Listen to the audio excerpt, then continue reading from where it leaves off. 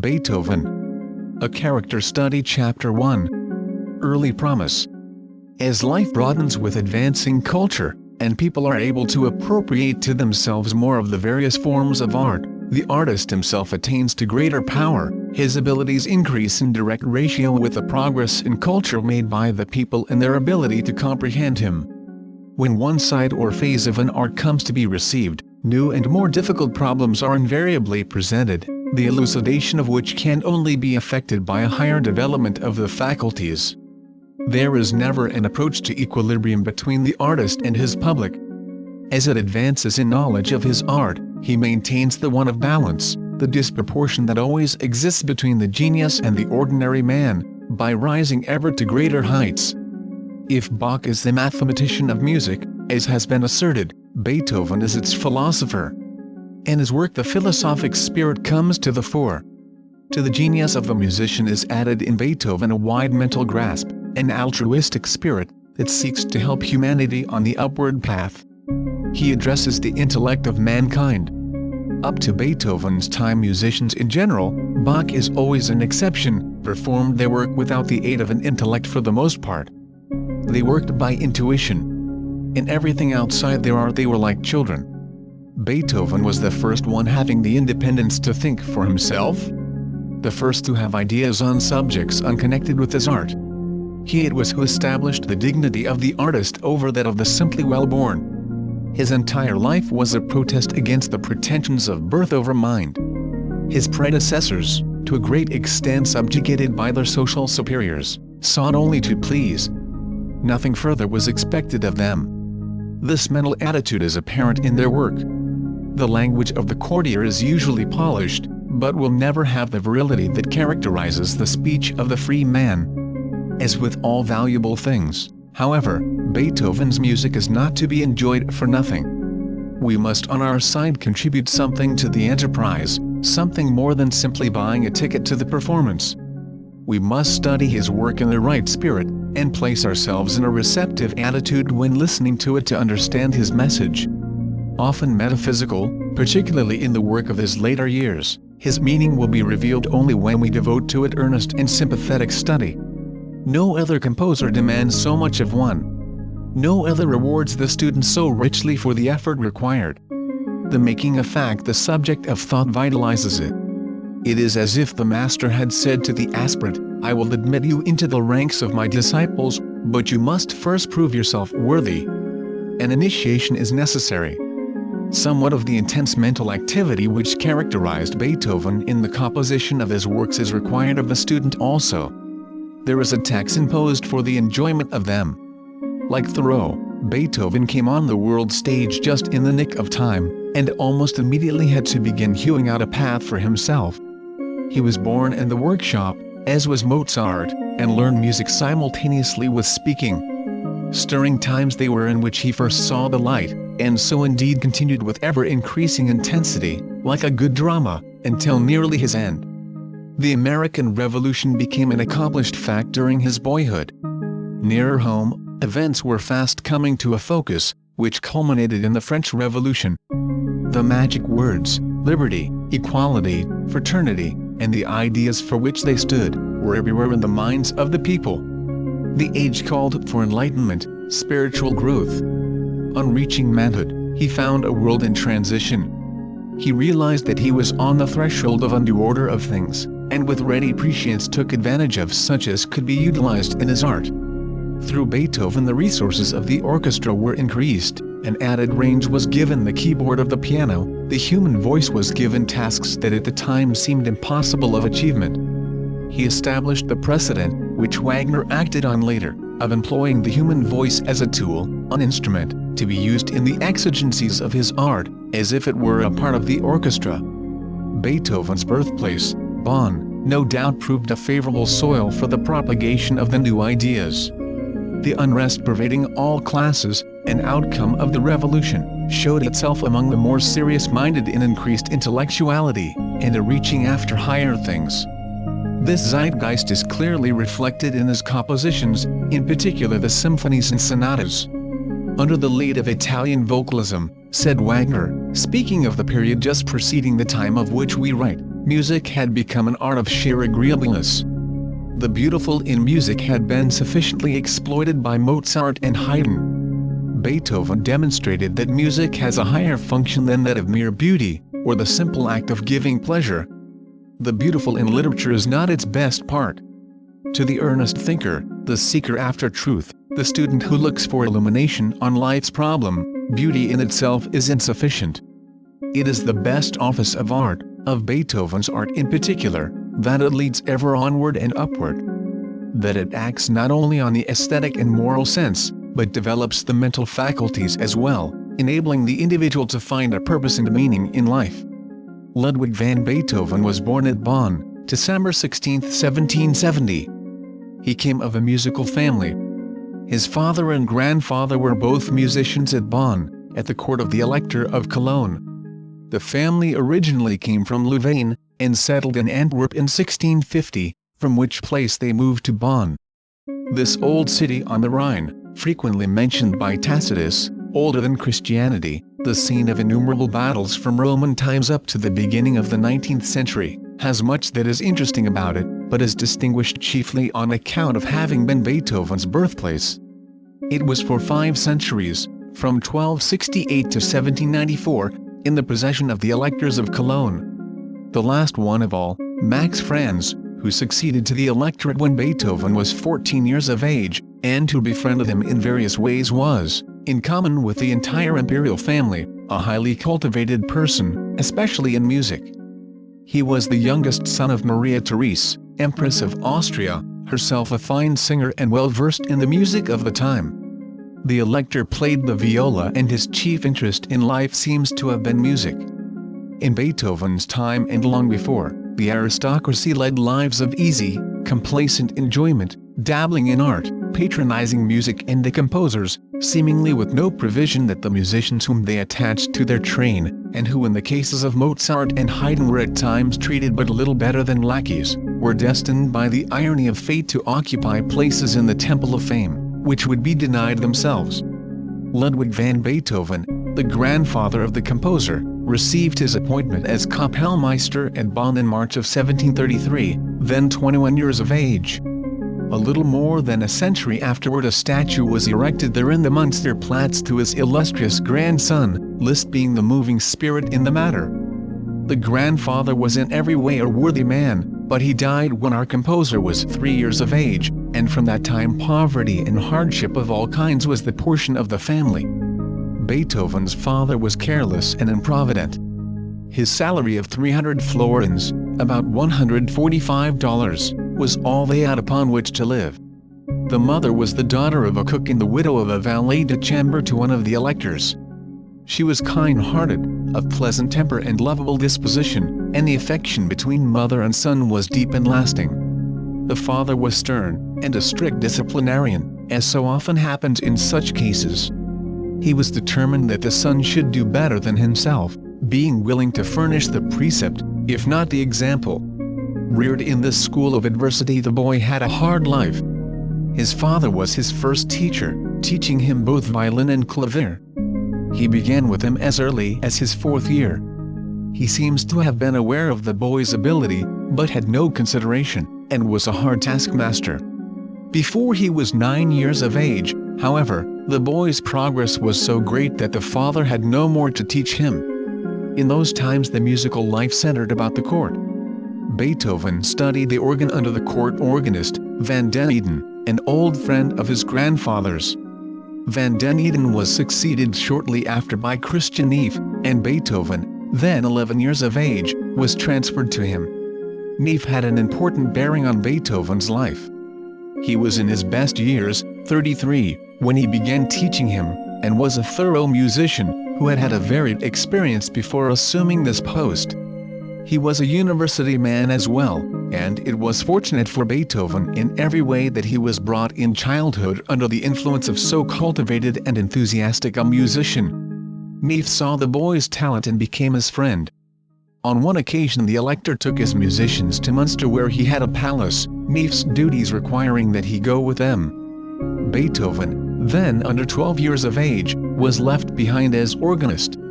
Friemel states that Neve, on assuming the position, reserved the privilege of absenting himself frequently from his post, on condition that he provide a substitute.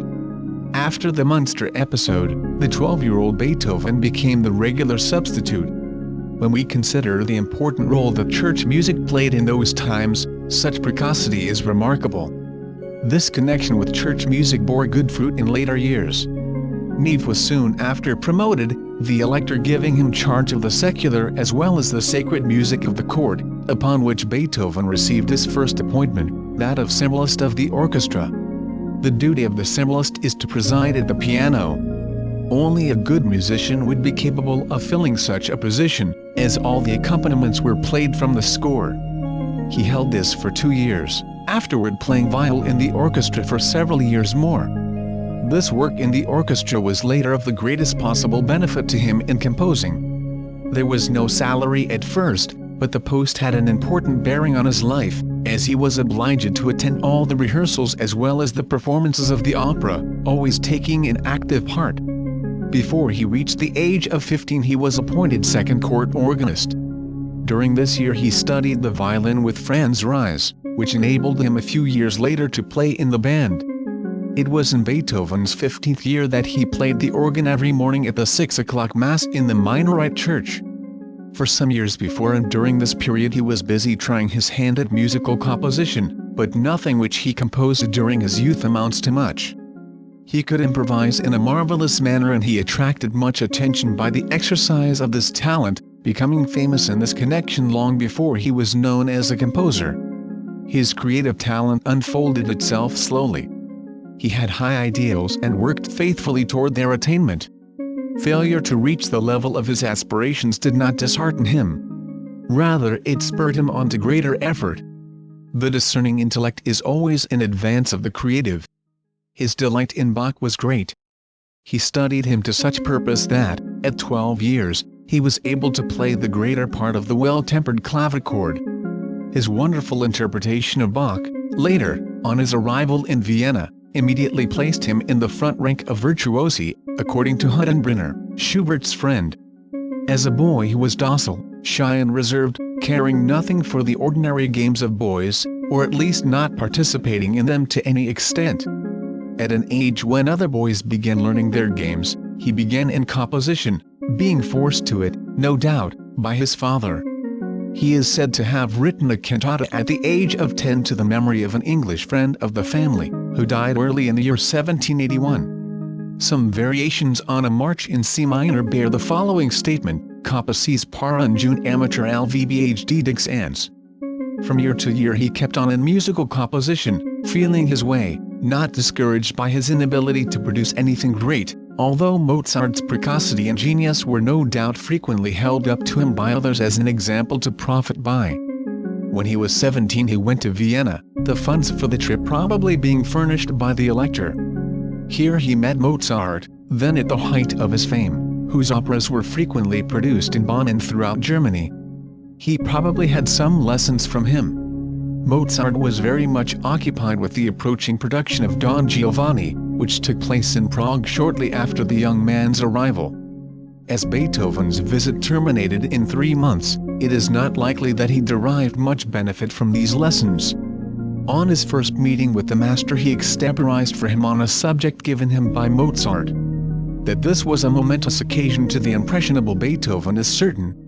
The emotions called up by the meeting enabled him to play with such effect that when he had finished, the well-known remark was elicited from Mozart: "Pay attention to him. He will make a noise in the world someday." Beethoven, however, was compelled to return to Bonn, owing to the serious illness of his mother, who died of consumption July 17, 1787. He now took charge of the family and had a hard life from almost every point of view, his one enjoyment probably being in the exercise of his art. The affection between mother and son was one of the few bright spots in a boyhood of toil and privation. The father's harshness served to accentuate the kindness of the mother, and he felt her death keenly. He gave a few lessons, most unwillingly, the money from which, together with a salary as assistant organist and a portion of the father's salary, kept the family together, affording them some degree of comfort. His return, no doubt, retarded his artistic development.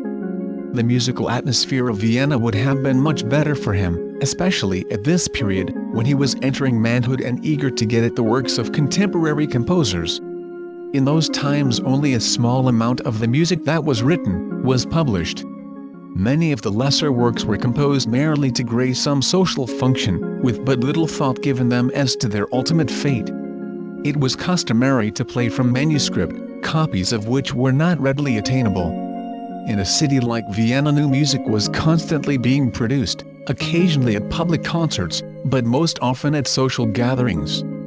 The freemasonry existing among musicians and the wealthy amateurs was such that a musician of any talent was sure to be received and put on a friendly footing. No other city in Europe afforded such opportunities for musical culture as did Vienna. It was the home of Mozart and Haydn and a host of lesser composers, as well as instrumentalists and singers. Music in one form or another was the chief diversion of the better classes, the wealthier of whom maintained their private orchestra. Many of these latter were fine performers, taking part regularly in the concerts given by their orchestras. The next year we find Beethoven taking his meals at the Ziergarten, where artists, professors from the university, and other notable people congregated. It was at this period that he made the acquaintance of Count Ferdinand Waldstein, the first of the aristocratic circle of friends which surrounded him all his life. Count Waldstein at 24, on coming of age, entered the Germanic order, passing the year of his novitiate at the court of the Elector at Bonn. The senior by 8 years, his influence over Beethoven was considerable, as is evidenced in many ways. The Count was an enthusiastic amateur, visiting him frequently. He gave him a piano, and was useful to him in many ways. The social position of Count Waldstein was such that his friendly attitude toward Beethoven at once attracted the attention of others to the young musician. From this time on he was able to choose his friends from among the best people of his native city.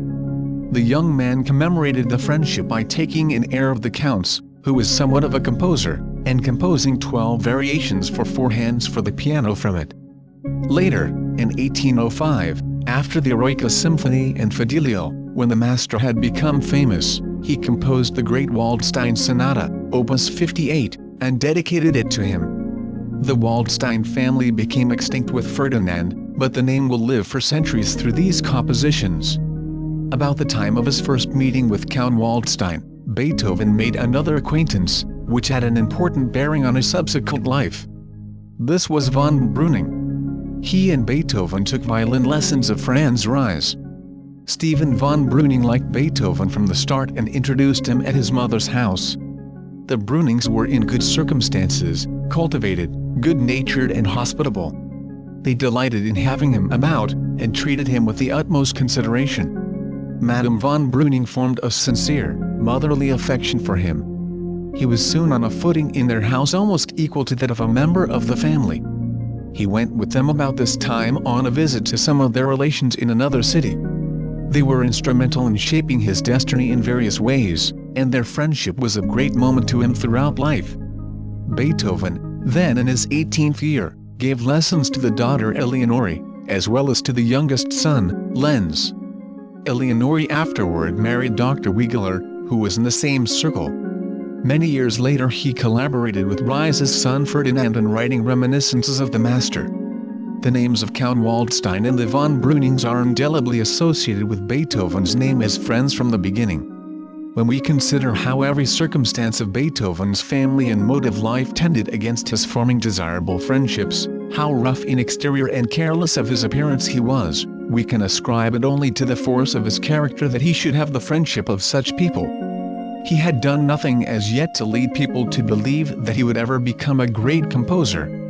As has been stated, however, he was a pianist of great originality, with a remarkable talent for improvising, which, no doubt, had much to do in making him a welcome guest wherever he went.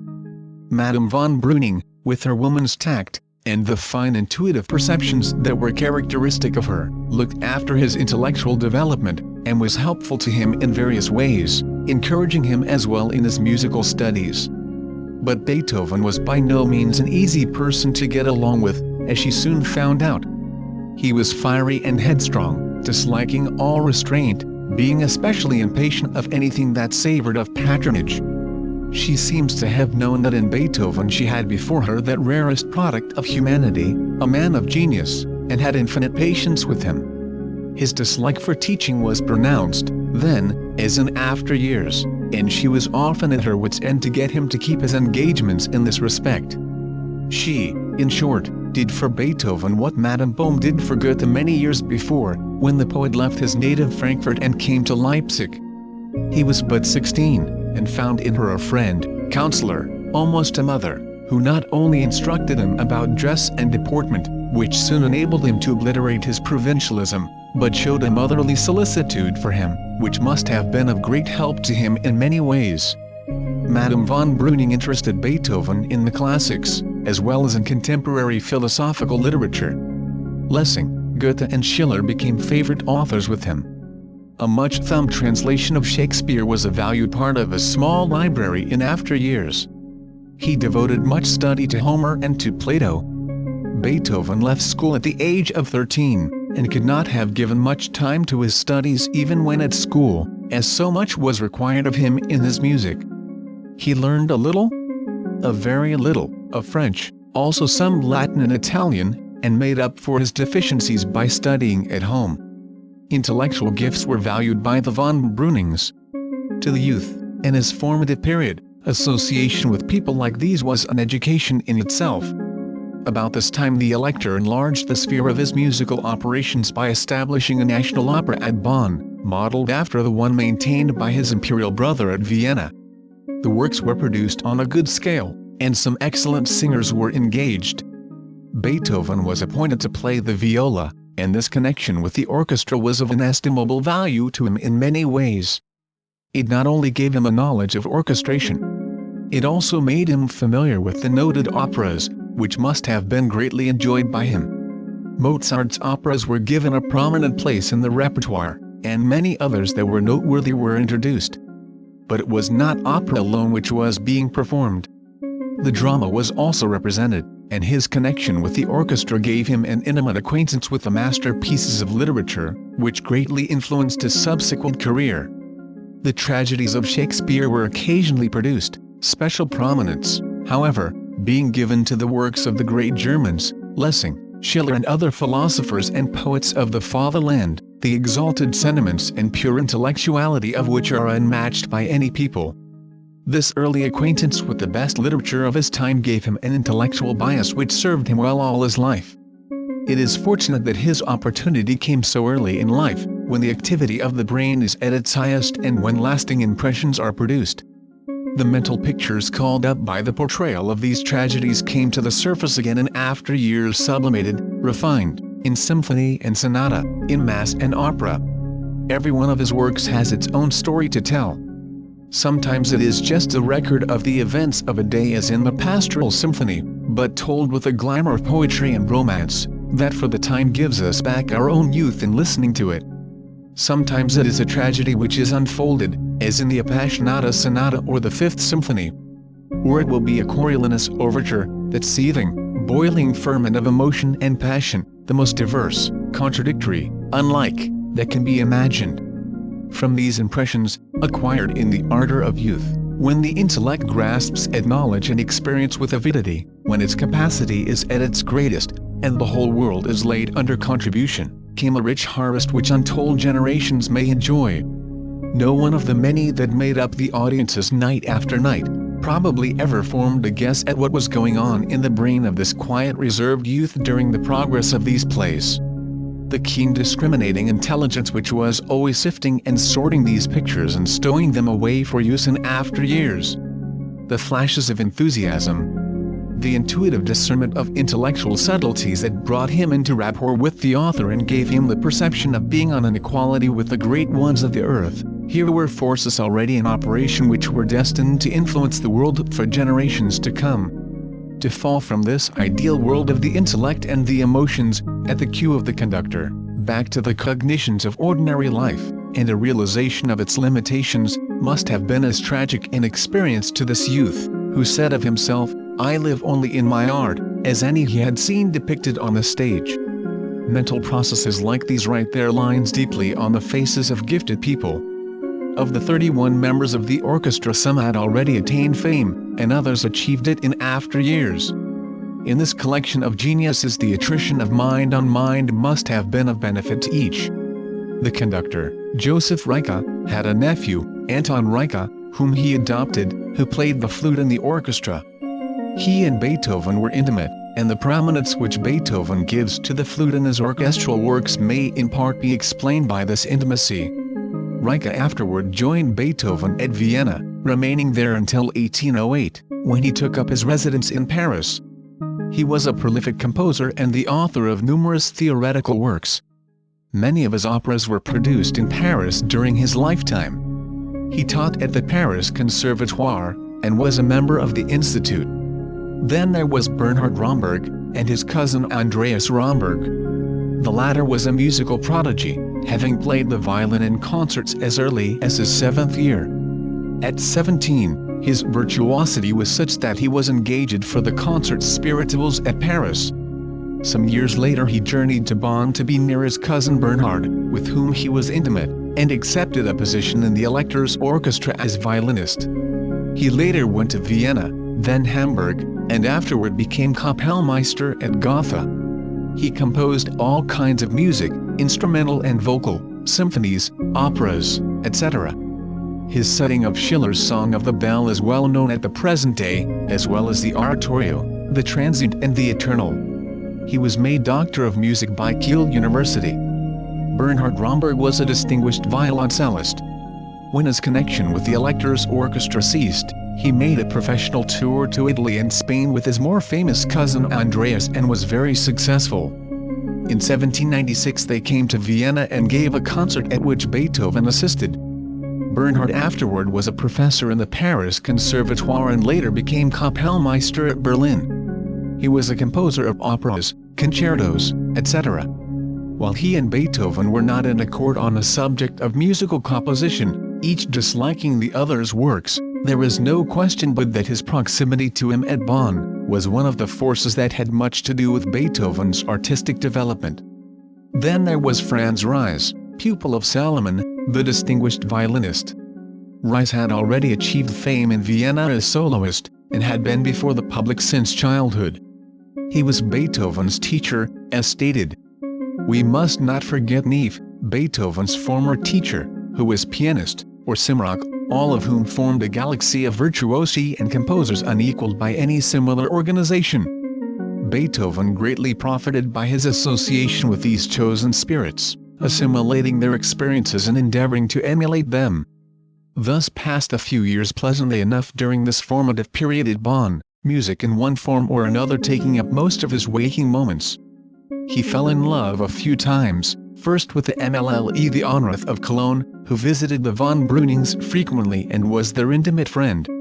She had a bright, lively disposition, and like a true daughter of Eve, took great pleasure in bantering him. There was also a Miss Westerhold who made a deep impression on him.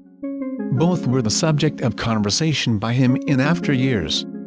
The visit of Haydn, who with Salomon made a short sojourn at Bonn, on their return from London to Vienna in July of 1792, gave Beethoven an opportunity for an interview with the great master, which had an important bearing on the young man's career. Salomon was acquainted with the Beethovens as he was a native of Bonn. The fame of the young musician had reached his ears, and he brought about the meeting with Haydn. Beethoven at 22, had, unlike so many promising children, fulfilled the promise of his youth. He was not only a distinguished performer, his compositions were also attracting attention in his circle. In honor of the distinguishing guests, a breakfast was arranged at Godesberg, a resort near Bonn, at which some compositions of Beethoven's were performed by the Elector's orchestra. Some of this music had been submitted to the master previously. Haydn, who was in holiday humor, seems to have been specially attracted to it, and encouraged Beethoven to continue. Some of the sketchbooks of the Bonn period are in the British Museum, and an examination of them is of interest as it shows his method of composing. Beethoven all through life was a hard worker and a hard taskmaster to himself.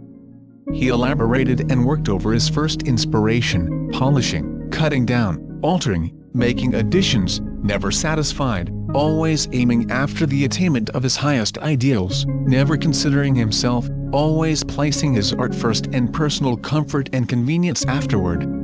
This is apparent in the sketchbooks of this early date. His industry was extraordinary, although his work grew but slowly.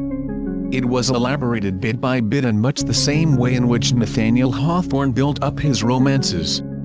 Haydn's approbation was an important link in the chain of circumstances that was soon to enable Beethoven to leave for Vienna. Count Waldstein was the moving spirit in this matter, the elector furnishing the funds.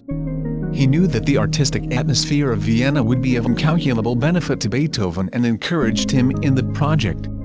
Accordingly, we find him setting out for Vienna in 1792, leaving Bonn never to return to it even for a visit. Chapter 2. The morning of life, closely following his arrival in Vienna, Beethoven began studying composition with Haydn, applying himself with great diligence to the work in hand.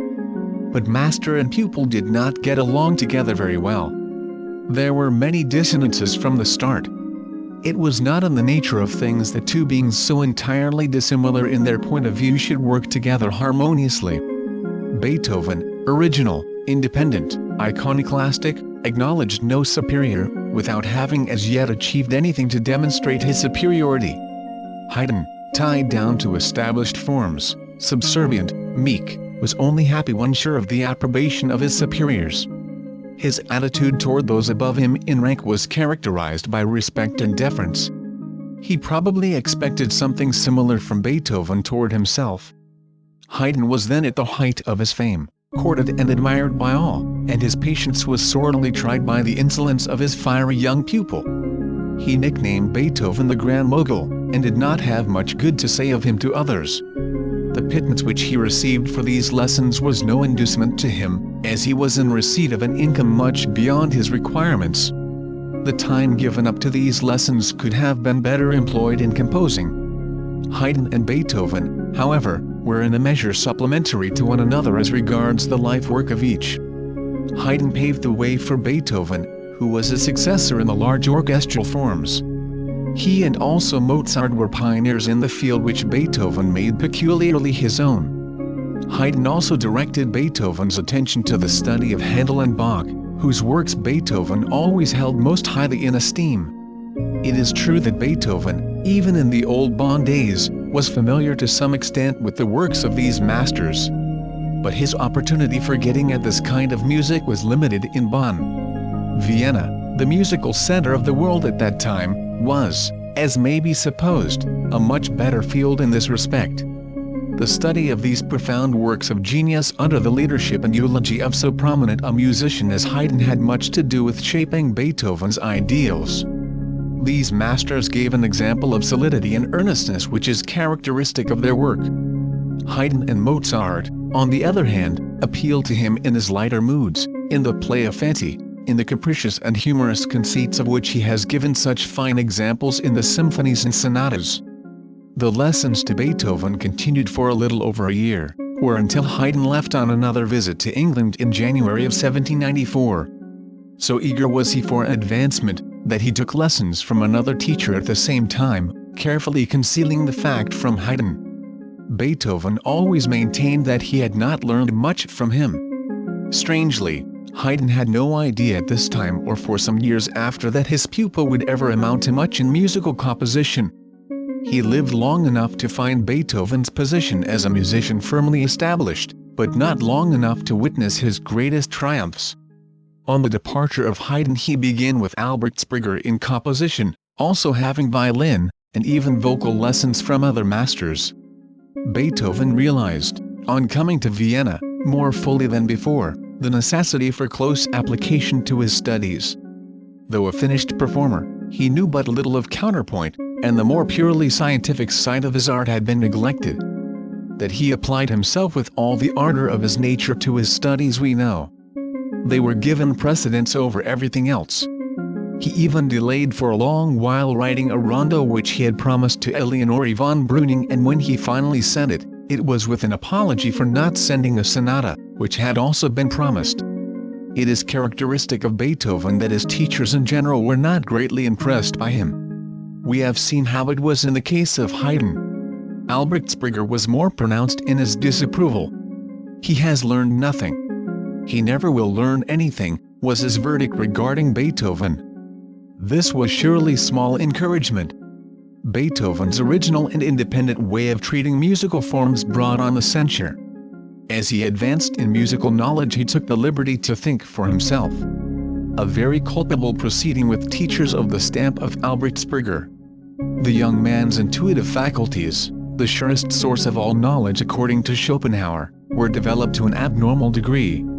By the aid of this inner light he was able to see truer and farther than his pedantic old master, with the result that the pupil would argue out questions with him on subjects connected with his lessons which subverted all discipline, and well nigh reversed their relative positions.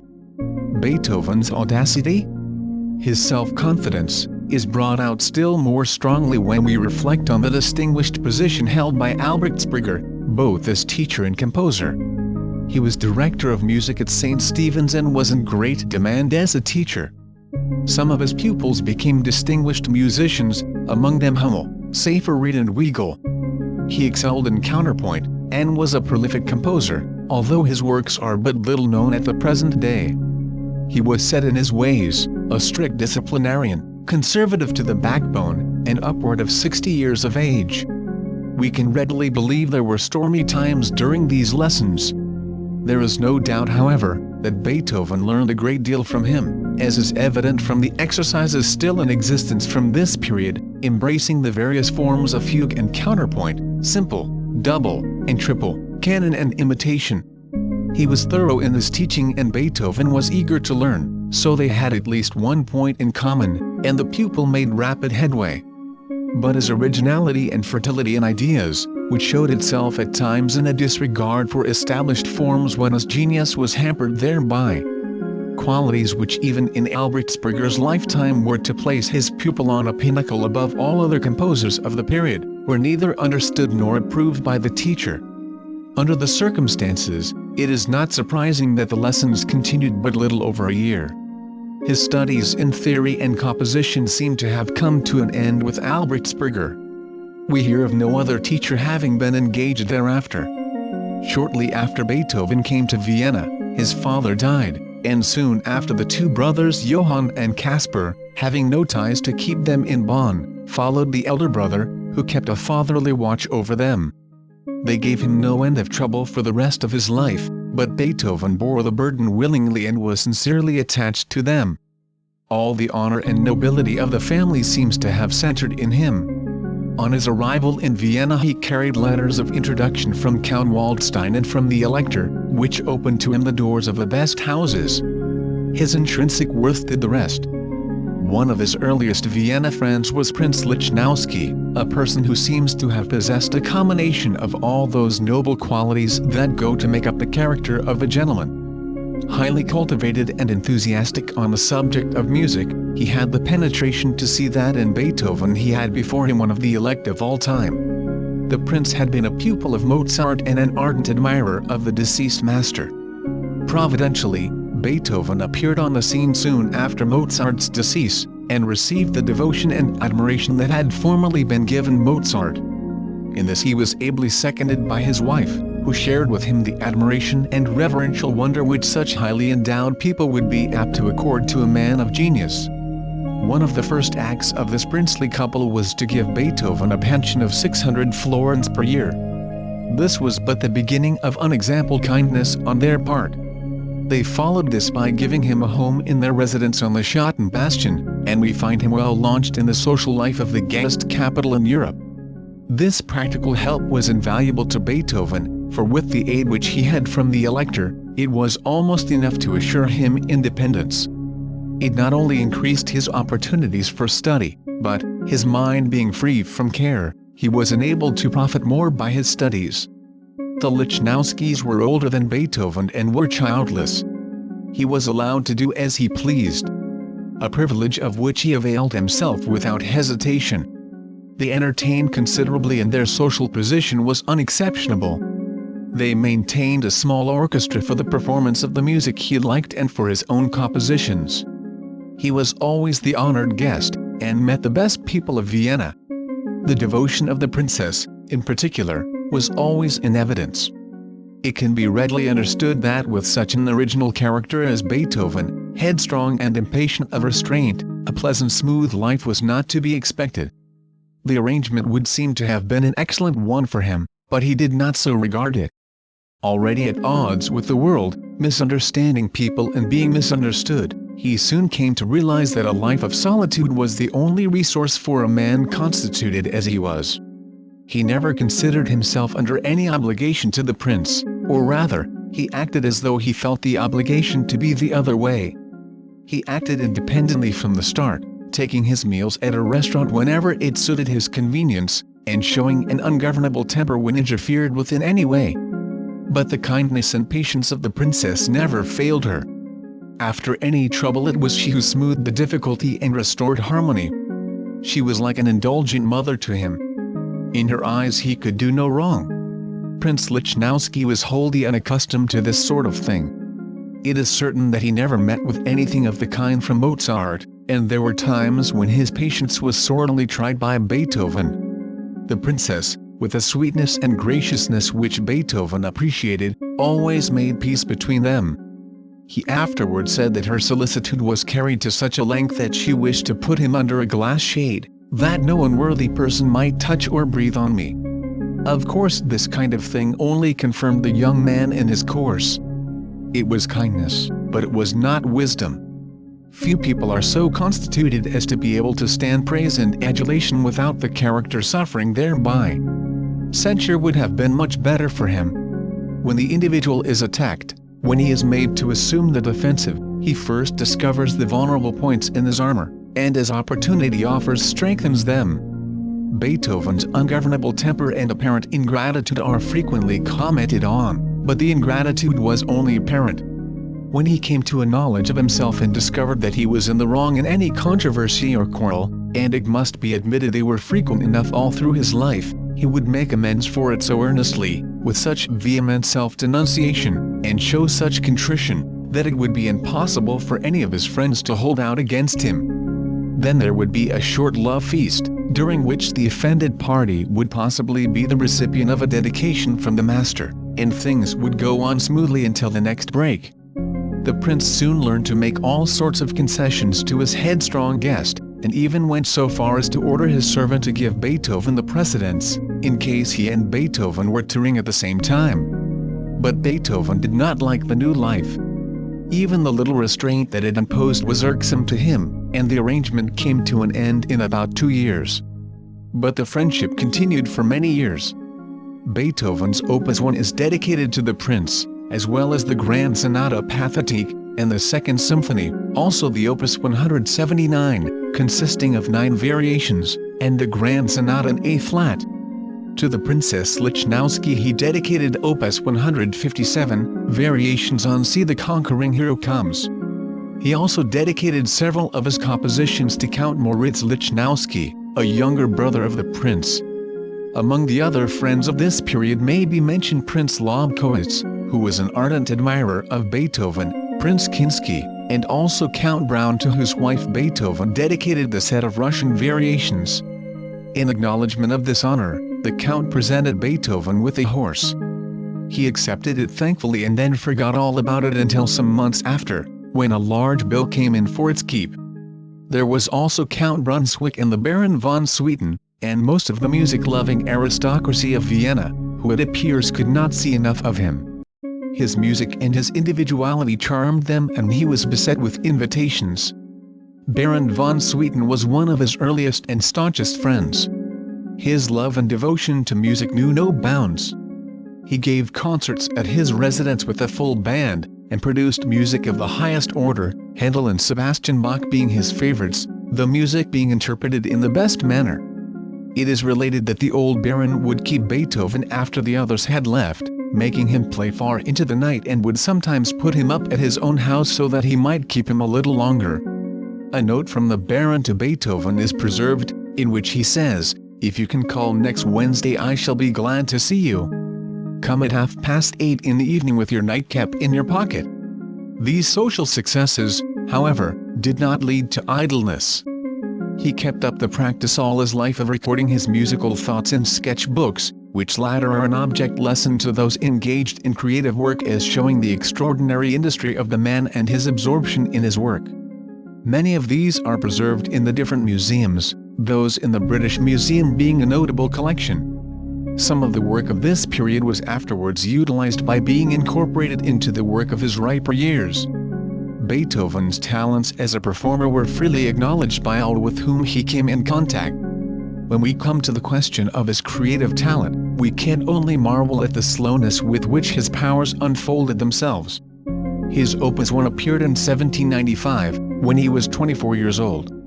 There was nothing of the prodigy about him in composition. At 24, Mozart had achieved some of his greatest triumphs. Beethoven's work, however, shows intellectuality of the highest kind, and this, whether in music or literature, is not produced easily or spontaneously. It is of slow growth, the product of a ripened mind, attained only by infinite labor and constant striving after perfection, with the highest ideals before one. He had been trying his hand at composition for many years, but was always up to this time known as a performer rather than as a composer, although he frequently played his own compositions, and had, as we have seen, great talent at improvising, which in itself is a species of composition, and an indication of musical abilities of the highest order. All the great masters of music delighted in the exercise of this talent, although it is now rarely attempted in public, Chopin having been one of the last to exercise it. Bach excelled in it, sometimes developing themes in the form of a fugue at a public performance. No preparation would be possible under these circumstances, as in many cases the theme would be given by one of the audience. This art of improvising, as these masters practiced it, who can explain it or tell how it is done? All we know is that the brain conceives the thought, and on the instant the fingers execute it in ready obedience to the impulse sent out by the brain, the result being a finished performance, not only so far as the melody is concerned, but in harmony and counterpoint as well. Mozart, at the age of 14, at Mantua, on a second Italian tour, improvised a sonata and fugue at a public concert, taking the impressionable Italians by storm, and such performances he repeated frequently in after years. Beethoven excelled in this direction as greatly as he afterward did in composition, towering high over his contemporaries. Czerny, pupil of Beethoven and afterward teacher of Liszt, states that Beethoven's improvisations created the greatest sensation during the first few years of his stay in Vienna. The theme was sometimes original, sometimes given by the auditors. In allegro movements there would be bravura passages, often more difficult than anything in his published works. Sometimes it would be in the form of variations after the manner of his choral fantasia, Op. 80, or the last movement of the choral symphony. All authorities agree as to Beethoven's genius in improvising. His playing was better under these circumstances than when playing a written composition, even when it was written by himself. Once Hummel undertook a contest with Beethoven in improvising. After he had been playing for some time, Beethoven interrupted him with the question, "When are you going to begin?" It is needless to say that Beethoven, when his turn came to play, distanced the other so entirely that there was no room for comparison. Chapter 3. The New Path. Reference has already been made to the fact that Beethoven's Opus 1 was published in 1795, something like 3 years after taking up his residence in Vienna, and when he was 24 years of age. It consists of 3 trios for piano and strings. When Haydn returned from London and heard these trios, the master criticized one of them and advised him not to publish it. Beethoven thought this particular one the best of the 3, and others concur with him in this opinion. Shortly after, he published his Opus 2, consisting of 3 sonatas dedicated to Haydn, besides variations and smaller pieces. But this does not by any means give the amount of his compositions for this period, some of which were not published until many years afterward. All this time, Beethoven, though playing frequently at the houses of his aristocratic friends, had not yet made his appearance in public, but about the time that his Opus 1 appeared, he played at a concert given in aid of the Widows' Fund of the Artists' Society. He composed for this occasion a grand concerto, Opus 15, in C major for piano and orchestra, taking the piano part himself. It was finished on the day preceding that on which the concert was held, the copyists waiting in another room for their parts. At the rehearsal, the piano being one half note out of tune, he transposed it into C-sharp, playing it without the notes. Very soon after, he appeared again in public, at a concert given for the benefit of Mozart's widow, when he played one of Mozart's concertos. The beginning once made, he appeared rather frequently as a performer, not only in Vienna, but extended his trips the next year as far as Berlin, where he encountered Hummel. But Beethoven's mind was always turned toward composition. It had been the aim of his life, even at Bonn, to become a great creative artist. For this he had left his native city, and the larger opportunities for musical culture afforded by his life in Vienna must have directed his thoughts still more strongly into this channel. An important social event of the period was the annual ball of the Artists' Society of Vienna. Sussmayer, pupil and intimate friend of Mozart, the composer of several of the Mozart masses, had composed music for this ball, and Beethoven was asked to contribute something likewise, with the result that he composed 12 waltzes and 12 minuets for it. He also had in hand at the same time piano music, songs, and studies in orchestral composition.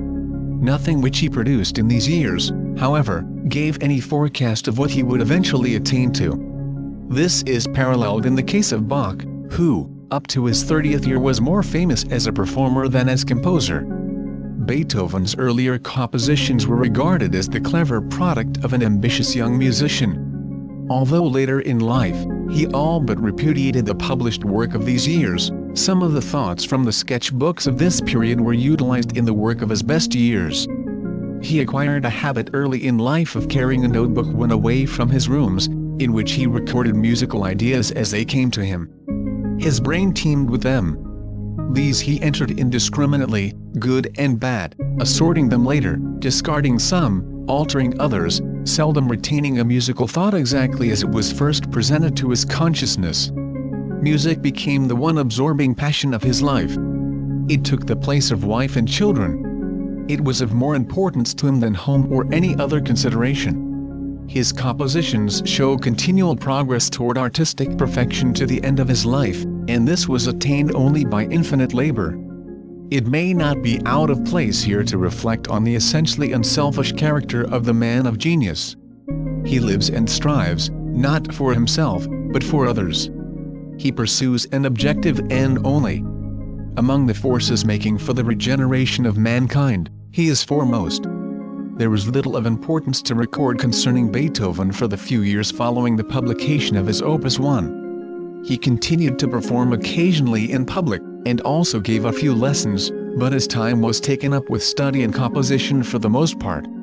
It was a period of earnest endeavor, the compositions of which consist of the better class of piano music, as well as trios, quartets and occasional songs, his work being much in the style of Mozart and Haydn. The quality of emotional power and intellectuality not yet having appeared to any extent. His great productions, those that show his genius well developed, are coincident with the beginning of the 19th century. The years 1800 and 1801 were an epoch with him as a composer. He was now 30, and was beginning to show of what stuff he was made. These 2 years saw the production of some of the imperishable works of the master, namely, the First Symphony, the Oratorio Christus am Ohlberg, and the Prometheus ballet music. It is probable that he had given earnest thought to these works for some years previously, and had had them in hand for 2 years or more before their appearance. The First Symphony calls for special mention, as in it the future symphonist is already foreshadowed. He was almost a beginner at orchestral work, but it marks an epoch in this class of composition, raising it far beyond anything of the kind that had yet appeared. Viewed in the light of later ones, it is apparent that he held himself in, that he was tentative compared with the subsequent ones. Considered as a symphony and compared with what had been produced in this class up to the time, it is a daring innovation and was regarded as such by the critics. He broadened and enlarged the form and gave it a dignity that was unknown to it before this time. Beethoven's sonatas are as superior to those that had preceded them as are his symphonies. He enlarged them, developed the scherzo from the minuet and made them of more importance in every way. With Haydn the minuet was gay and lively, a style of music well adapted to Haydn's particular temperament and character. But Beethoven in the scherzo carried the idea further than anything of which Haydn had dreamed. Before Beethoven's first symphony appeared, he had composed a dozen or more sonatas and was in a position to profit by the experience gained thereby. He felt his way in these, the innovations all turning out to be improvements. One has only to compare the sonatas of Mozart and Haydn with those of Beethoven to be at once impressed with the enormous importance of the latter. As has been stated, the experience gained with the sonata was utilized in the first symphony, each succeeding one showing growth. Beethoven's artistic instinct was correct, but he did not trust to this alone.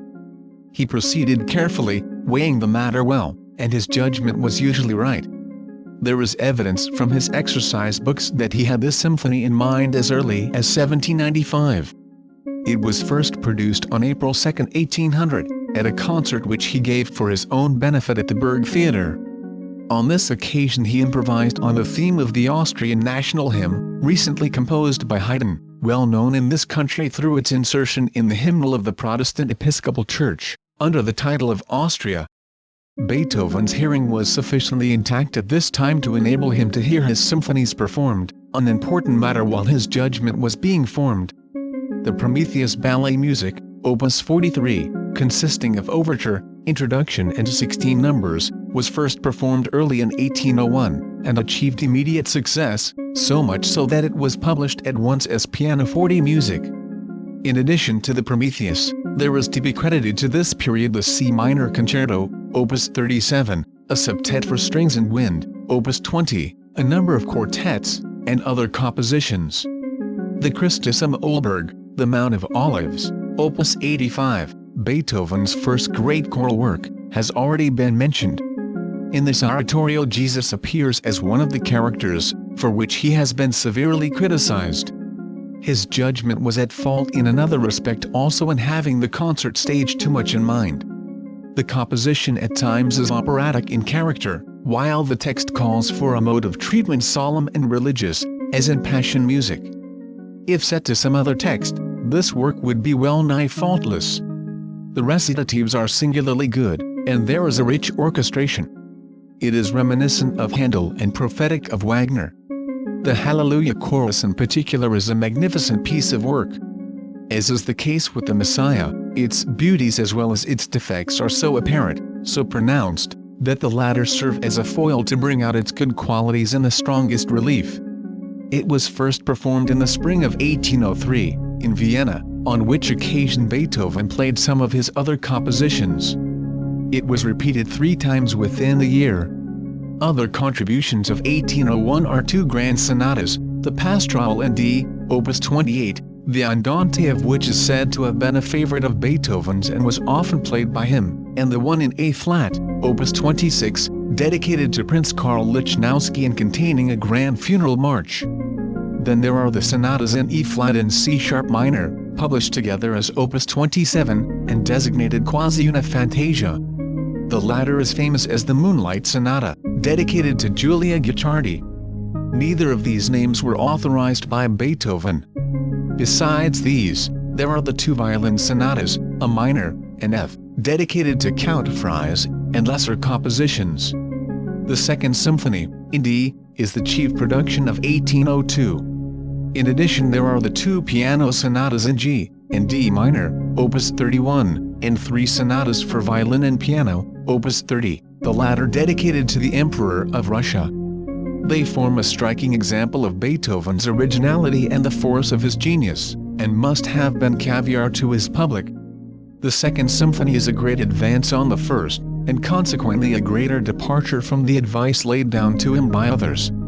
His independence and absolute faith in himself and the soundness of his judgment are clearly illustrated here. The composition is genial and in marked contrast to the gloomy forebodings that filled his mind at this time. The second movement, the Larghetto, is interesting on account of the introduction of conversation among the groups of instruments, an innovation which he exploited to a much greater extent in subsequent works. In the Larghetto one group occasionally interrupts the other, giving it piquancy. There is a rhythm and swing to it which makes it the most enjoyable of the 4 movements. The critics hacked it again, as might have been expected, the result being that the next one diverged still more from their idea of what a good symphony should be. It was at this period that life's tragedy began to press down on him. He had left youth behind, and had entered on a glorious manhood. He was the idol of his friends, although his fame as a great composer had yet to be established. The affirmations of his genius were plainly apparent to him, if not to others, and he knew that he was on the threshold of creating imperishable masterpieces. A great future was opening out before him, which, however, was in great part to be nullified by his approaching deafness and other physical ailments. His letters at this time to his friend Dr. Wegeler, Ed Bonn, and to others, are full of misgivings. But not alone is this unhappy frame of mind to be attributed to approaching deafness or any mere physical ailment. The psychological element also enters into the account and largely dominates it. The extraordinary character of the first and second symphonies seemed to have had a powerful effect on his trend of thought, making him introspective and morbidly conscientious. In a mind constituted as was his, it is quite within bounds to assume that the revelation of his genius was largely the cause of the morbid self-consciousness which appears in his letters of the period, and in the will. He recognized to the full how greatly superior this work was to anything of the kind that had yet appeared. Singularly, the knowledge made him humble. What he had accomplished thus far was only an earnest of the great work he was capable of, but to achieve it meant a surrender of nearly all the ties that bound him to life. The human qualities in him rebelled at the prospect. With a clairvoyance superinduced by much self-examination, he was able to forecast the vast scope of his powers, and the task that was set him. The whole future of the unapproachable artist that he was destined to become, was mirrored out to him almost at the beginning of his career, but he saw it only with apprehension and dread. There were periods when a narrower destiny would have pleased him more.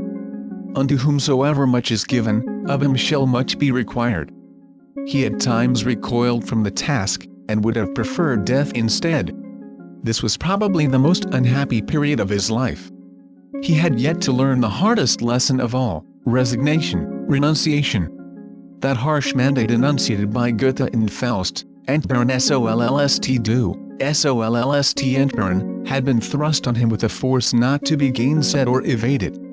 With such a man but one issue to the conflict was possible, obedience to the higher law.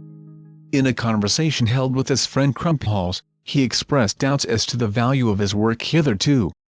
"From now on I shall strike out on a new road," he said. He is now dominated by a greater seriousness. His mission has been shown him. Adieu now to the light-hearted mode of life characteristic of his friends and of the time. His new road led him into regions where they could not follow. From now on he was more and more unlike his fellows, more misunderstood, isolated, a prophet in the wilderness. Placed here by Providence specially for a unique work, he at first does not seem to have understood it in this light, and reached out, the spirit of the man, after happiness, occasional glimpses of which came to him, as it does to all sooner or later. He soon found, however, that happiness was not intended for him, or rather, that he was not intended for it. Something higher and better he could have, but not this. On coming to Vienna, and while living with Prince Lichnowsky, he made so much of a concession to public opinion as to buy a court suit, and he even took dancing lessons, but he never learned dancing, never even learned how to wear the court suit properly, and soon gave up both in disgust. The principle on which he now conducted his life was to give his genius full play, to obey its every mandate, to allow no obstacle to come in the way of its fullest development. That this idea controlled him throughout life, is apparent in many ways, but most of all in his journal. Make once more the sacrifice of all the petty necessities of life for the glory of thy art. God before all, he wrote in 1818, when beginning the Mass in D. All sorts of circumstances and influences were required to isolate him from the world to enable him the better to do his appointed work. Probably no other musician ever made so complete a surrender of all impedimenta for the sake of his art as did Beethoven. Music as an art does not conduce to renunciation, since its outward expression always partakes more or less of the nature of a festival. The claims of society come more insistently into the life of the musician than in that of other art workers, the painter or literary man, for instance, whose work is completed in the isolation of his study. The musician, on the contrary, completes his work on the stage. He must participate in its rendering. He is, more than any other, beset by social obligations.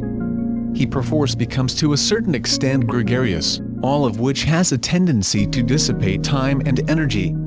It is only by a great effort that he can isolate himself, that he can retain his individuality. Beethoven's reward on these lines was great in proportion to his victory over himself. Chapter 4. Heroic Symphony. The immediate fruit of this mental travail was a sudden growth or expansion of his creative powers. This is apparent in his work, marking the beginning of the second period. His compositions now suggest thought. There is a fecundating power in them which generates thought, and it is in the moral nature that this force is most apparent. His work now begins to be a vital part of himself, the spiritual essence, communicating to his followers somewhat of his own strength and force of character. Once having entered on the new path, he reached, in the Third Symphony, the pinnacle of greatness almost at a bound. He was now, at 34, at the height of his colossal powers. His titanic genius in its swift development showed an ability almost preternatural. One immortal work of genius succeeded another with marvelous rapidity. The Third Symphony calls for more than passing notice. Beethoven's altruism is well known. The brotherhood of man was a favorite theme with him. By the aid of his mighty intellect and his intuitional powers, he saw more clearly than others the world's great need. The inequalities in social conditions were more clearly marked in those times than now. The French Revolution had set people thinking. Liberty and equality was what they were demanding. Beethoven personally had nothing to gain and everything to risk by siding with the people. All his personal friends were of the aristocracy. It was this class which fostered the arts, music in particular. From the time that Beethoven came to Vienna as a young man, up to the end of his life, he enjoyed one or more pensions given him by members of the upper classes. But his sympathies were with the people. By honoring Napoleon with the dedication of the Third Symphony, he would have antagonized the imperial family, and perhaps many of the aristocracy, but this phase of the question may not have occurred to him, and if it had, it would not have deterred him. Beethoven's attitude toward Napoleon could have had no other construction placed upon it than that of strong partisanship, since there was no artistic bond to unite them. The arch-enemy of imperialism, as he was considered at this time, the mightiest efforts of the young Corsican had hitherto been directed specially against Austria. Beethoven did not approve of war. He expressed himself plainly on this point in after years, but at this period considered it justifiable and necessary as a means of abolishing what remained a feudal authority. Austria had been the first to feel the iron hand of Napoleon. His first important military achievement, and what is generally conceded to be the greatest in his entire military career, was his campaign against the Austrians in Italy, which took place in the spring of 1796, shortly after his marriage.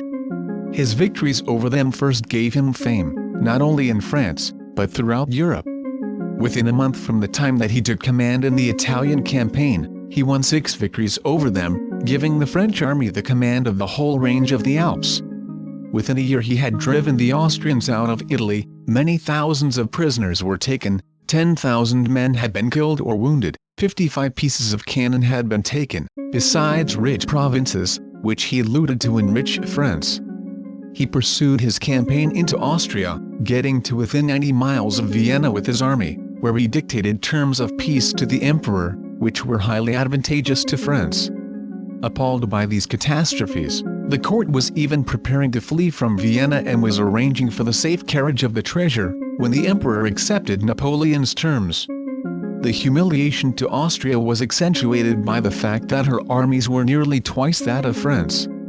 They were also in good condition, while the French armies were ragged and half-starved. With this inferior equipment Bonaparte humbled the most hardy nation in Europe in the space of a year. He defeated them again in 1800, at Marengo, and was at all times their arch-enemy. All this happened some years before the period of which we are writing. Beethoven regarded Napoleon as a liberator, a savior, on account of his success in restoring order out of chaos in France, It showed considerable moral courage on his part to come out so plainly for Napoleon. A broader question than patriotism, however, was here involved. Patriotism seeks the good of a small section. Altruism embraces the good of all, thus including patriotism. The idea of writing the symphony to Napoleon may have been suggested to Beethoven by General Bernadotte, who was then the ambassador of the French at Vienna. He and Count Moritz Lichnowsky were intimate friends and saw a good deal of Beethoven at that time. The three young men no doubt discussed social conditions and politics, as well as music, and it would have been an easy task for the general, who had served under Napoleon, to excite Beethoven's enthusiasm for the liberator of France. In after years, when General Bernadotte became King of Sweden, he still retained his interest in the events of this period. This symphony was the best work which Beethoven had yet accomplished. A work the grandeur and sublimity of which must have been a surprise to himself. It was conceived in the spirit of altruism, to show his appreciation of the man whom he believed was destined more than any other to uplift humanity. In the quality of its emotional expression, and also in its dimensions, it far exceeded anything of the kind that had yet appeared. Beethoven himself advised, on account of its great length, that it be placed at the beginning of a program rather than at its end. It is unique as a symphony, just as Napoleon was unique as a man. On finishing the work he put the name of Bonaparte on the title page. Bonaparte Ludwig van Beethoven. With perfect propriety the concept is here established that two great men are before the world, Napoleon and Beethoven, and that the latter is as great in his own province as was Napoleon in his, each being the exponent of a new order of things, co-equal in the achievement of great deeds. Posterity, in exalting the one and debasing the other, shows how modest Beethoven was in the matter. He was on the point of sending it to Paris when the news was brought him by his pupil Ries, that Napoleon was declared emperor. In a rage Beethoven tore off the title page containing the dedication, and threw it to the floor. The man will become a tyrant and will trample all human rights underfoot. He is no more than an ordinary man, was Beethoven's exclamation. He finally gave it the name of Sinfonia Eroica, in memory of a great man. It is dedicated to Prince Lobkowitz, who had it performed before Prince Louis Ferdinand. The prince was greatly taken with it, at once recognizing its worth and insisting on hearing it 3 times in succession the same evening. This year saw the production of 2 of Beethoven's most famous pianoforte sonatas, the Waldstein, already referred to in this work, dedicated to the friend of his youth, Count Waldstein, and the Appassionata, dedicated to Count von Brunswick, sublime conceptions that glow with the fire of genius. Mention must also be made of the famous Kreutzer Sonata, Opus 47, for piano and violin, which was completed prior to the Third Symphony. This great work was originally intended for an English violinist resident at Vienna by the name of Bridgetower, and was first performed at a morning concert at the Augarten in May of 1803. Beethoven was at the piano and Bridgetower played the violin part. Beethoven had completed a portion of the work the previous year, but the violin part had to be played almost before the ink was dry, the piano accompaniment being made up by Beethoven as he went along. Notwithstanding this entire want of preparation, the value of the work was so apparent that it produced an encore. Beethoven changed his mind about the dedication, and a year or 2 later this distinction was conferred on a friend, Rudolf Kreutzer, violinist and composer, who had come to Vienna in 1798 with Bernadotte, and as a matter of course, became acquainted with Beethoven. Kreutzer had been a protégé of Marie Antoinette. Afterward he was taken up by Napoleon, and still later by Louis XVI, each of whom he served in his musical capacity. The Kreutzer Sonata has had a wide notoriety given it through Tolstoy's work of that name. Chapter 5. Fidelio. The year 1805 saw Beethoven hard at work in a field new to him. Operatic composition. It had probably been in his mind for some years to write an opera. In those days almost every composer wrote operas, and to have written a successful one carried with it, not only a certain prestige, but substantial rewards in a financial sense. Outside of the church but little opportunity was afforded the general public to gratify its love for music other than in opera. Orchestral concerts were comparatively rare. Song recitals unknown. The development of the orchestra was just beginning, through the genius of Beethoven, and the Viennese were to a great extent, still unconscious of its importance, as a means of musical expression. The many symphonies, quartets, and other forms of chamber music of Haydn, Mozart and contemporaneous composers, were for the most part written for private performance at musical functions in the houses of the nobility, or for friends of the composers. Beethoven believed that if he were to write one or two operas, his income would be reinforced to such an extent as to enable him to give his attention wholly to the production of symphonies and masses, a style of composition to which he was inclined by temperament. In the early symphonies we already have a foreshadowing of what he could do in the production of great orchestral music, the desire for which in later years controlled him wholly. Like most men of genius, Beethoven had little regard for money, and until middle age was reached, never thought of saving any. He valued it only insofar as he could use it for himself or others. It may be said in passing that he gave it away freely, glad to be of service to others. His income, augmented by his copyrights, did not keep pace with his expenditures. When a friend needed money and he had none, he would give him a composition instead, which the other would turn into cash. The manager of the theatre, and Derwin, had, before this, made overtures to Beethoven to write an opera, and he went so far as to take up his quarters in the theatre, preparatory to this work. But a change in the management made it necessary to give up the idea for the time being. In 1804, the offer in regard to the opera was renewed, and work was begun upon it. It took up a large part of his time until its production in November of 1805. It is probable that he took more pains with this work than was devoted to any other of his compositions with the exception of the Mass in D. His capacity for work was extraordinary, particularly at this time, and the delight that he experienced in producing these masterpieces was still new to him, which in itself was an incentive to great exertion. His approaching deafness also had a good deal to do with his great activity. The ailment had progressed steadily from the time of its first appearance. At the time of which we write he had abandoned all hope of any aid from medical treatment. By throwing himself heart and soul into his work, he could forget for the time the misfortune which was closing in on him. He feared that a period of absolute deafness might set in when he would be unable to hear any of his works, and the desire must have been great to accomplish as much as possible before that time should come. Beethoven does not seem to have been very hard to suit on the way of a libretto at this time. He probably gave the matter very little consideration except on one point: its morality. His high ideals, and his innate purity of mind, caused him to dislike and condemn the sort of story which was usually worked up into operatic libretti in those days, in which intrigue and illicit love formed the staple material. He expressed himself strongly on this subject, even criticizing Mozart for having set Don Giovanni to music, saying that it degraded the art. So strongly did he feel about it that he seems to have thought almost any libretto would do, provided the moral sentiment contained in it were sufficiently prominent. Later, the experience which he gained with Fidelio showed him that the libretto of an opera is indeed a very important matter. Then he went to the other extreme, and was unable to find anything which would satisfy him, although many libretti were submitted to him at various times during the remainder of his life. A quantity of them were found among his papers after his death.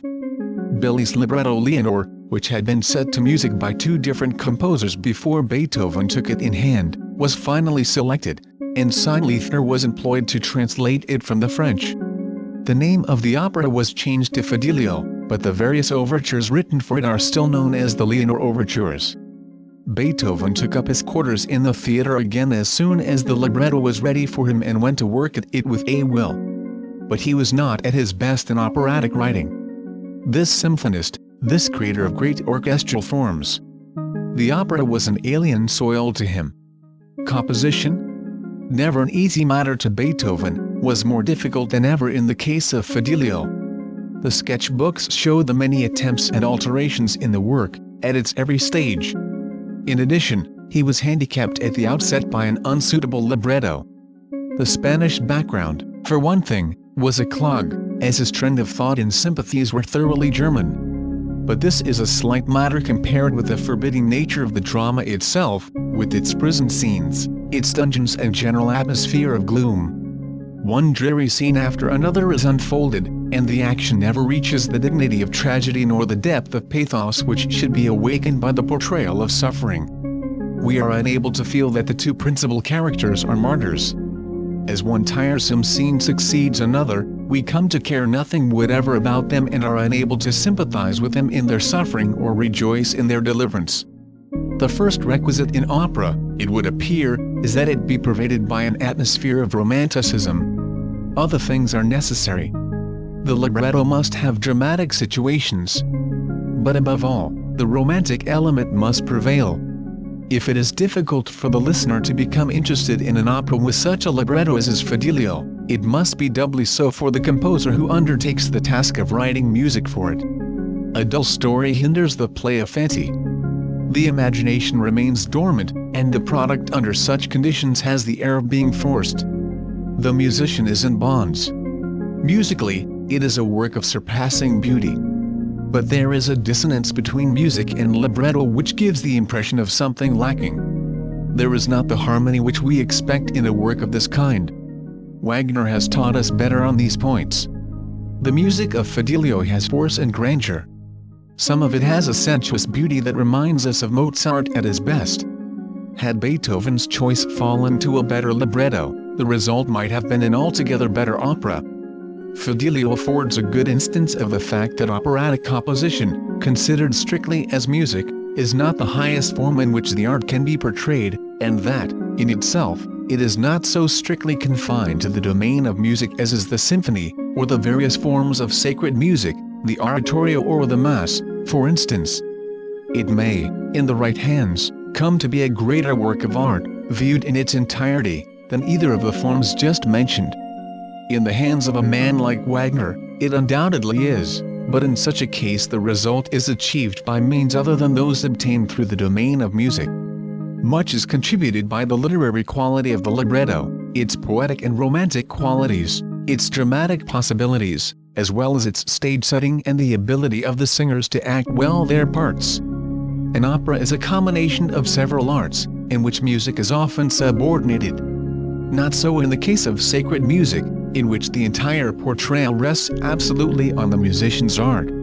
Of the works of the great composers who wrote both classes of music, those which are devoted to religious subjects will be found vastly superior in almost every instance, with the one exception of Mozart's, and in the case of this composer, his Mass in B flat and the Requiem will bear comparison with any of his operas.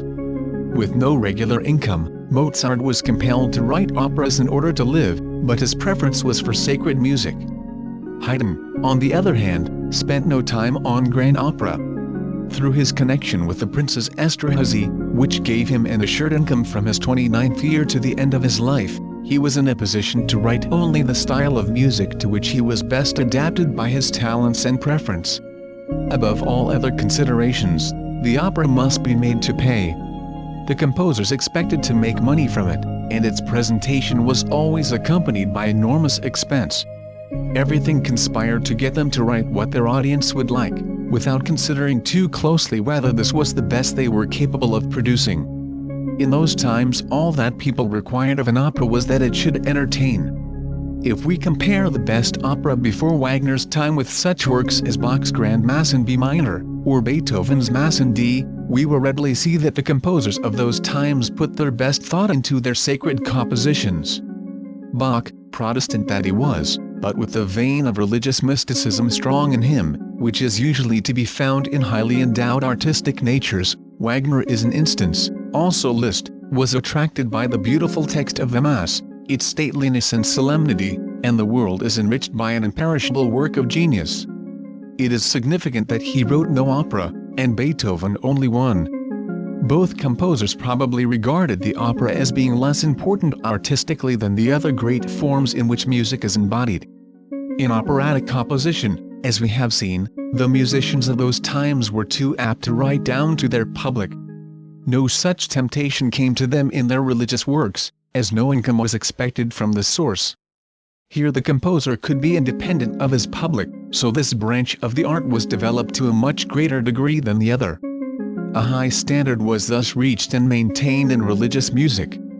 Beethoven by temperament was not adapted to operatic composition. He was too much the philosopher, his aims being higher than were desired by an operatic audience of that time. He could best express himself in orchestral music, and his genius drew him irresistibly in this direction. This predilection appears throughout his works. In his purely orchestral compositions, his genius has absolute freedom. When he came to opera, he found himself constantly hampered by new and untried conditions. He soon found that opera has to do with something besides music. Having once begun, however, he carried it through, perforce, by almost superhuman efforts. Wagner, poet that he was, builded better. He had the temperament for opera. He was adapted to operatic composition as if he had been specially created for the purpose. Here was the union of the poet and the musician in the same individual. Knowing the importance of the drama, and aided by his literary instinct, he was able to select interesting subjects which were well adapted to musical treatment. It was the spirit of romanticism pervading these dramas of Wagner's which enabled him to weave such music about them. We cannot imagine him making good music to a poor libretto. With Wagner, the libretto and the music were of equal importance, the two usually having been produced simultaneously. His music fits the words so well that no other would be desired. Early in the summer, Beethoven left his quarters in the theater and went into the country nearby, where he could work with more freedom than in the city. No labor seems to have been too great for him in the composition of this work. The opera was finished early in the fall of 1805, and as soon as he returned to town he began with the rehearsals. Then he had almost as much work as in writing the opera, everything possible having been done to worry him. His simplicity and want of tact seem to have been very much in evidence at this time. He was like a child compared with the astute men of affairs with whom he now came in contact. His greatest difficulty, however, was with his singers. A man following so faithfully the intimations of his genius as did Beethoven, withal a man of such striking individuality and force of character, would be sure to disregard to some extent the capacity of his performers. His singers made no end of trouble, stating that their parts were unsingable and asking for alterations. Some of the members of the orchestra also complained about technical difficulties, but the master was obdurate, refusing to make any changes. Instead of placating them, by which means only a good performance was possible as things went at that time, he overrode their wishes and would make no concessions whether in large or in small matters. To Beethoven, music as an art was the most serious fact in his existence. To the others, it was no more than a means of enjoyment or of subsistence. His point of view being so different from that of the others, it is not surprising that he was always at odds with them. Trifles often annoyed him more than gross derelictions. At one of the rehearsals the third bassoon player was absent and Beethoven was enraged. That anything short of illness or disaster should keep this man from his post was a piece of insolence, an insult to the art. Prince Lobkowitz was present, and in the effort to pacify him, made light of the affair. He told him that this man's absence did not matter much, as the first and second bassoonists were present, a line of argument that served to include the prince in Beethoven's wrath. Hofstadter Mahler relates the denouement of the incident. On the way home, after the rehearsal, as he and Beethoven came in sight of the Lobkowitzplatz, Beethoven, with the delinquent third bassoonist still in his mind, could not resist crossing the Platz, and shouting into the great gateway of the palace, "Lobkowitzer Essel, ass of a Lobkowitz."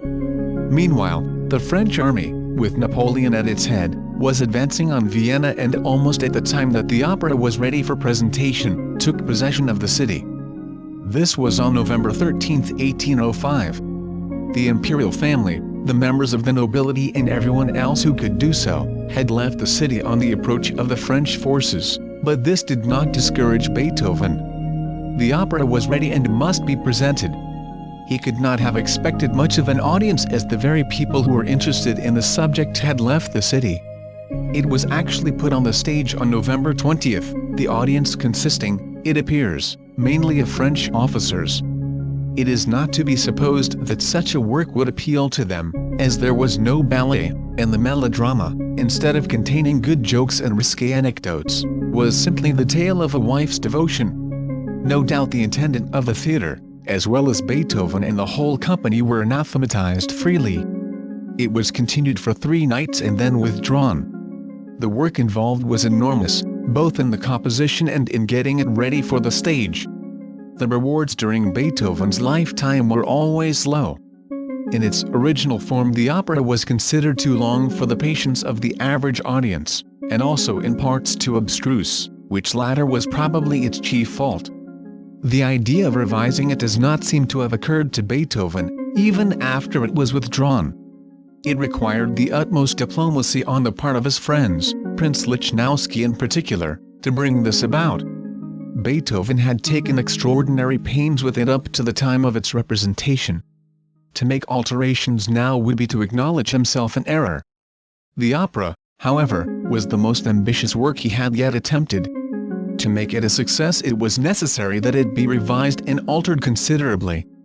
With this object in view, Beethoven was invited by Prince Lichnowsky to meet some friends at his house to discuss the opera. The singers, Rockenmeier, who appeared in the cast, were of the party.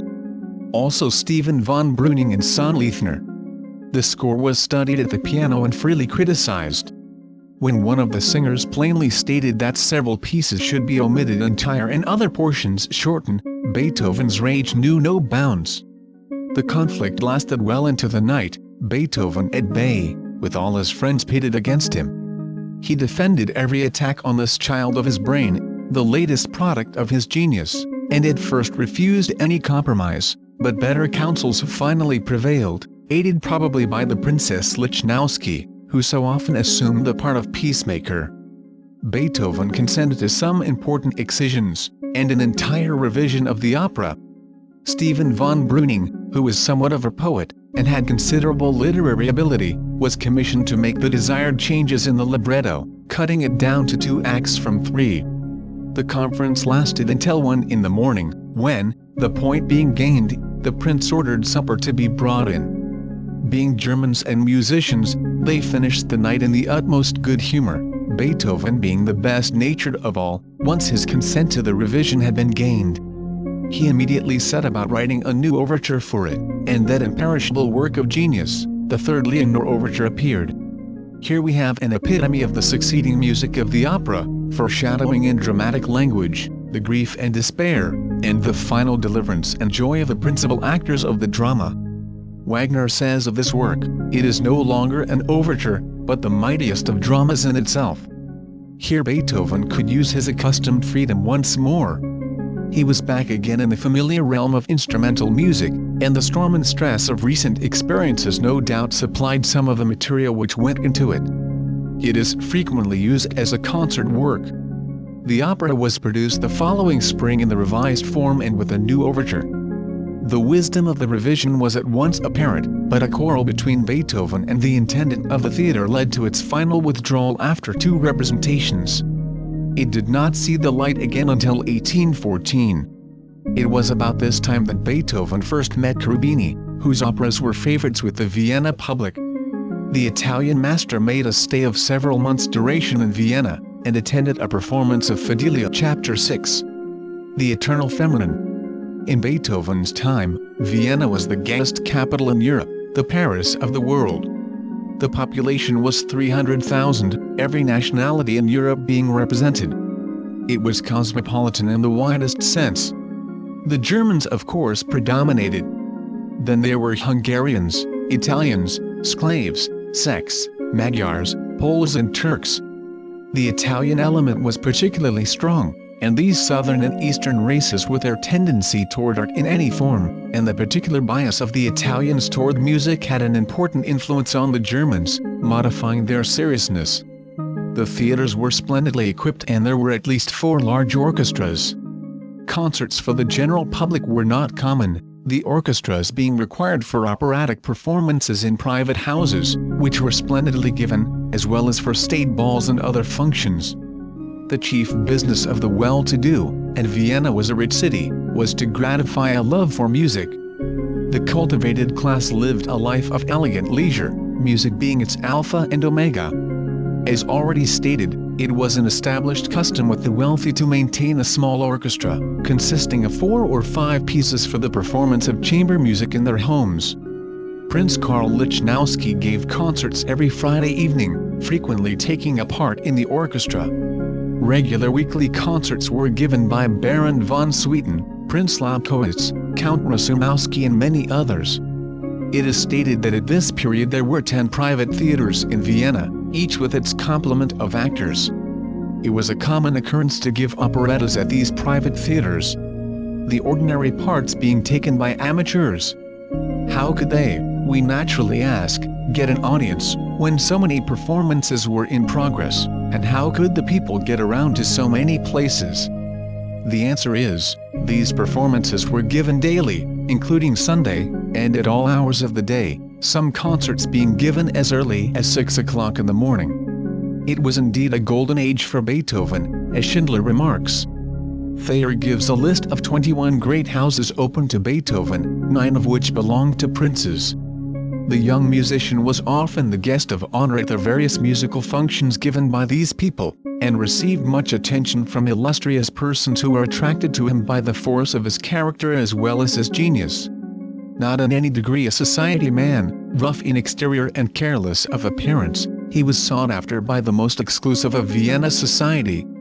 That a man of such force and originality, such independence, should have won the lifelong friendship of those of his own sex, goes without saying.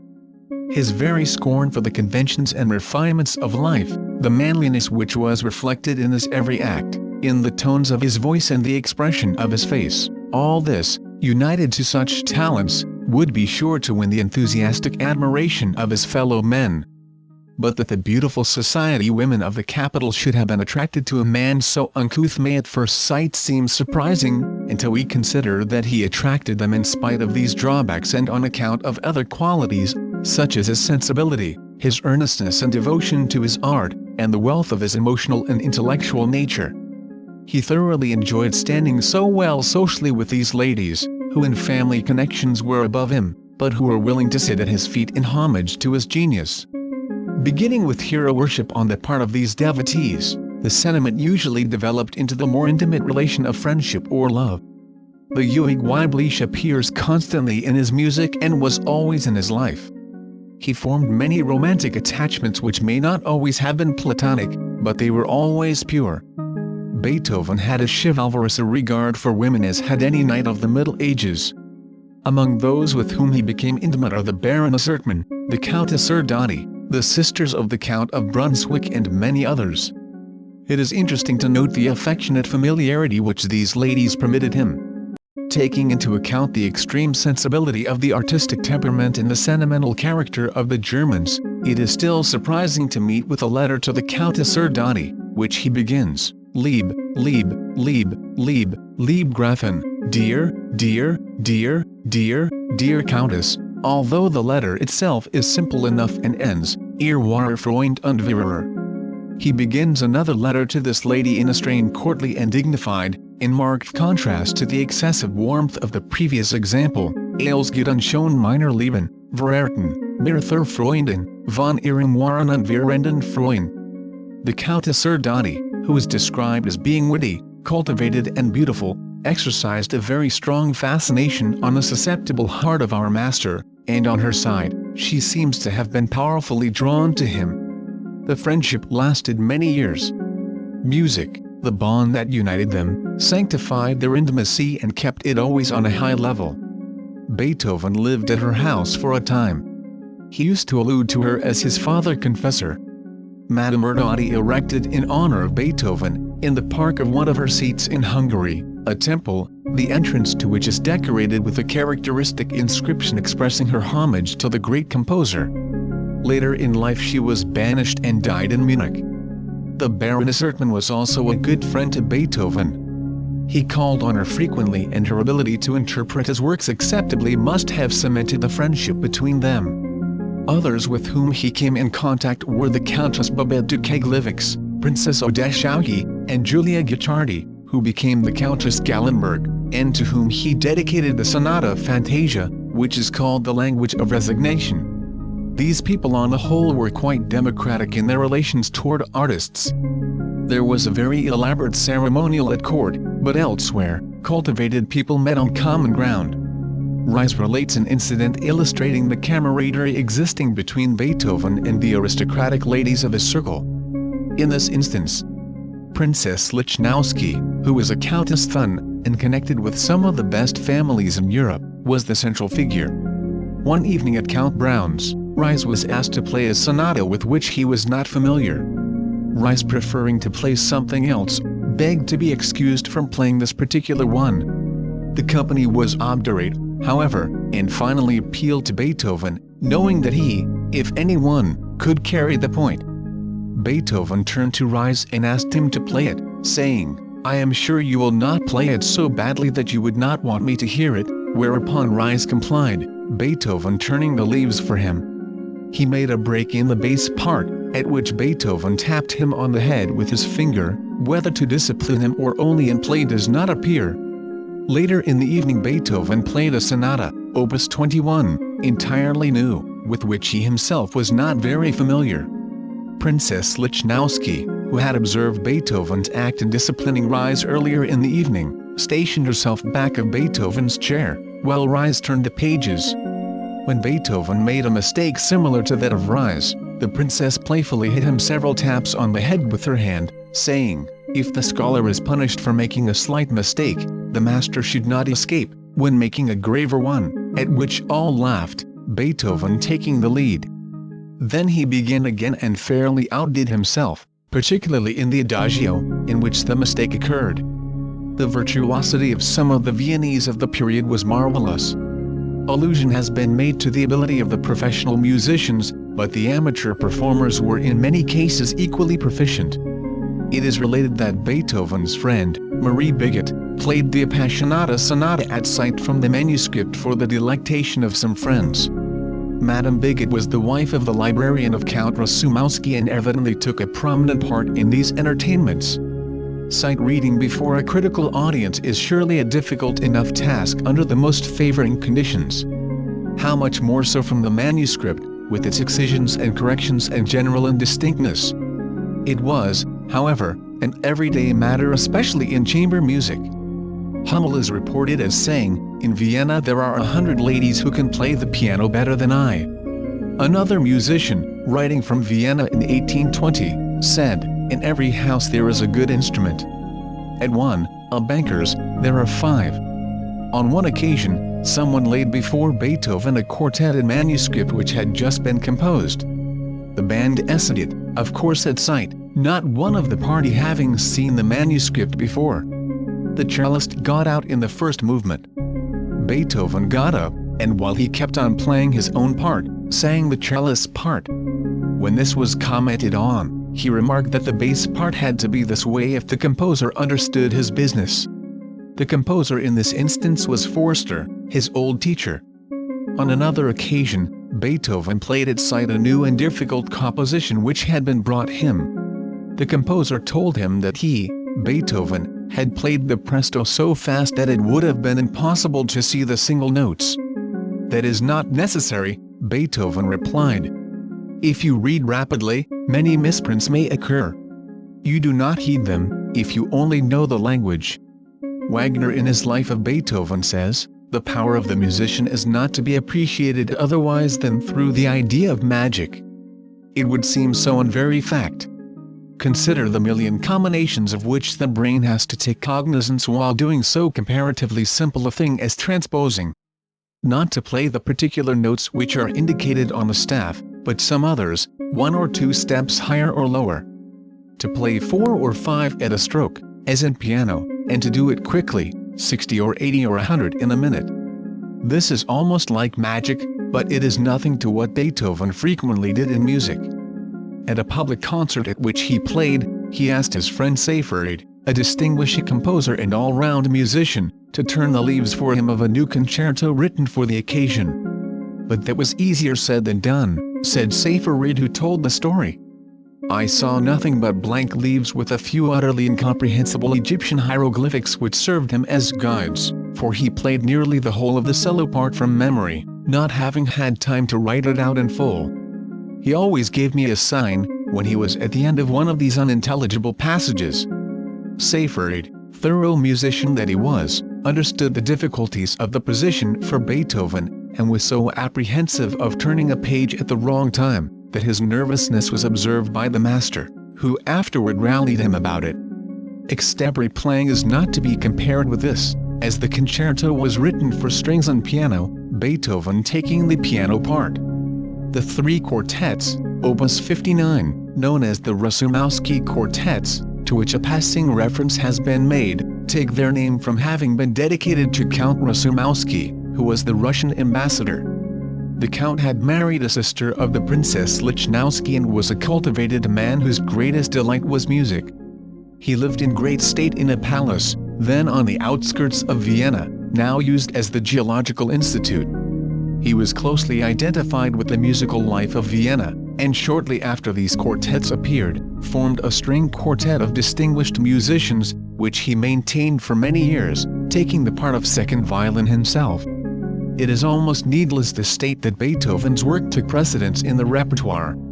The first of the three quartets, the one in F, has an adagio movement on which Beethoven inscribed in the sketchbook, Ein Trauerweide oder Akazeinbaum aufs Grab means Bruders. A weeping willow or acacia tree over my brother's grave. Beethoven had indeed lost an infant brother 23 years before this event, but it is not likely that he was thus tardily commemorating him. His brother Caspar Karl was married the day before this quartet was begun, and it is probably a humorous allusion to that circumstance.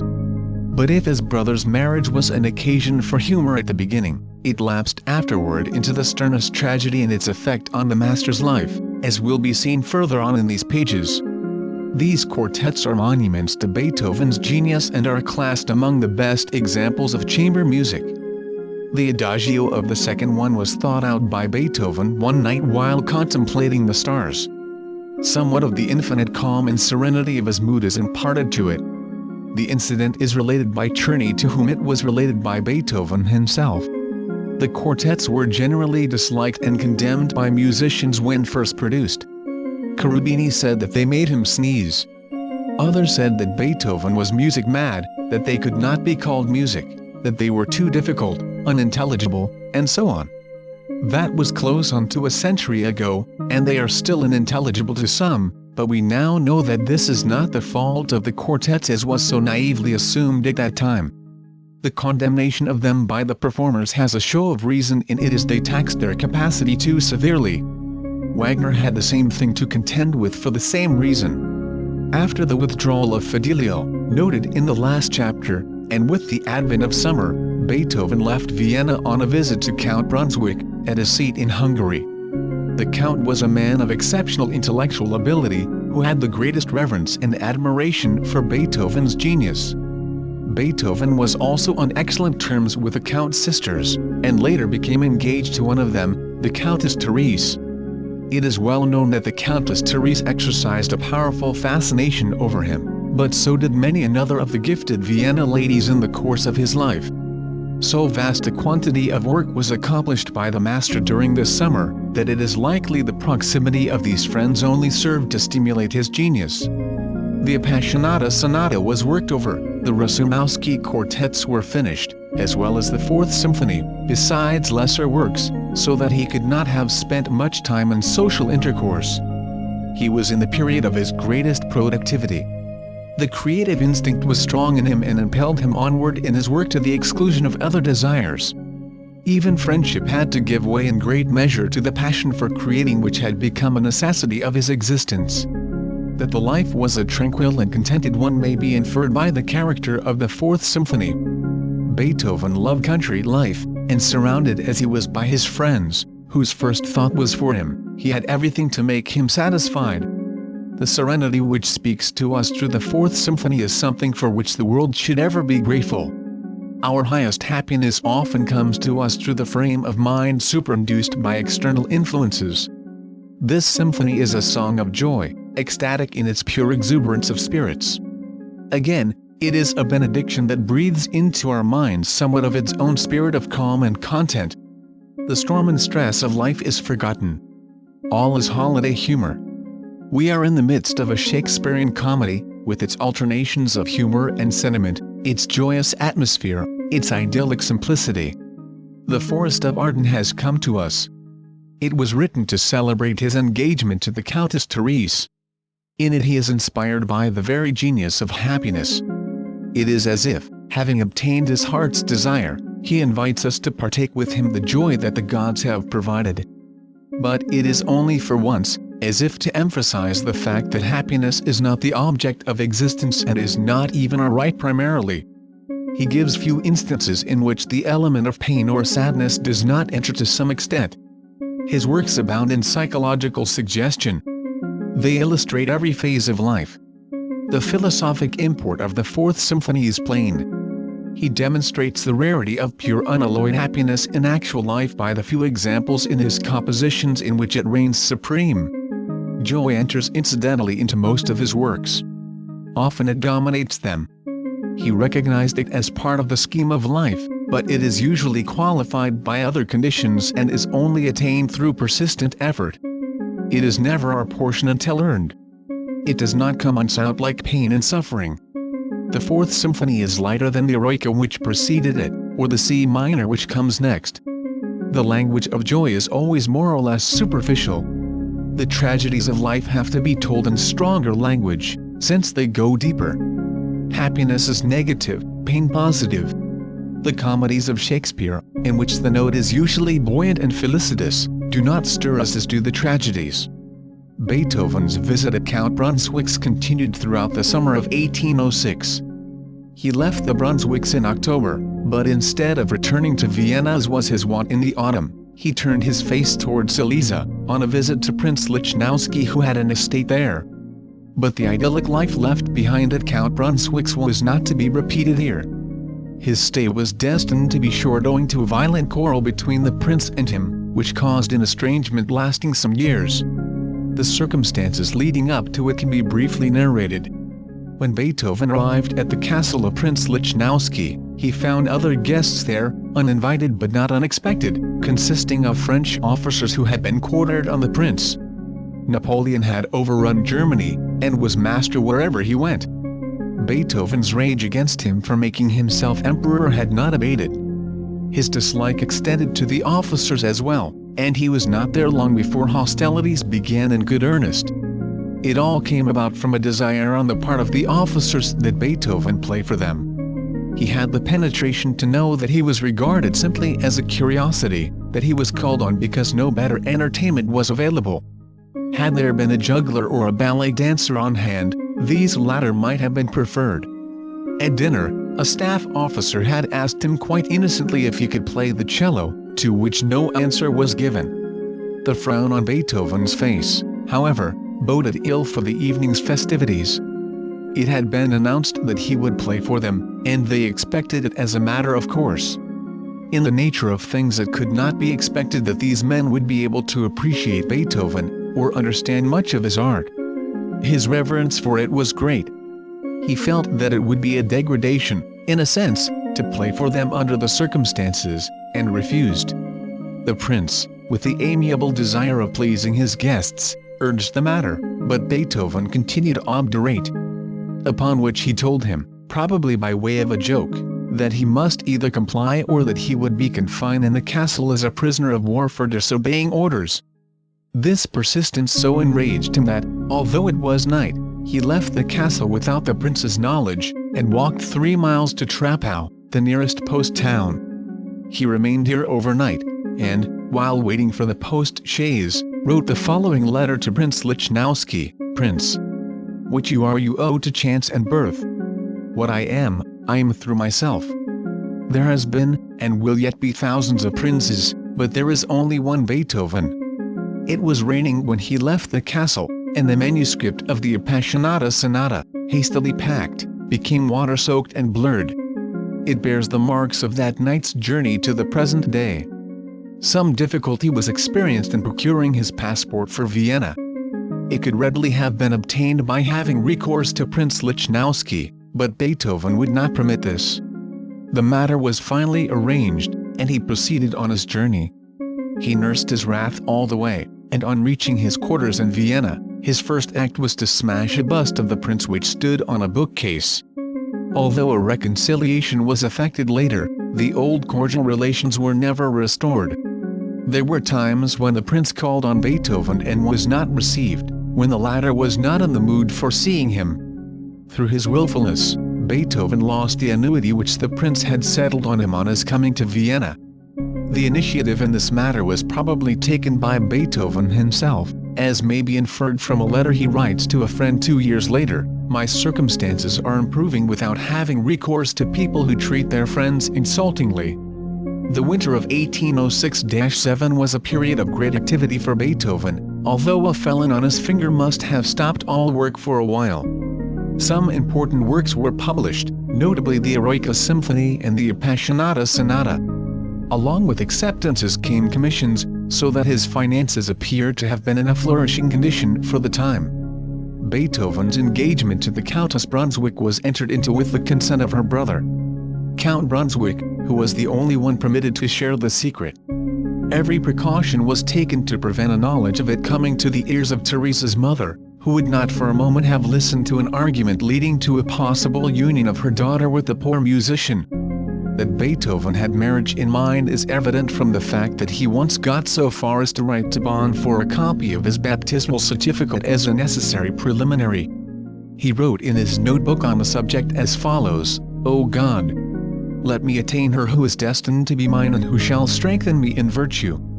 But it never got any further. The secrecy so strictly enjoined must have been specially unpleasant to a man of Beethoven's temperament. The opposition that was sure to be developed on the part of the Countess's family may have reverted on a sense of pride to such an extent as to lead him to sacrifice his love to it. He always had his work to fall back on. In the end, his art took precedence of all other considerations. While it permitted friendship, the serenity of which might aid him in his life work, it excluded love, which might become a rival. His concept of life was to live simply, to entertain no project which would in any way divert his mind from his work. No mere desires of self were to be considered. The Countess Therese never married, but occupied herself with philanthropic work on reaching middle age. She founded a home for little children in Vienna, the first of its kind in Austria. Her own means not being sufficient to maintain it, she enlisted the support of powerful friends from the Empress down, in its behalf. She died in 1861, Chapter 7. Victory from Defeat. Of the summer of 1807, the most notable achievement is the Mass in C. It was written at Heiligenstadt, where he wrote the heroic symphony some years before. He remained until autumn hard at work on this, his first Mass, as well as on some orchestral works, including, probably the Symphony in C minor, as well as the Pastoral Symphony. It is rather singular that Beethoven, whose nature was on the whole essentially religious, although he affiliated with no church, did not take earlier to Mass composition. Some of the best work of Mozart and Haydn is in this form. As organist he must have been familiar with their Masses. One can readily believe that the emotional quality of certain portions of Mozart's Mass in B-flat, such as the Et Incarnatus and the Agnus Dei, must have strongly appealed to him. His thoughts often went toward religious music, and it was easy for him to compose in this style. He recognized the Mass as one of the great art forms, equal to the oratorio or the opera. From Bach's time on, it may indeed be said to have been regarded in this light. It is quite evident that Bach so considered it when composing his Grand Mass in B minor, which in difficulty of execution, as well as in its extraordinary length, is no longer practicable as a church service, its range in all directions going beyond the requirements of a congregation, or the capacity of the choir. It is evident that Beethoven enjoyed working on the Mass, and was quite at home in this form of composition. Here was plain sailing. He knew what he wanted to do, and went at it without hesitation. There was none of that doubt and groping which is the case with Fidelio, which was continually being worked over, and in reality, never was finished. That religious works had a great hold on his mind, appears from a letter to his publisher in after years in which he states that if he had an independent income he would write nothing but grand symphonies, church music and perhaps quartets.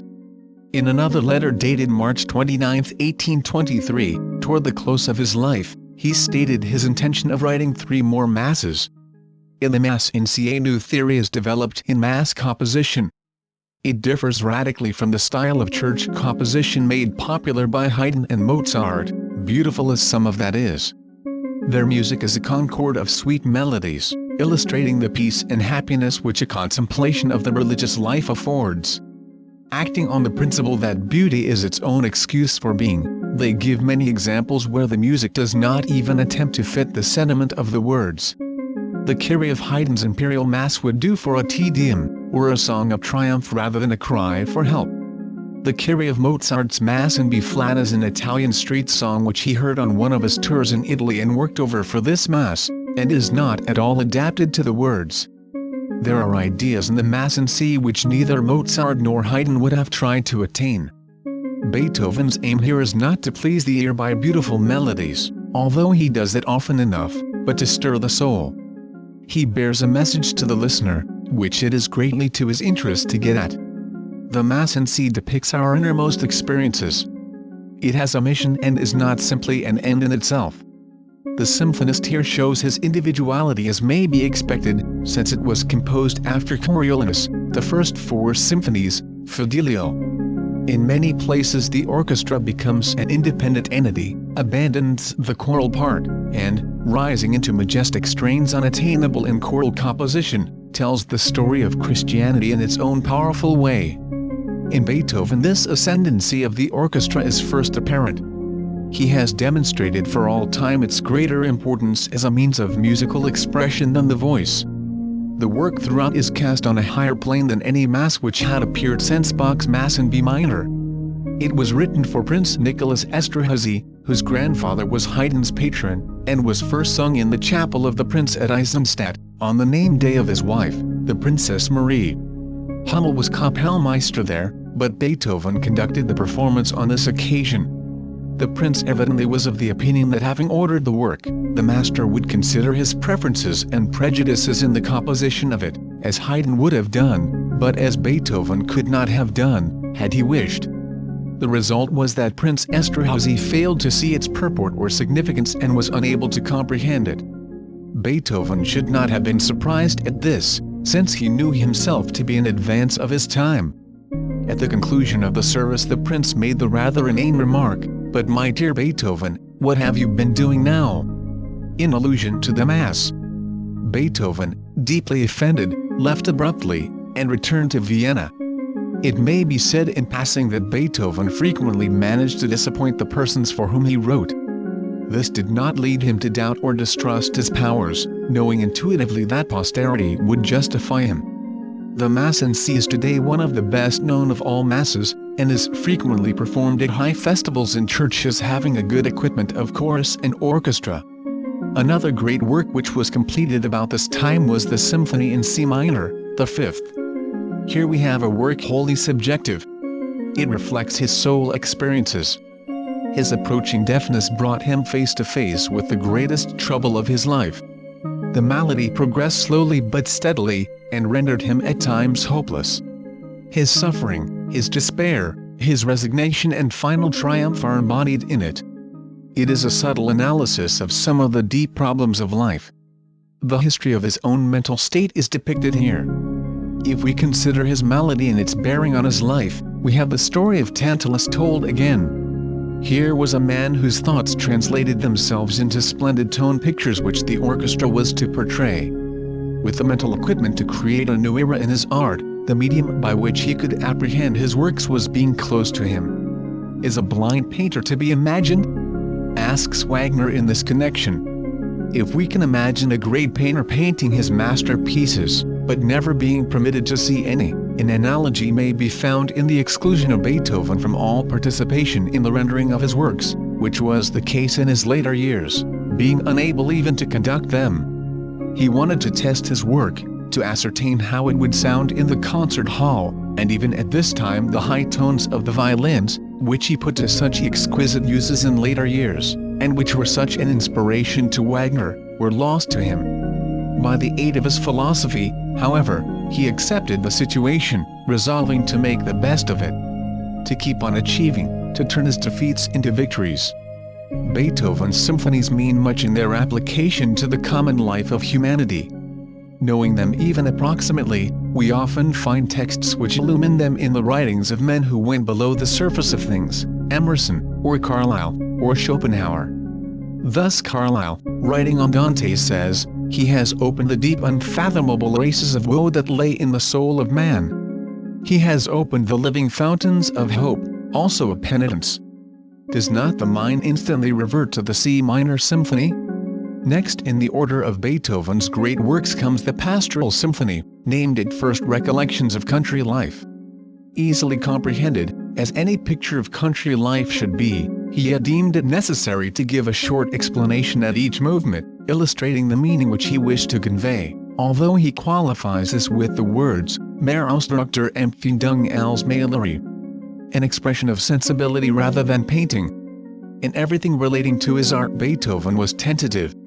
In the sketchbook of the symphony there is an inscription in his handwriting, "Man überlässt den Zuhörer sich selbst die Situation auszufinden." The hearer should be left to find out the situations for himself, showing that, on considering the matter carefully, he changed his mind, and concluded after all, that the explanations were permissible. In but few instances has Beethoven vouchsafed any explanation of his musical intent, and then it seems to have been done reluctantly. It was hardly necessary in the case of the Pastoral Symphony, as it is comparatively easy of comprehension. The title gives the clue. The occasional bird notes of quail, cuckoo and lark, the scene at the brook, could hardly be mistaken. While the dance music in Part 3, as well as the storm with its forebodings of terror, convey their meaning plainly to the average intelligence.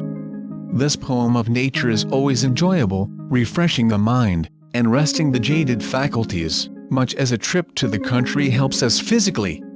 The explanations as Beethoven appended them are as follows: No.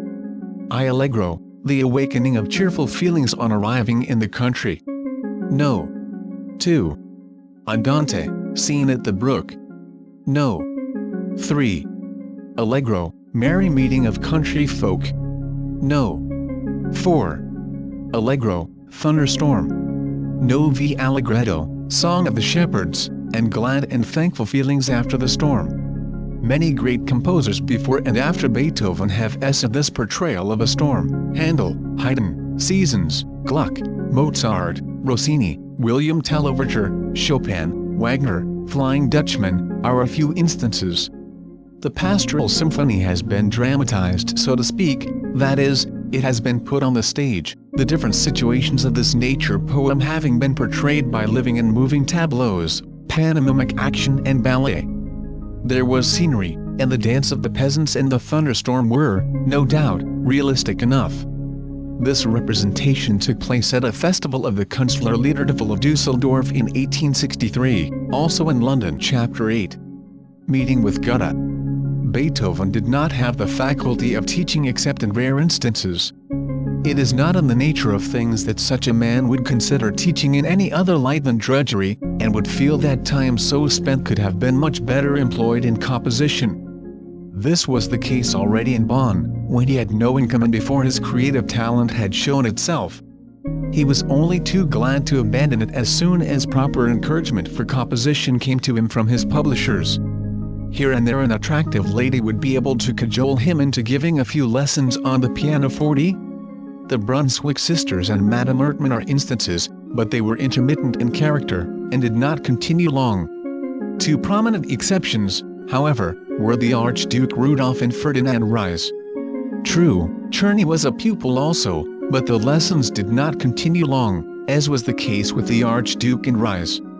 Beethoven's acquaintance with the Archduke began in the winter of 1804. Rudolph, then 16 years of age, seems to have attached himself to Beethoven, then 34, more as a friend than as a pupil. Other masters could have been found under whom he would have advanced more rapidly, and it is quite likely that the imperial family would have preferred some other than Beethoven, whose republican principles must have made him disliked by them. The Archduke was passionately devoted to music, and the friendly relations between master and pupil were maintained almost to the end of the master's life. Rudolph had to put up with Beethoven's outbreaks of temper much the same as if he had been a civilian. He treated this young prince, brother of the reigning emperor, much the same as his other friends, and Rudolph had to adapt himself to his master's wishes. He ordered his chamberlain to set aside the observance of the rigid etiquette of the court, established by his mother, Maria Luisa of Spain, when he learned that it was one of the things which made Beethoven lose his temper. Some of the master's best work was written specially for Rudolph, and when the latter left Vienna in 1809, Beethoven wrote the sonata, Les Adulabsens, at Loreto, to commemorate the occasion. He inscribed it as follows: Der Abschied am Wirten mij gewidmet und aus dem Herzen geschrieben. Rudolph had an intuitive perception of Beethoven's greatness and was glad to be near him, not only to learn from him, but to enjoy his friendship. He carefully preserved Beethoven's letters and in every way showed his regard for him. On the high level which music made for these men, artificial distinctions were forgotten. The prince became the disciple. He was a fine performer, with, as may be supposed, special reference to Beethoven's works. Beethoven was, no doubt, impressed by Rudolph's rank, although there is very little evidence of it in the anecdotes which we have relating to them. He met his friends on the common ground of his art, where he found no superior. As before stated, Beethoven did not take to teaching. It was Dienschaft to him in the full sense of the word. He does not seem to have interested himself as much in Rudolph as in Ferdinand Ries. In the case of the latter, an artist was being prepared for a career. Some of Beethoven's own skill as performer was being perpetuated in Ries, while with Rudolph no amount of technical knowledge would have advanced the art much. He not only accepted no payment from Ries for the lessons given him, but frequently sent him money unsolicited when he had reason to suppose he needed it. In the old Bonn days, after the death of Beethoven's mother, when the young man was in sore straits, Ferdinand's father, who was a member of the Elector's orchestra with Beethoven, had helped the latter in word and deed. Ferdinand then was but 4 years of age. Beethoven was famous by the time Ferdinand had reached manhood.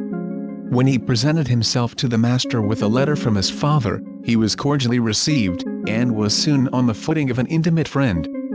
Beethoven, when giving him lessons, was patient to a degree that was not natural to him. I attribute this, he states, as well as the long-continued friendship he maintained toward me, largely on account of the esteem and regard he felt for my father. He often made me repeat an exercise 10 times. The lessons frequently lasted 2 hours. He was not generally so particular about lapses in execution, but if I was lacking in expression, in crescendo and diminuendo, he would make me repeat the passage until he was satisfied. Ries made good use of his opportunities, and became a distinguished performer on the piano, ranking in this respect as high as any man of his time. An offer to Beethoven of the post of Kapellmeister by the King of Westphalia, Napoleon's brother, in 1809 brought about one of the inevitable quarrels that mark Beethoven's association with his intimates. Ries was the victim this time. Beethoven's dislike of Napoleon, and the French in general, should have been sufficient to deter him even from considering the matter. The post carried with it a good salary, however, 600 ducats, about $1,400, and the duties were light. It meant a comfortable maintenance with plenty of time for composing, and from this point of view, the offer had its attractions. A certain fixed income, through which he could be independent of his publishers, was what he chiefly desired. From every other point of view, however, the project must have been distasteful to him. At middle age, the mind of such a man, occupied almost wholly with an idea world, shrinks from encountering new and untried scenes. Had he accepted it, he probably never would have remained, as his love for Vienna and the old and tried friends left behind would have acted as a magnet, irresistibly drawing him back. He seems not to have considered it seriously. As soon as the matter became known, however, the Archduke and 2 other of Beethoven's friends, the dashing young Prince Kinsky, who for bravery at the Battle of Aspern was decorated on the field with the Maria Theresa Cross by the Archduke Charles, and Beethoven's old friend Prince Lobkowitz, got together and made up an annuity of 4,000 florins, paper money. Of the sum the Archduke contributed 1,500 florins, Prince Lobkowitz 700 and Prince Kinsky 1,800. Owing to the depreciation in paper money, the amount was considerably reduced shortly after, but he continued to draw from this source about $700 per year to his death, according to Sir George Grove. Beethoven delayed giving a decided answer while the negotiations for the annuity were dragging along. When it became evident that he would not accept the position, the offer was made to Ries. Some officious person informed Beethoven that Ries was trying to get the post away from him in a questionable manner. This was not true, but Beethoven broke off all relations with him and would not see him for 3 weeks. The anecdote as related by Ries is as follows: after Beethoven had declined the position, I once sought him to ascertain if he really did not intend taking the post, and to get his counsel in the matter. But whenever I called, Beethoven was not in, and my letters to him met with no response. 3 weeks elapsed when I met him accidentally on the Redoubte. I went up to him and told him the object of my visits. Beethoven looked me over and said cuttingly, "So? And do you think you could fill a post that has been offered to me?" And left me. Determined on having an understanding with him, I again sought him the following morning. His servant in an impudent manner told me that Beethoven was not in, although I heard him singing and humming in an inner room, as was his habit when composing. I attempted to enter forcibly, upon which the servant took hold of me, with the intention of putting me out. I grappled with him and threw him to the floor. Beethoven, hearing the noise, came out in a rage. I was equally angry and heaped reproaches on his head. The master was too astonished to answer, but stood looking at me. Finally, explanations were offered, and then I first learned of Beethoven's grievance against me. I had no difficulty in proving my innocence in the matter, and Beethoven, to make amends, at once left his work and went out with me to see about the position, but it had already been given out. Ries finally went to England, where he acquired fame and fortune. He kept up a correspondence with Beethoven to the end. Some of the master's most interesting letters are those written in his later years to his former pupil. Ries became a very prolific composer, whose works embrace almost every class of music, among which is to be mentioned several operas, oratorios, symphonies, much chamber music, and many pianoforte sonatas, none of which, however, have survived to the present day. The settlement of the question about his remaining in Vienna, and the security of the future brought about by the annuity, had the effect of increasing the productivity of the master. The sketchbooks of this period abound in studies for orchestral, chamber and vocal studies. It was characteristic of Beethoven to show in this manner his appreciation of the compliment tendered him. The year 1809 was not propitious to creative work. War raged in Vienna and vicinity. The city was bombarded by the French in May, and was occupied by them much of the summer. Several important battles were fought nearby. Contrary to his usual custom, Beethoven remained in the city throughout the summer. His residence was in an exposed position on the bastion, where he remained the larger part of the time, occasionally visiting his brother Karl, who also remained.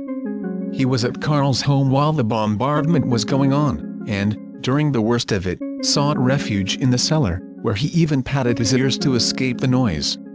The terrific reports on the inflamed tissues of his ears distressed him greatly, and must have added permanent injury to the organs already in a bad condition. That the achievement of the solitary worker during the summer was more important and far-reaching in its effects than that of the belligerents, will hardly be gainsaid. The latter wasted a lot of ammunition, destroyed human beings and property, and made a good deal of noise for the time being, after which things settled down to about the same condition as before. While Beethoven added solid wealth to the world in its most lasting form. There is a falling off in his compositions the following year, which is generally attributed to the breaking of his engagement with the Countess Therese. That he should have suffered to such an extent on this account, is at least open to question. His art was of more importance to him than any other fact in life. It was only by a complete surrender of everything else that he achieved what he did in it. He had many bitter disappointments at different periods of his life, which, however, did not take him away from his work. At all events, he gave no sign, contrary to his usual habit. He was reticent on the subject of his compositions, but was not averse to talking of his troubles. A man so entirely given over to one idea, as was Beethoven, could hardly take such a step as marriage at the age of 40, thereby changing his whole course of life. The passion for creating had grown to such an extent that he became impatient of everything which interfered with it. It is possible that the Countess Therese, noting this, felt that there would be little chance for happiness in such a union, and wisely broke it off. He could not have been considered eligible in any event by a family like the Brunswicks, noted for extravagant living and a desire to occupy a prominent place in society. Beethoven's income was never large. It was at times insufficient for his simple wants, owing to his ignorance of the value of money. That he managed to fall in love with a frequency only equaled by his impetuosity, must be admitted. But when the question came fairly before him, marriage or music, he had but one course. His art was a jealous mistress which would brook no rival. If he took the breaking of his engagement so much to heart that it interfered with his work, how was it possible, we may ask, for him to have made violent love to Bettina Brentano during the summer of 1810? Within 2 years afterward he was as badly smitten with Emily Sebald the singer. We can only reiterate the former statement, music was his one passion, in this he was supreme. His art had so strong a hold on him that nothing else could come between. These love affairs were episodes in his social life. They were as episodical with the ladies concerned, who later, generally married in their own station, and, let us hope were happy ever afterward. The artistic temperament will account for these rhapsodies. Ill health in this period probably had as much to do with his lessened productivity as anything else. Schindler states that he had been on bad terms with his stomach for many years of his Vienna life. Confirmation of this is to be found in Beethoven's letters, in which complaints about stomach and intestinal troubles are frequently met within these years. These gastrointestinal disturbances which so afflicted him had their origin in the chronic liver trouble to which he finally succumbed. In the spring of 1812 he resolved by the advice of his physician to try the baths of Bohemia, and we find him at Toplitz, one of many notabilities, who were spending the summer at this place. Here he made the acquaintance of Goethe, whom he held in great esteem. It was here also that he met Emily Sebald, of whom mention has already been made. She was a fine singer, and a beautiful, amiable woman of considerable talent. Beethoven wrote the following in her album, Ludwig van Beethoven den Sie Alten doch nicht vergessen sollten. Ludwig van Beethoven, whom if you would forget, you never should. It may be said in passing, that she was not the last to whom Beethoven yielded his susceptible heart. It would make a long list were it arranged chronologically, from the early Bonn days to his 45th year. An incident of his visit at Toplitz, showing Beethoven's humility and kindliness, will bear narrating, as it was characteristic of the man. It relates to a stern parent, a lovely daughter, an ardent wooer. The first two characters of the dramatis person were the innkeeper, at whose house Beethoven dined, and his daughter. The part of lover was taken by Ludwig Loh, an actor, while Beethoven's part in the little drama is not much more important than that of scene shifter. Loh was a man in good standing, and came from a family of some prominence, but the father objected to him and forbade the daughter speaking to him. It appears that Beethoven was in the habit of coming late for dinner, so the plan was hit upon that Loh was to take dinner late also, at which hour, the other guests having eaten and gone, and business being over for the time, the father was not apt to be around to interfere. All the world loves a lover. Beethoven was an interested spectator of the little comedy, no doubt casting occasional friendly glances in the direction of the young couple. The father finally appeared on the scene, ordered the actor to leave the house, and forbade him coming there any more. At this crisis the lovers were in despair, that is for a while. Love laughs at locksmiths, as we know, and it had not got so far as that yet. Loh, with the resources of a true lover, managed to meet Beethoven accidentally away from the inn, and looked at him so intently that he was rewarded by an answering nod of recognition from the master. The ice being broken, the actor disclosed his troubles. Meeting with sympathy, he was emboldened to ask him to deliver a letter to Fräulein Therese. To this Beethoven agreed, and, taking the letter, started to go, thus closing the interview. But Loh was not so easily gotten rid of. With an embarrassed manner, he managed to convey to Beethoven the fact that there would be an answer. "So? And you wish me to deliver it? Well, meet me here tomorrow." And so Beethoven became the go-between for the lovers during the remainder of his stay in Toplitz. Allusion has already been made to the acquaintance which he formed with Goethe this summer. That Beethoven had the highest esteem for the poet, there is no doubt. In speaking of him in after years, he said, "Who can thank sufficiently a great poet? He is the most precious jewel of the nation, kostbarst Kleinod einer Nation," which is much like Carlyle's remark on the great poet. The appearance of such a man, Goethe, at any given era, is in my opinion the greatest thing that can happen in it. A man who has the soul to think and be the moral guide of his own nation and of the whole world. Goethe and Beethoven were on friendly terms and saw a good deal of one another during the summer. The acquaintance must have made a powerful impression on Beethoven. Goethe, the senior by many years, whose transcendent intellect had won him a worldwide reputation, was no doubt the cynosure of all eyes. Toplitz was full of notabilities. Thayer gives a long list of prominent persons, from royalty down, who sojourned there this summer. It must have been a very agreeable experience to the younger genius, whose fame had not yet penetrated much beyond Germany, this friendship.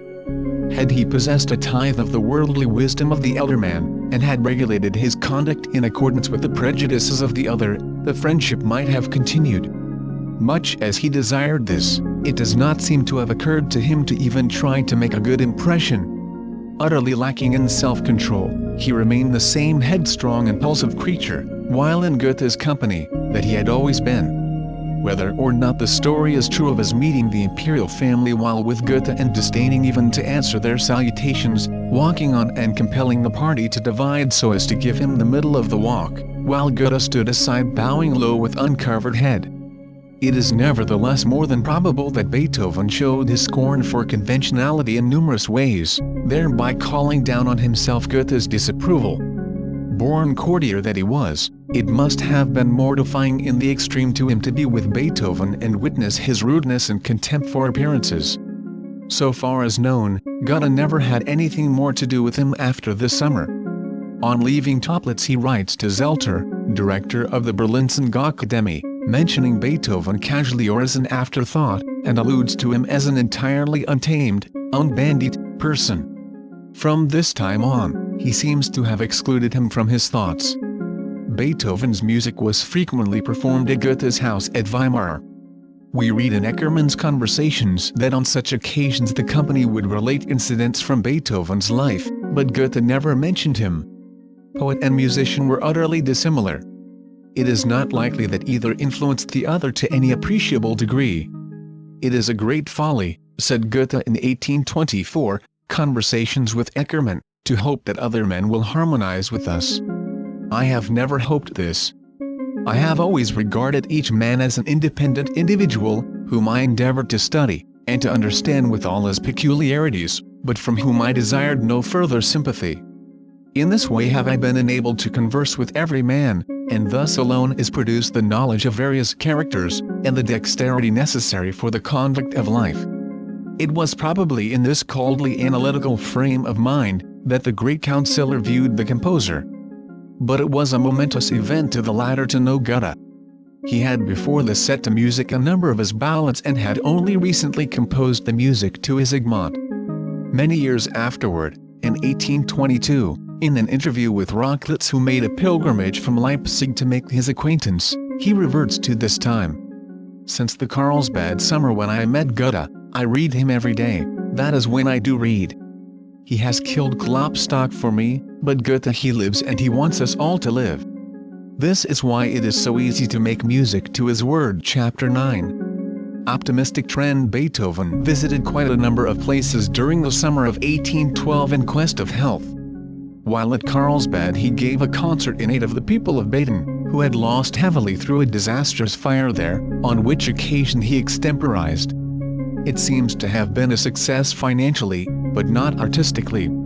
In a letter to the Archduke he cites it as being a poor concert for the poor. Es war ein armes Konzert für die Armen. This was owing to lack of time for rehearsals, and to the fact that only one other person, Herr Pledro, a violinist of Turin, took part in it. The concert was given within 12 hours from its inception, because many noteworthy guests were on the point of leaving town, and their presence was desired to ensure a good attendance. The necessity must have been great to induce him to undertake it at all. His dislike for improvising for others was deep-seated, and was increased by his deafness. In the fall we find him visiting his brother Johann at Linz, where he made quite a long stay. It was not alone Johann whom he was visiting. He had good friends there, among them Kapellmeister GLOGGL, whom he saw nearly every day. At the latter's request the master composed 3 equali for trombones for All Souls' Day, then near at hand. These equali, as it turned out, were eventually used for Beethoven's funeral. The Kapellmeister's son, then a lad of 14, relates an incident of this time with Beethoven as the central figure. A resident of Linz, a certain Herr Graf von Denhoff, who was a great admirer of Beethoven, gave an entertainment in his honor. After some of his music had been rendered by others, Beethoven was asked to extemporize, which he declined absolutely to do. Shortly after he disappeared. Supper being ready, a search for him was instituted, but he was not to be found, so the company, after some delay, repaired to the adjoining room. They had hardly seated themselves at the table, when they heard someone at the piano. Gradually, one by one, they found themselves in the other room, where Beethoven was extemporizing. This he kept up for nearly an hour, when, suddenly coming to a realization of the circumstances, and looking around, he saw the entire company listening in rapt attention. He at once got up from the instrument and hastily left the room, either through anger or embarrassment. Such was his haste that he ran against a table containing fine porcelain bric-a-brac, which, of course, was shattered. The Count, with easy good nature, made some reassuring remark, upon which they all made another essay at the supper. His object in going to Linz was not altogether for the purpose of making visits. A disagreeable duty had to be performed. Johann's relations with a young woman, whom he had taken as housekeeper, had become a scandal. The good repute of the family was at stake, and Beethoven went there with the express design of putting an end to the matter. Johann was not at all amenable to argument, and contested the elder brother's right to interfere. The dispute became so bitter that a personal combat between the brothers occurred. It finally required the combined ecclesiastical and secular authority of Linz, bishop, magistrate and police, to effect the expulsion of the lady from town. At this turn of affairs, Johann, bound to have his own way, married her. This year saw the completion of the 7th and 8th symphonies besides other important compositions. Not so bad an achievement for a sick man, this record of 2 years' work.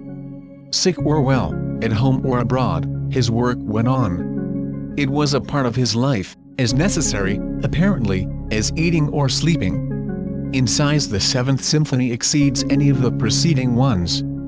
Ein meiner Versuglichsten, one of my best, is Beethoven's statement in regard to it. Here the composer's meaning is not so readily elucidated as in the pastoral, for instance. It means all things to all people. He usually had a clearly defined purpose or idea before him when composing, particularly in the case of his large orchestral works. Of the creations of such a man, it was to be expected that they would increase in grandeur with each succeeding one.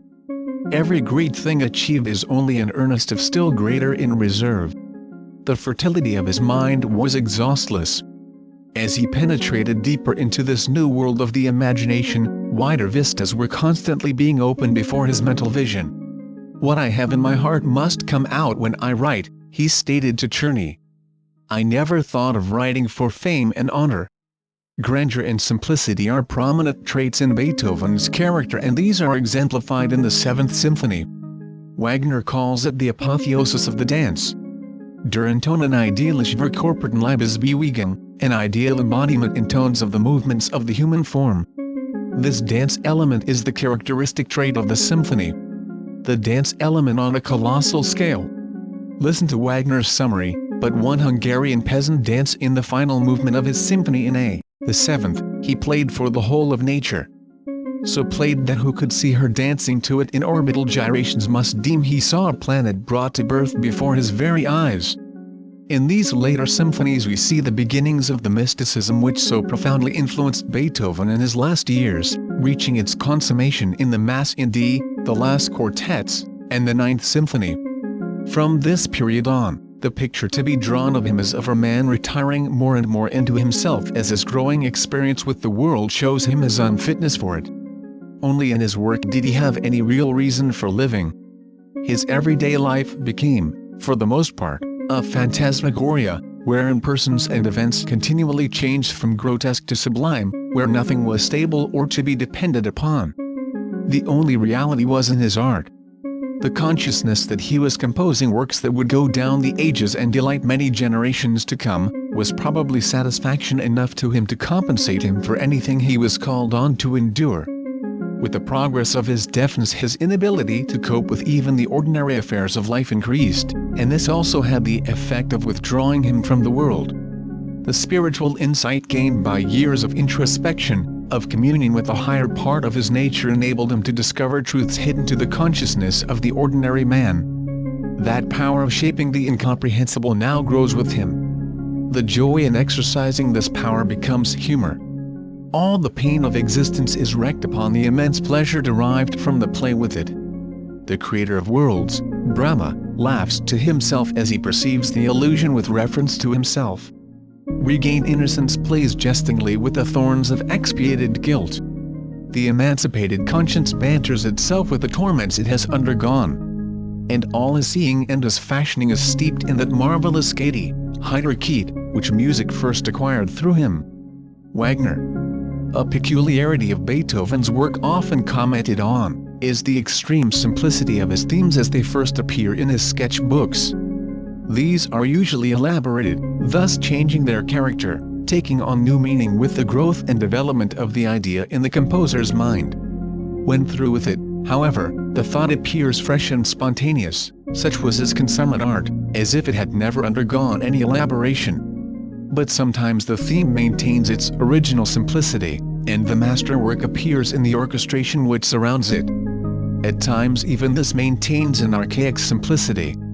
Thus in the coda of the Vivace of the Seventh Symphony, a simple melody is reiterated 11 times in succession, with no other orchestration than the pedal point on E by the rest of the instruments. The symphonies in general are the language of a buoyant, gay, blithesome mood, as befits their design for concert use. In them, for the most part, he addresses people in their holiday humor. His experience with Fidelio may have impressed the fact upon his mind that sorrow and pain should be sparingly portrayed on festive occasions.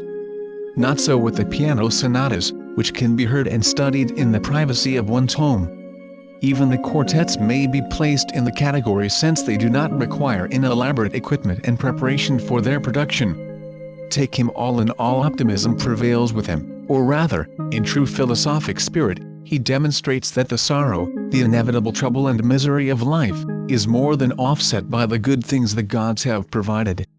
Life, after all, is a precious gift, which should be duly appreciated. A period of enjoyment, gaiety, strengthens and fortifies the mind, and enables it better to bear the burdens when they come. The great creative genius must perforce, in the very nature of things, be optimistic in his chosen work. He's more alive, more possessed with the belief that life with its opportunities is worthwhile, than is the case with the ordinary man going about his petty concerns. In common life, the busiest man is the happiest man, that is the most satisfied. And this contentment springs from the consciousness of doing something worth doing, the advantage of which will remain. With the man of genius, the feeling rises to elation, to rapture, when he considers the transcendent, imperishable nature of his work. Das Herverbringen Selbstien Vergnügen und sein eigener Launist. The Eighth Symphony, which was brought out at the same time as the Seventh, is the shortest by a few bars of the 9. It was completed in about 4 months from the date of its inception. Here as in the Seventh, the dance element is in the ascendant, commanding, swaying everything, thus coming back to first principles, almost to the origin of the art, as an art.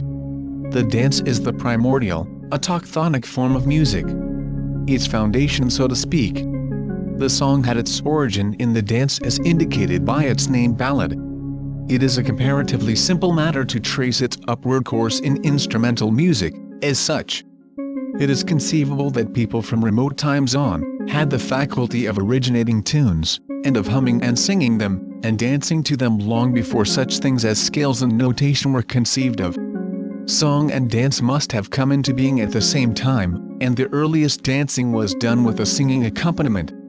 As people advanced in the art and became able to manufacture instruments with which to produce music to dance by, it is readily apparent that those persons who did not dance derived pleasure from listening to it. The next step was to play these dance tunes without dancing. This naturally led to a collection of dance tunes. By playing 3 or 4 in succession, it was soon found that a more agreeable effect was produced by selecting those differing in rhythm.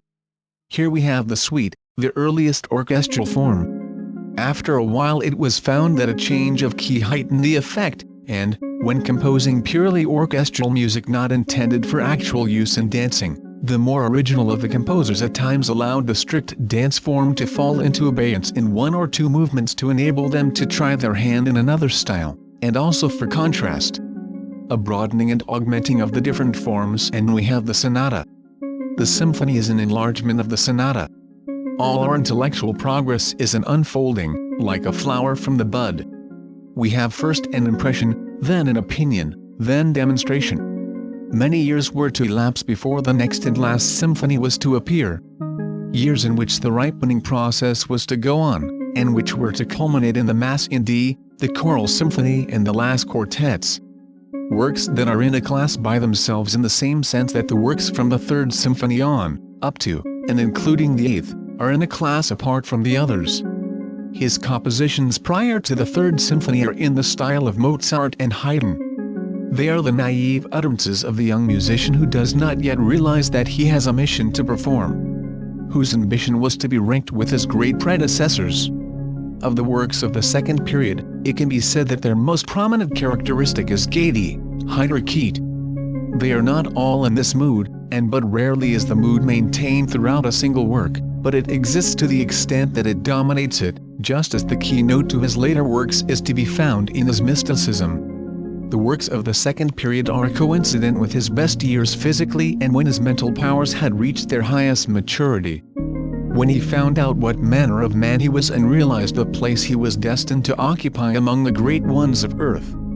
When he had accepted his destiny and had made his peace with himself, it is easy to understand how a certain gaiety and serenity should have spread itself over his life and have communicated itself to his works.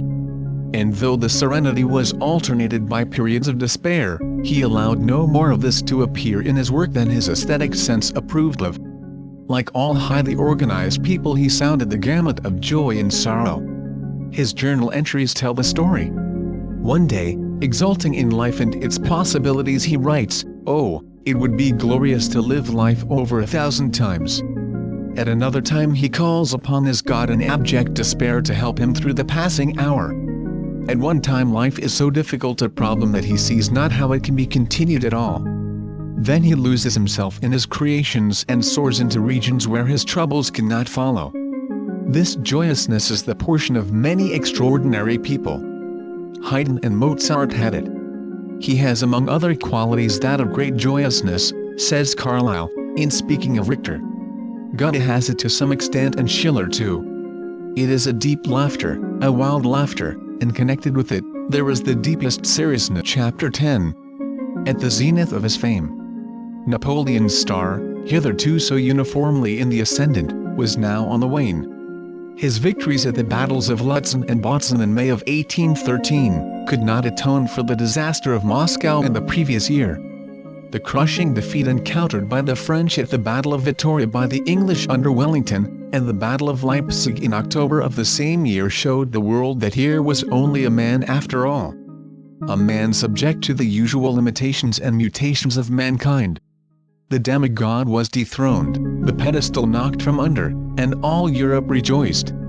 The nightmare of fear which has so long pervaded all classes, was after all only a bad dream. The incubus could be shaken off, and mankind again resume its normal mode of living. Waterloo was already foreshadowed in the events of this year, and the people were wild with joy. The alliance which followed Napoleon's marriage to the Austrian Archduchess did not have the good political results which Metternich expected from it. The war indemnity of $15 million, the cession of provinces whereby 3.5 million of people were lost to Austria, the reduction of the army to 150,000 men, exactions made by Napoleon at the time of the marriage, did not tend to make him popular. The alliance existed in name, not in sentiment. He was still regarded as the conqueror, not the ally. Austria had been lukewarm all along, and when she changed front in 1813, and joined the coalition against him, acting in concert with England, Russia and Prussia, the measure had the moral support of the nation.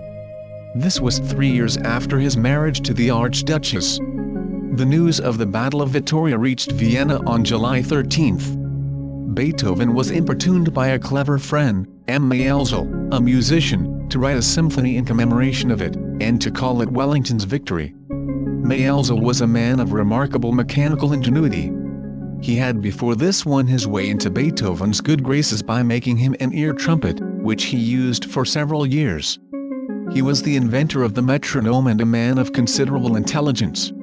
He had invented a panharmonicon, an automaton instrument containing most of the instruments found in full orchestra, on the principle of the modern orchestrion. Allied to his talents as musician and inventor were those of good business ability and a knowledge of human nature.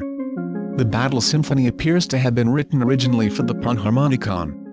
I witnessed, says Moscheles, the origin and progress of this work, and remember that not only did Maelzel induce Beethoven to write it, but even laid before him the whole design of it.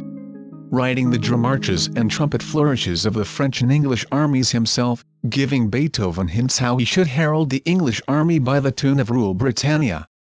How he should introduce Malbrook in a dismal strain. Depict the horrors of the battle, and arrange God Save the King, with effects representing the huzzas of the multitude. Even the idea of converting the melody of God Save the King into a subject of a fugue in quick movement emanates from Maelzel. It is hardly conceivable that Beethoven, if left to himself, would have produced anything of the sort. But it exactly suited the popular feeling, and was such a success that Beethoven was induced to arrange it for full orchestra. This work is never classed among his symphonies, although it served to make him very popular with the Vienna public. The presence in their midst of the composer of the Eroica Symphony in these stirring times, was a significant fact, which was bound to be duly exploited by the Viennese. The Battle Symphony confirmed and emphasized Beethoven's stand as a patriot. He was consequently greatly looked up to by the young men of the time, in particular by the student element, already of considerable importance in Vienna, who made an idol of him. He was now everywhere in demand, his music of necessity being a part of the program of every concert or important event in the city. It is a national characteristic with the Germans to celebrate every issue with music. A great occasion called for a great demonstration. When therefore, it was proposed to give a concert in aid of the Austrian and Bavarian soldiers disabled at the Battle of Hanau, where the French were intercepted after their retreat from Leipzig on October 30th, the matter was entrusted to Beethoven as being the man best fitted for the work. It was stipulated that Beethoven's music was to occupy the program exclusively, which gave him a good opportunity to produce the Seventh Symphony, still in manuscript. An aggregation of eminent musicians volunteered their services for the occasion, singing their differences in patriotic elation. Moscheles, already then a great pianist, played the cymbals. Meyerbeer presided at the big drum. Spar took a prominent part, together with Salieri, Romberg and Hummel. The fact that Beethoven conducted it indicates that his deafness could not have been so bad at this time. The concert took place on December 8th, and, as may be supposed, was a brilliant success. It was repeated 4 days later. At each performance, the principal event was not the Seventh Symphony, but rather the battle piece, which, performed by full orchestra for the first time, won loud and frequent applause. After the second performance, Beethoven gave a letter to the public in which he says, "The concert was a rare assemblage of eminent performers, each glad to contribute by his presence and talent something towards the benefit of the country, even to the extent of taking subordinate places in the orchestra where required." on me devolved the conduct of the whole, because the music was composed by me. Had it been written by anyone else, I would as cheerfully have taken my place at the big drum, for we were all actuated by the feeling of patriotism and the desire to benefit those who had sacrificed so much for us. The concert had to be repeated in January and in February following, as patriotism was still the ruling idea with the populace. At the February concert the 8th Symphony was on the program, but in each case the piece de resistance was the Battle Symphony. It was produced again in March, when Beethoven conducted it, together with the Egmont Overture, at the annual concert for the Theatre Armenfonds. The symphony soon found its way to England and enjoyed great popularity there from its connection with Wellington. It frequently appeared on the programs under the name of Wellington's Victory. The general esteem in which Beethoven was held by the Viennese led to a demand for another hearing of Fidelio, which had been out of sight and mind for 8 years. The libretto was again worked over, this time by Treitschke, and submitted to Beethoven. The revised form seems to have pleased him at once, although very important changes were made which imposed on him a Herculean task. New music had to be written for certain portions, and the whole rearranged and adapted to the new conditions. Everything was going Beethoven's way in these years, which may explain his good-natured acquiescence in these demands. "Your revision suits me so well," he wrote Treitschke, "that I have decided once more to rebuild the desolate ruins of an ancient fortress." This time the opera was a pronounced success, although alterations and emendations were in order more or less during the entire season. On July 18th, it was performed for Beethoven's benefit. Moscheles made a piano arrangement of the score, and must have considered it a great task, as he wrote at the end. Finis. With God's help. When Beethoven saw this he wrote underneath, "O man, help thyself." The piano arrangement was dedicated to the Archduke and published in August. The year 1814 was a memorable one for Beethoven. Important events crowded fast on his horizon, chief of which were those proceeding from the meeting of the Congress of Sovereigns in Vienna in the autumn of this year. Napoleon was in the toils. He had been forced to abdicate and was now a prisoner on the island of Elba. When the Treaty of Peace was signed at Paris on May 30, 1814, between France and the Allies, it was agreed that all the powers which had been engaged in the war on either side, should send plenipotentiaries to Vienna in General Congress to arrange for the conclusion of the provisions of the Treaty of Peace. The Congress met in November of the same year, and was characterized by a degree of magnificence which renders it unique of its kind. The Emperor and Empress of Russia, the Kings of Prussia, Bavaria, Denmark and Württemberg were present in person. England and France were represented by their highest nobles. Spain, Sweden and Portugal sent representatives. The advent of 100 great personages in Vienna naturally brought other distinguished visitors there, and the gaieties that supervened, now that the wars were a thing of the past, occupied the time and attention of the visitors to such an extent that for 3 months nothing of a business nature was attempted by the Congress. These were halcyon days for Vienna. Peace was restored after 20 years of such warfare as only a Napoleon could inflict. The nervous tension became a thing of the past, and sovereign and noble could again take up the chief occupation of life, enjoyment. The city fathers, on learning that the Congress was to be convened in Vienna, commissioned Beethoven to write a cantata of welcome to honor the visitors. The poem Der glorreiche Augenblick, the glorious moment, was chosen, which Beethoven set to music. As may be supposed, the new cantata served to increase his fame, although as a work of art it is about on a par with the Battle Symphony. Beethoven occupied a prominent part in the many notable gatherings which were a feature of this winter. Associated in people's minds as a harbinger of the new era, his popularity increased in line with the ever-brightening political horizon. The Archduke enjoyed having him at his receptions, introducing him to the sovereigns, and made much of him generally. It was at the Archduke's apartments that Beethoven was introduced to the Empress of Russia, who showed him much attention, both here and when meeting him elsewhere. He met her frequently at Count Rassumowski's, who as Russian ambassador entertained lavishly in honor of his distinguished guests.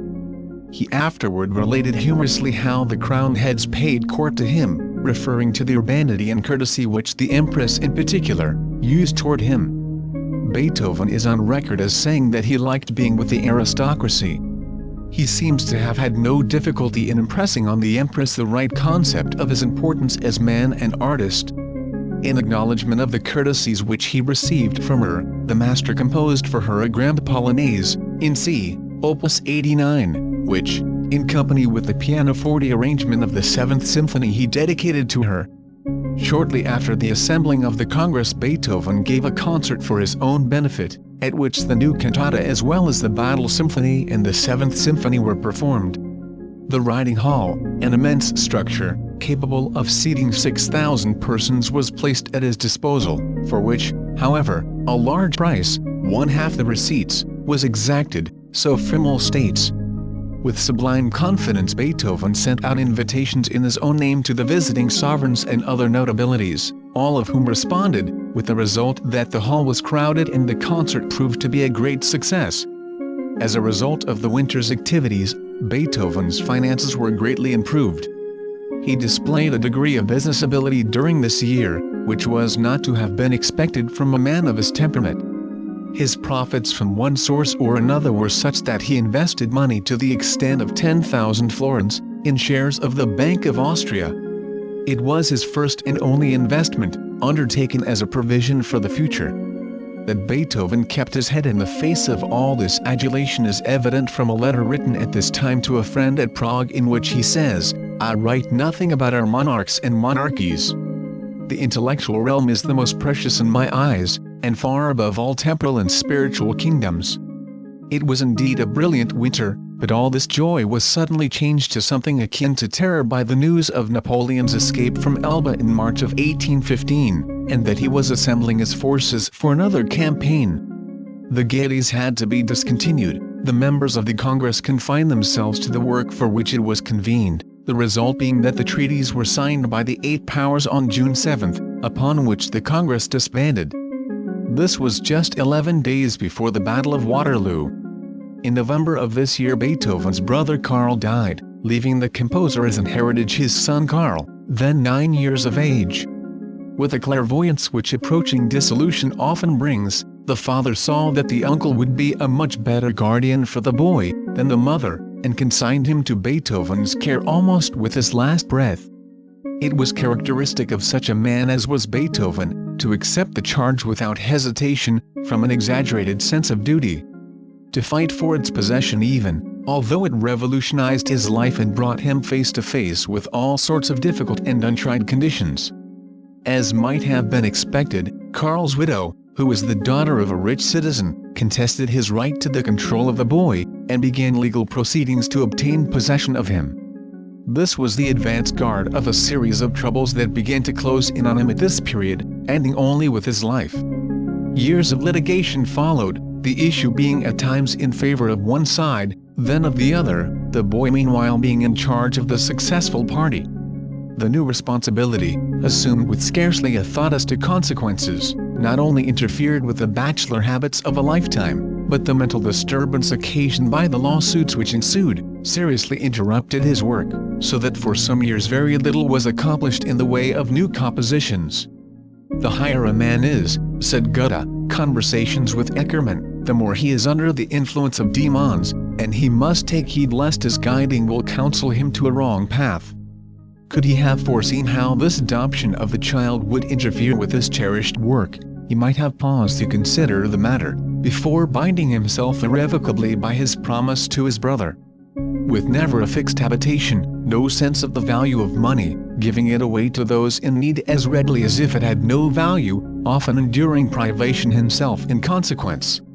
With a mode of life so simple that the entire menage was frequently transported elsewhere on slight provocation, this ascetic was now to encounter housekeeping problems, make money, save it, most difficult of all, employ servants, in short undertake in middle age and in impaired health, duties the nature of which he could not even form an estimate. The plan of adopting the boy might not have been such a visionary one, could Beethoven have been in entire control from the start. While the litigation went on, discipline was out of the question. There were occasional victories for the mother, who then had the boy under her absolute control until such time as Beethoven was able to get the decision of the court reversed. Even when the boy was under the uncle's charge, the mother managed at times to gain access to him in order to poison his mind against the uncle. Her influence whenever she was able to exert it was naturally adverse. That there should be a stronger affinity between mother and son than between uncle and nephew is not surprising. She had had entire control of him up to his 10th year. She was lax in discipline and saw to it that the boy had a better time while with her than he was likely to have when under his uncle's care. That the boy began to show a preference for being with the mother can be easily understood, and it was a bitter trial to the master. It was not alone mother love which actuated Madame Beethoven in her extraordinary efforts to gain possession of the boy. Money considerations entered into the question to some extent, as some money had been set aside for his support by the father, which she wanted to get hold of. The simple, straightforward Beethoven was no match for the wiles of this woman of the world, who generally managed in one way or another to circumvent him, even to the detriment of the child. The boy was sharp enough to take advantage of the situation, and was spoiled long before the uncle was privileged legally to adopt him. During the proceedings, the case was at one time in a high court on the assumption that the van in Beethoven's name indicated nobility. The widow contested this, and brought action requesting that the case be tried in a lower court. When Beethoven was examined on this issue, he pointed to his head and heart, saying, "My nobility is here and here." Van is not a sign of nobility like the German von, and the case was sent to the lower court. Beethoven formed high hopes on the lad's account, thinking that he would become a great musician or scholar. He had no prevision that here he was to meet with the greatest disappointment of his life. The boy was handsome and intelligent and soon won the affection of the master, who became much occupied with the interesting task of guiding his mental and spiritual development. "The heart is only for rare occasions," said Thoreau, "the intellect affords us the most unfailing satisfaction." This rather cynical observation was abundantly confirmed in Beethoven's case by subsequent developments. He wasted precious years on account of his nephew, and the anxiety occasioned by his waywardness was no doubt one of the factors which shortened his life. With the advent of the nephew into his life, he finally abandoned all idea of marriage. In conversation with John Atasio del Rio, who kept the school at which the nephew was placed, he stated, "I will never be able to form a closer tie than the one which now binds me to my nephew." He took lodgings near the school and visited John Atasio's family frequently. The daughter, in her journal, published after her death, makes frequent mention of Beethoven, giving interesting glimpses into his character. She tells of his bringing violets to her on March 17, which he found in his walks in the fields, also of his carrying with him on his walks a pocket edition of Shakespeare. The sarcastic, satirical mood, which frequently took possession of Beethoven, is touched on in the journal, and is illustrated in the following incident. The father on one occasion had remarked, as if in compliment to the master, "My daughter plays your music," upon which Beethoven laughed outright. It is hardly necessary to say that the young lady played no more of Beethoven's music, while he was about. On one occasion, however, she was playing his Kennst du das Land? When he came in unexpectedly, he recognized it, and at once went to her and stood at the piano, marking time and making suggestions in regard to the rendering of it, thus making amends for his former rudeness. His interest in his nephew led him to make friendly advances to the father as well as to the daughters, and he spent many pleasant hours with them. On rare occasions he assumed his old air of happy, boisterous humor, when young people were about. He greatly enjoyed singing Goethe's Song of the Flea, calling out as the flea is killed, "Now he'll be smashed! Now he'll be smashed!" Jet word jagnaxed. Making a crash on the instrument at the word smashed. He came to them once after Karl had been placed in another school and wept as he told them that his nephew had left him and gone to his mother. The lad was recovered by the assistance of the police, and was then placed with this family again. He once wrote a sharp letter to the father criticizing his methods in the teaching of Karl, but, on reconsidering the matter, sent word to the daughter asking her not to show it to her father, as it was written in a blind rage, which he now regretted. All this shows how carefully he looked after the young man's welfare. It was the same with his music, which was entrusted to Czerny. The youth inherited some musical talent and under favoring conditions might have achieved something as a musician. When the instruction began, Beethoven was in the habit of calling at Czerny's house nearly every day with his nephew. On these occasions the master would frequently improvise on the piano, to Czerny's great enjoyment. Czerny, through his devotion to Beethoven, paid particular attention to Karl, and the boy made rapid progress. He accompanied his uncle on visits to other houses, by the latter's desire, with the object of forming his taste and stimulating his ambition for the art.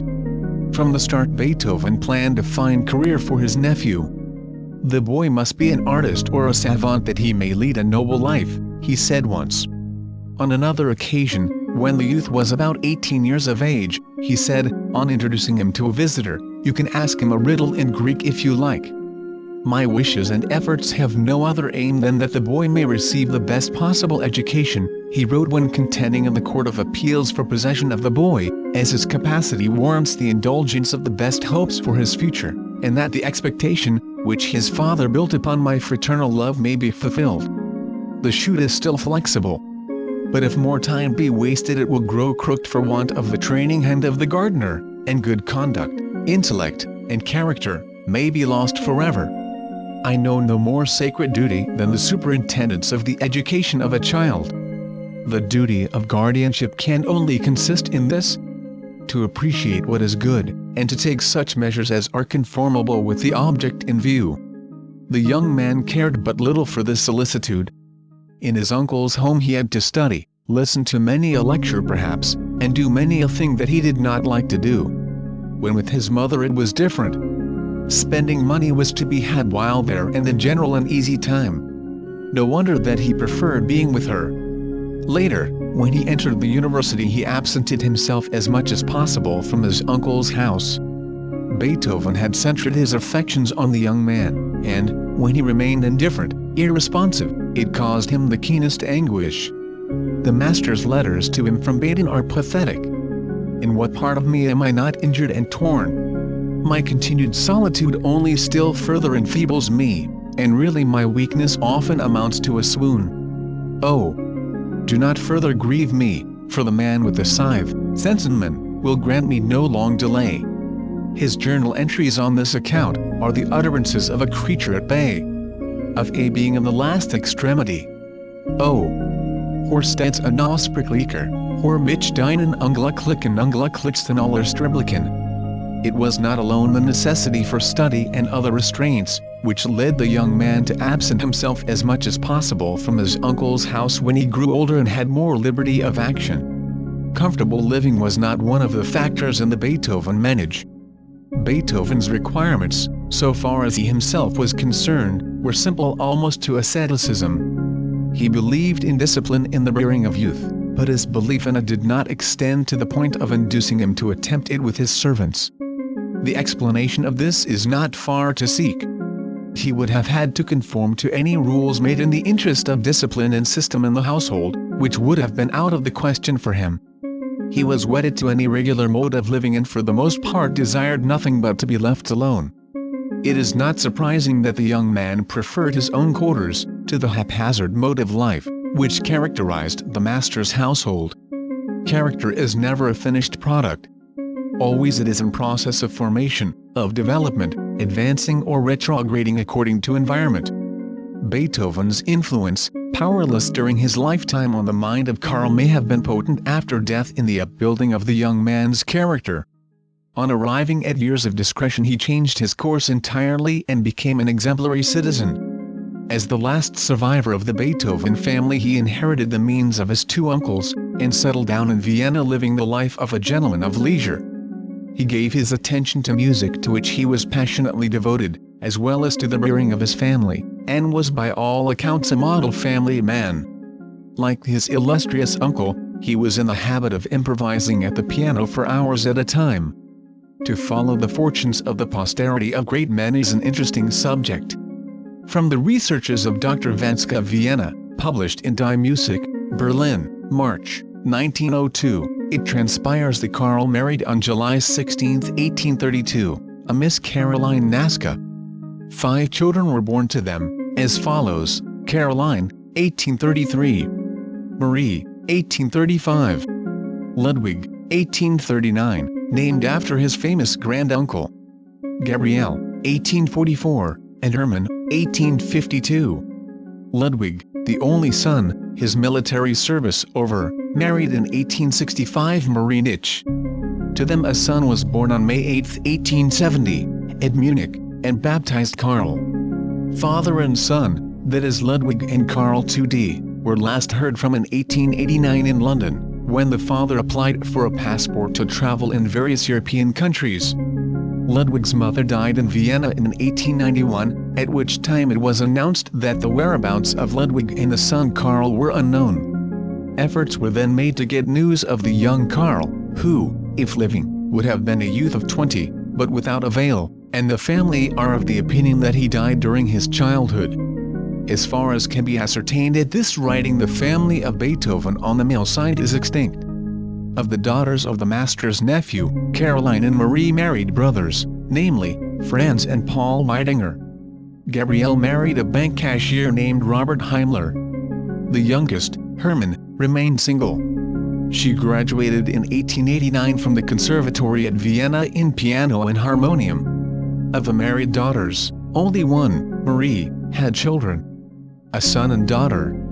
The only descendants of the Beethovens known to be living in 1891 are Caroline Weidinger, a widow, Gabrielle Heimler, and the son and daughter of Marie Weidinger. All these persons. Chapter 11. Methods of composition. Beethoven usually had a definite idea before him when composing. The work progressed rapidly under such conditions. Often, however, on further consideration, a better idea would present itself in certain places on reading the work over, and these portions would have to be rewritten. He stated in this connection that he always had a picture in his mind when composing, which he aimed to reproduce in his work. Ich habe immer eingemalt in meinen Gedanken wenn ich am Komponieren bin, und Arbeit nach demselben, Thayer. Sometimes this picture was shadowy and elusive, as his gropings in the sketchbooks show. He would then apply himself to the task of fixing the idea, writing and rewriting, until it stood out clearly in accordance with the concept already formed in his mind. This picture, or idea, or representation, which exists in the brain of the artist, and to which he seeks to give expression in a tangible form so as to communicate it to others, is a miracle which is constantly going on in his inner consciousness. It will call up impressions, which immediately become objectified on the canvas of his mind, in the form of pictures. This mental process is the same in every form of creative work, whether it be painting, sculpture, or any of the arts. The architect, before putting pencil to paper, will have the splendid cathedral before him as in a vision. The sculptor, the ideal form and facial expression. The mind of the artist is a vast canvas on which pictures appear, remaining a longer or shorter period at his will, and, when no longer required, giving place to others. The idea once recorded seems never to appear again. Nature is never so prodigal as with the man of genius. Of all her children he is the favorite. These pictures are given him in superfluity, out of all proportion to his ability to use them. The harder he works in the effort to catch up with his material, the more plentiful it becomes. Mr. Chamberlain, in his Life of Wagner, calls attention to the curious fact that Wagner produced his operas in pairs for the most part, up to his 40th year. This was true of Beethoven with his symphonies, to a great extent. He became so fired with enthusiasm while on a great work, his thoughts became so prolific, that another work must, perforce, come into being to utilize the surplus material. This prodigality with which the artist is applied, explains his absorption in his work. Once fairly started on a great work, this type of man carries it through with the force of a torrent. Nothing but physical exhaustion can stop him. Wagner, after completing a great work, usually had to drop all composing or writing for some months in order to recuperate. No slave driver with a lash ever drove his victim so mercilessly as Wagner did himself when in the stress of composition. Being married, he had someone to look after him, and this had an important bearing on the preservation of his health. Beethoven, with the strenuousness that came from his Rhenish ancestry, was more intractable, impatient of interference. His domestics were often afraid to go near him when engaged in composition. Usually when in deep thought he was oblivious of the outer world. He once agreed to sit for an artist, and maintained his pose for 5 minutes. Then he forgot all about it and went to the piano, where he began improvising. This just suited the artist, who got a good position and worked along until he was tired, finally leaving the room without the master's knowledge. The Swedish poet, Atterbom, and Dr. Gittales, distinguished literary men of the period, called at Beethoven's house one hot afternoon. Their knocking met with no response, although they knew the master was in, as they heard him singing and occasionally striking a chord on the piano. Finding the door unlocked, they entered and went in search of him, finally discovering him in an inner room. He was in extreme dishabille, busily noting down his thoughts on the plastered wall. He had probably intended changing his clothes, and, while disrobing, these thoughts came crowding in on him to the exclusion of everything else. Beethoven, facing the wall with his back to the visitors, was unaware of their proximity, and they left without being discovered by him, as they did not wish to interfere with his work. This was probably in the year 1826, as Beethoven remained in Vienna all that summer, actively engaged on the great C-sharp minor quartet. It may have been a part of this work which was thus produced. Friedrich Stark relates an incident that illustrates his abstraction. He called on Beethoven early one morning, and, being a friend, was given the privilege of looking him up. He went from room to room, and finally found him in his bedroom. He was just beginning to dress, his face thickly lathered with soap that had been put on the previous evening and had dried there. He had prepared to shave, but in the process had forgotten to go on with it. His sketchbooks are interesting as showing his frame of mind and temperament, while at work. In his abstraction he occasionally scribbled beautiful thoughts on the margin of his manuscripts. Thus, in the sketchbooks of the Pastoral Symphony, we find this record of his joy in nature, showing how thoroughly his mind was imbued with this subject.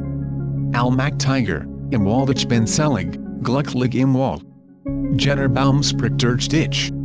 O God! Welch Herrlichkeit in einer solchen Waldgegend!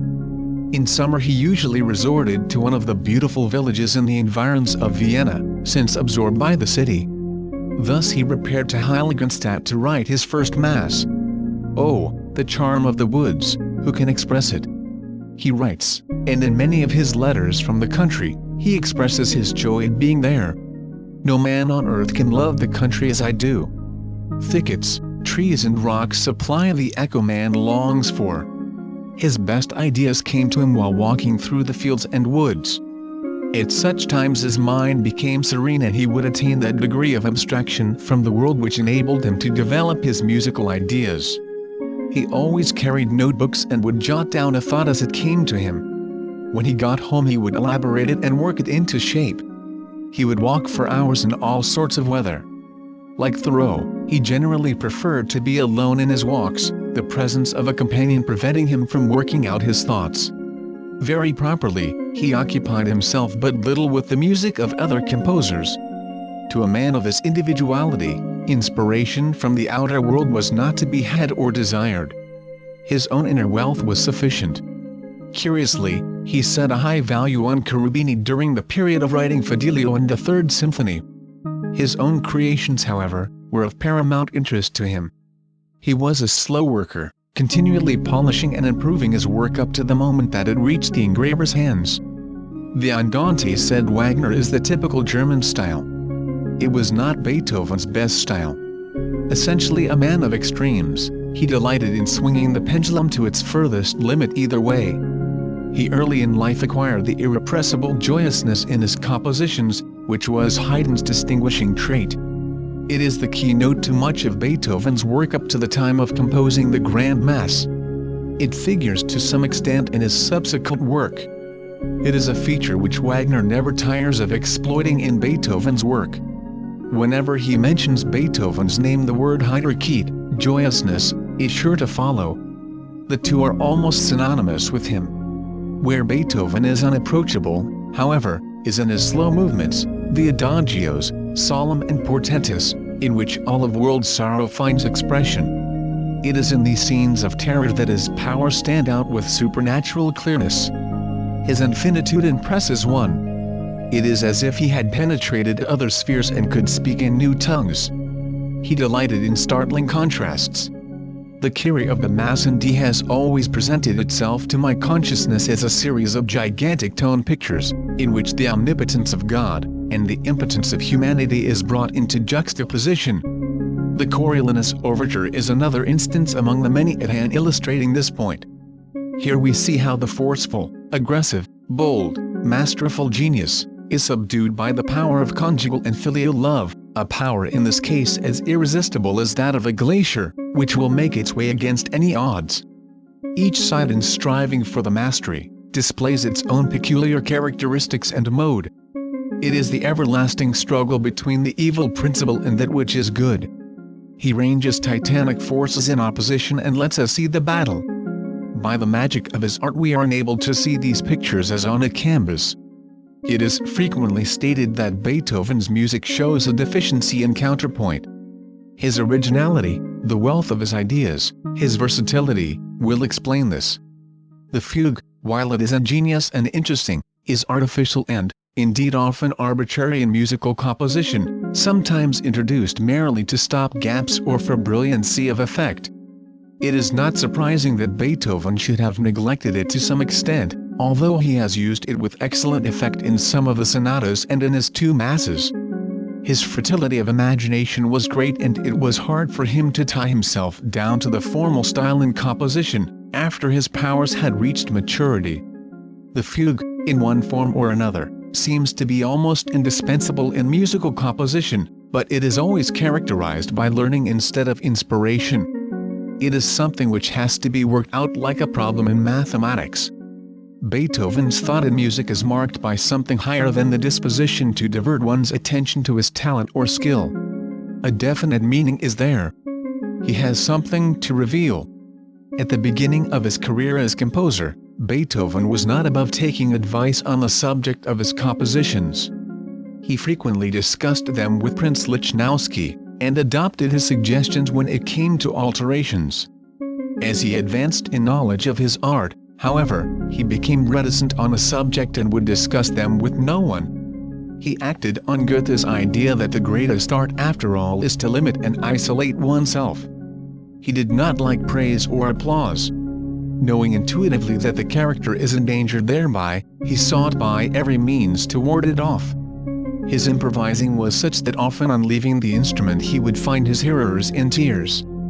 This would embarrass him, and he would affect anger, or would laugh at them. This does not imply that he did not care for appreciation, which is quite a different matter. He was perfectly willing to listen to censure or adverse criticism. Trifles might anger him, but this never did, and, be it said, it never influenced him either. True artist that he was, he seldom wrote down to his public. Like Wagner, he knew what was best in art, and if the public did not, he gave the matter small concern. Not for one generation are great masterpieces born. The artist lives in the future. He is always in advance of his time. Beethoven's character was a prism of many facets. Wagner views him always as the mystic, the seer, at odds with the world. Side by side with this characterization he constantly dwells, as just noted, on Beethoven's uncontrollable tendency to humor, gaiety, heiterkeit, which shows itself not only in his life, but still more in his works. This may have been a device deliberately assumed to enable him to escape mental suffering. At all events it was a prominent trait of his character, but does not seem to have added to his enjoyment of life.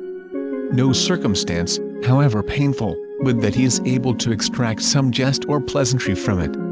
The paradox is before us of a man world-weary at the core, outwardly serene, gay. In the same ratio in which those things which serve to make life enjoyable to the average man were diminished or withdrawn, does his tendency to incessant humor increase. The consciousness of being able to achieve great things, and the joy in accomplishing them, is what gives the artist the exultant mood, the feeling of gaiety. To be sensible of such an heritage, to participate in this God-given wealth, to run riot in it, to know that the more of it that is used the more will be given, to be favored of the gods in a way that the possessor of untold wealth cannot aspire to? This is what gives the serene and joyous mood, which characterizes the man of genius for the most part. When he comes out of this idea world into the commonplace everyday life, and realizes his unfitness for it, the other side of the picture is presented to his consciousness, and then is exhibited that strange melancholy, Weltschmerz, which constantly comes to the fore in the journals and letters of men like Wagner, or Beethoven, or Liszt. The Sunday morning concerts, instituted by Czerny in the winter of 1816, call for more than passing notice. A select company of professional musicians and amateurs had banded themselves into an organization for the purpose of performing and studying the best class of chamber music with special reference to Beethoven's compositions. Czerny was the originator and moving spirit, as stated, and the performances were held at his house. Beethoven attended them frequently. Czerny, whose admiration for the master was unbounded, was brought into more intimate relations with him through these concerts, as Beethoven was consulted in regard to the programs and occasionally rehearsed some of his new compositions with him. Though a brilliant performer, Czerny did not like public life or society, and retired from the concert stage at a time when his powers were at their best, in order to give all his time to composition. His ability in improvising was a marvel even for those times. He was Beethoven's successor in Prince Lichnowsky's circle, frequently playing at concerts at his house. He is credited with being able to play from memory all of Beethoven's works. Like Schubert, his one pleasure was to be with a few chosen spirits, and talk on the subject of his art. In these assemblages rank was ignored. Art was a leveler, or, rather, the devotees of the art were raised to a common plane, where social distinctions were for the time being obliterated. No special invitations were required. Anyone interested in the art was made welcome, and found there a congenial atmosphere. Czerny, modest and retiring, had no thought of making social capital out of these concerts. No one not wholly devoted to the art was wanted, no matter what his social position was, and want of social position was no bar when the artistic qualifications were present. It was a band of chosen spirits, and the attrition engendered by these meetings must have been advantageous to each. They were true concerts spirituals, an audience of artists from which the performers were drawn. Second only to Czerny as a pianist among this company was Beethoven's friend and pupil, the Baroness Ertmann, who frequently took part in these concerts. Madame Ertmann's virtuosity has already been commented on in these pages. She won new laurels at the Czerny concerts through her admirable interpretation of Beethoven's music. During this winter of 1816 the master composed the fine sonata in A, opus 101, for her. It commemorates the spiritual kinship existing between these two gifted persons. "My dear, valued Dorothea Cecilia," he writes in his letter of dedication, "receive now what has long been intended for you, and may it serve as a proof of my appreciation of your artistic talents and of yourself. I regret not having heard you recently at Z. Czerny's. My absence was owing to illness, which at last appears to be giving way to returning health. Some years previously, when the Baroness had lost a son by death during her husband's absence on his military duties, Beethoven asked the stricken woman to call, and comforted her, not with words, but in the language which both best understood. We will talk in music," said Beethoven, who remained at the piano over an hour in which he said everything and even gave me consolation. The incident is obtained from one of Mendelssohn's letters. Among the important works produced in this period may be mentioned the Sonata, Opus 90, a struggle between the head and the heart.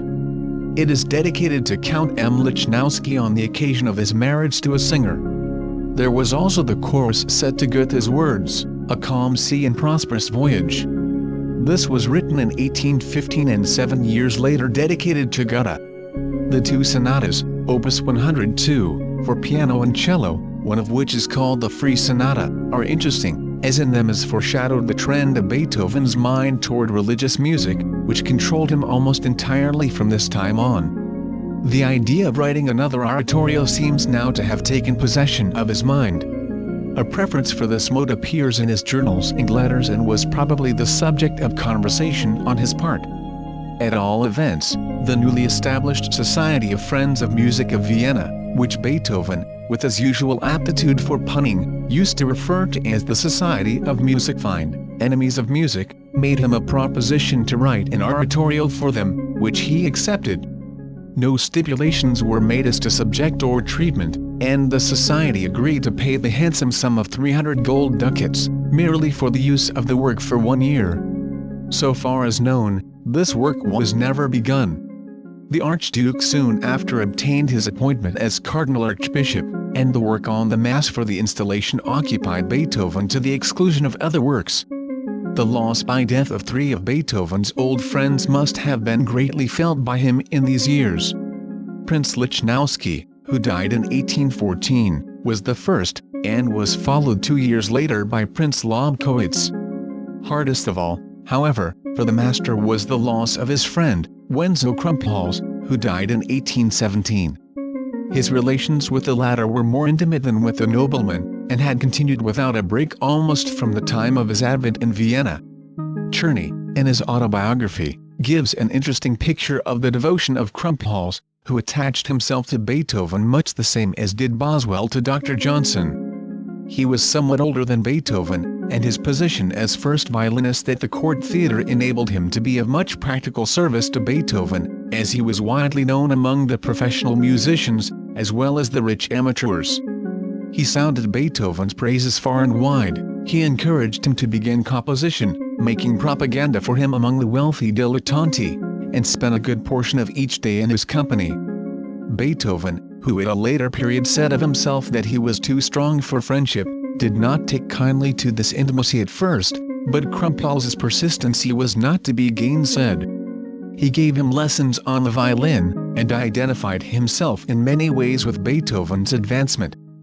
Beethoven finally became so accustomed to him, that the presence of the other did not disturb him, and he would improvise before him as if he were alone.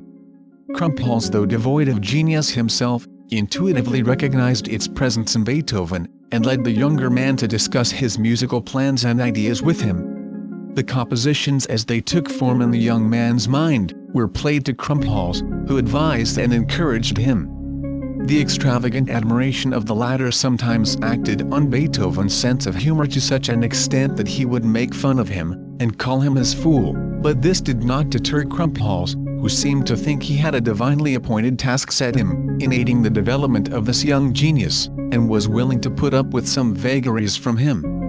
In truth, Beethoven needed a champion, for, from the first, a certain originality, a strenuousness, showed itself in his work, which put the art on a new and different footing.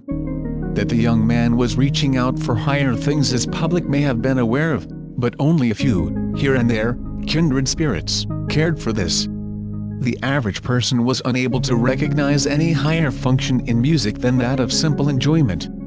Anything aside from this was irrelevant, and could but lead to deterioration. Although at the beginning of his career as composer, he made Mozart and Haydn his models, this originality showed itself, and when it was continued in subsequent works, it awoke the strongest opposition in certain quarters. The strong partisanship which Krumpholz brought to bear on the situation, was invaluable to the young man, whose views needed confirmation and endorsement. Krumpholz seems to have had an affinity for discovering talent in others. He brought Czerny, at the age of 10 years, to Beethoven, who immediately recognized his genius, and offered to give him lessons. That Beethoven deeply felt the loss of his old friend and teacher is evidenced by his writing music to the Song of the Monks, Rastrit der Tod den Menschen an, from Schiller's Wilhelm Tell, in commemoration of Chapter 12. Sense of humor. Beethoven did not have much in the way of enjoyment, as the word is generally understood, to compensate him for the pain of existence. The resources vouchsafed others in this respect, family affection, love, friendship, generally failed him when put to the test. Out of harmony with the general order of things in the material world, the point in which he could best come to an understanding with his fellow creatures was by the exercise of his sense of humor. The circumstances of his life tended to make a pessimist of him. He did not understand the world and was misunderstood in return. To counteract the tendency toward pessimism, his resource was to develop a sense of humor, to create an atmosphere of gaiety, by which he was enabled to meet people on a common plane. But not only in the ordinary affairs of life does it stand him in good stead, this sense of humor. It comes out finely in his creative work in the sonatas and the scherzo movements of his symphonies. He invented the scherzo, developing it from the simple minuet of the earlier composers.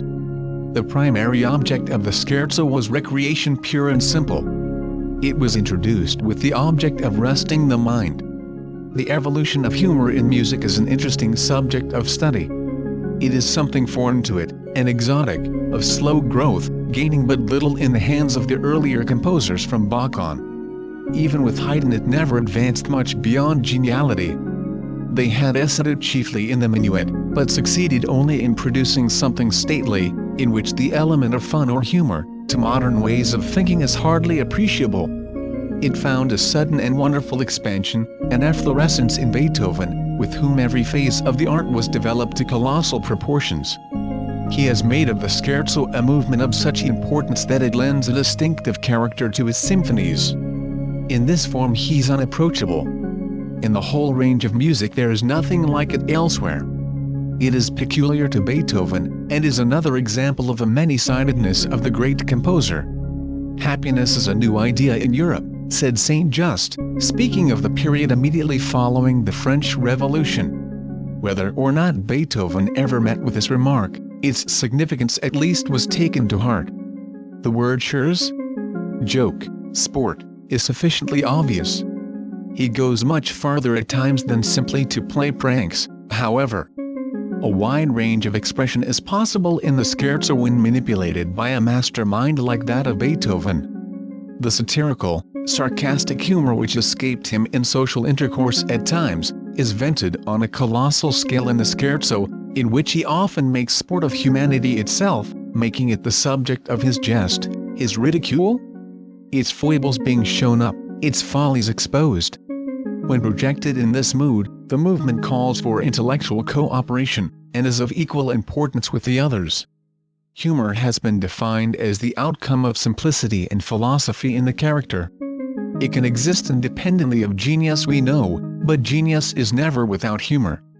In other words, wherever there is a work of genius, it transpires that the author has a fund of humor with which he occasionally enriches his work. The profoundest philosophical treatises have it. It is a part of the stock and trade of every great novelist. Fielding, Thackeray, George Eliot, Walter Scott. It frequently comes to the surface in Schopenhauer, pessimist though he be. It pervades Shakespeare. Few men regarded life with greater seriousness than Thoreau, but humor sparkles all over his works. It is only where this is in excess that it detracts from the value of the work. Not important in itself when separated from the deeper work which it accompanies, it is yet, all in all, one of the infallible tests, though a minor one, of the work of any man of genius. A sense of humor exists in the man even though he keep it out of his work, if he is good for anything. Beethoven's humor was titanic, heroic, on a grand scale, always with what might be called a certain seriousness about it, like that of a lion at play. Mozart gives many instances of humor in his compositions, but with a great difference in the character. His disposition was all gentleness and sweetness, and his humor is characterized by these attributes. It is on a small scale, and though enjoyable, has nothing commanding about it. The musician, more than any artist, reflects his character and trend of life in his work. This sense of humor, inherent in the mental equipment of Beethoven, enabled him to enjoy a joke as well as give it, to perceive a ridiculous situation and extract due amusement from it, to appropriate it wherever he found it. But singularly enough, when the point of a joke was turned against himself, his sense of humor failed him utterly. He would often become angry in such cases, and the perpetrator would come in for a round of abuse which made him chary of attempting it again. Very bad music, of which there was a sufficiency already in those times, gave him great amusement, which he manifested by roars of laughter, we are informed by Seyfried, who saw more or less of him during a period covering a quarter of a century. All his friends, says Seyfried, recognized that in the art of laughter, Beethoven was a virtuoso of the first rank. He often laughed aloud when nothing had occurred to excite laughter, and would in such case ascribe his own thoughts and fancies as the cause. Naive and simple as a child himself, he could only see the naivete in the worthless compositions above referred to, and could not understand the small ambition back of the pitiful effort. He often unintentionally afforded equally great amusement to others by his own naivete. Thus he once told Stein, of the noted family of pianoforte makers, that some of the strings in his Broadwood were out of order or lacking, and to illustrate it, caught up a bootjack and struck the keys with it. Rice states that Beethoven several times in his awkwardness emptied the contents of the inkstand into the piano. On this same piano the master was often begged to improvise. The instrument was a present from the manufacturers, and when made, was probably the best example of its kind extant. It later came into the possession of Liszt. Beethoven's love of a joke was such that it appears in the title to one of his works, the Opus 129. It is a rondo o capriccio for piano, with the title, Die Wuth über den verlorenen Groschen, Fury over a Lost Penny, of which Schumann says it would be difficult to find anything merrier than this whim. It is the most harmless amiable anger. Beethoven was ready in repartee, and full of resources, with a wit that was spontaneous and equal to any emergency. One New Year's Day, as he and Schindler were sitting down to dinner, a card was brought in. Johann van Beethoven Gutsbesitzer, landed proprietor. Beethoven took the card and wrote on the back of it, Al van Beethoven Herrenbesitzer, brain proprietor, and sent it back to Johann. Cold-blooded, selfish, always ready to profit by his talented brother, and never caring how he compromised him, it was not to be expected that Johann would have the master's approval, or that there could be any accord between them. In any encounter, the composer generally managed to be master of the situation, through the exercise of his wit, something which the duller Johann could neither appreciate nor imitate. It may be said in passing, that the master supplied the funds which enabled Johann to start in business. This was in 1809. He made money rapidly in army contracts, a business for which he was well qualified, and finally bought an estate and set up for a landed proprietor. Beethoven's waggishness was frequently vented on a young friend, Zmeskall, who was court secretary. Zmeskall undertook the task of keeping the master supplied with pens, which he cut from goose quills. Beethoven used up large quantities of them and was incessant in his demands on him. A certain drollery characterizes all his letters to him. He knew how to hit the vulnerable points in the other, and they were often made the subject of attack. Zmeskall, being a member of the nobility, is often addressed by him, most high-born of men. He was useful to Beethoven not alone on the subject of pens, but was appealed to by him for advice and assistance on all sorts of matters. Zmeskall, though a bachelor, lived in fine state, and maintained several servants. He was thus in a position to procure the right sort of one for Beethoven. Many of the letters are either on this theme or in regard to securing him another lodging. Zmeskall is his resource in many of the small matters of everyday life, perplexing to him, but simple enough to the practical man. The master's helplessness is shown with pathos and unconscious humor in the following note, Lieber Zmeskall. Schicken Sie mir doch Ihren Spiegel, der Natz Ihren Fenster hängt auf ein paar Stunden der Meinung ist gebrochen, haben Sie zugleich die Gut haben wollten mir noch heut einen solchen zu kaufen, so ersägten Sie mir einen großen Gefallen. Ich Auslage sollen Sie sogleich Zürich erhalten. Verzeihen Sie lieber Sie meiner Zudringlichkeit. Ich hoffe Sie bald zu sehen. Ihr, BEETHOVEN. Dear Zmeskall, won't you kindly send me the mirror that hangs next to your window for a few hours? Mine is broken. If you will at the same time have the goodness to buy me such another, you will do me a great favor.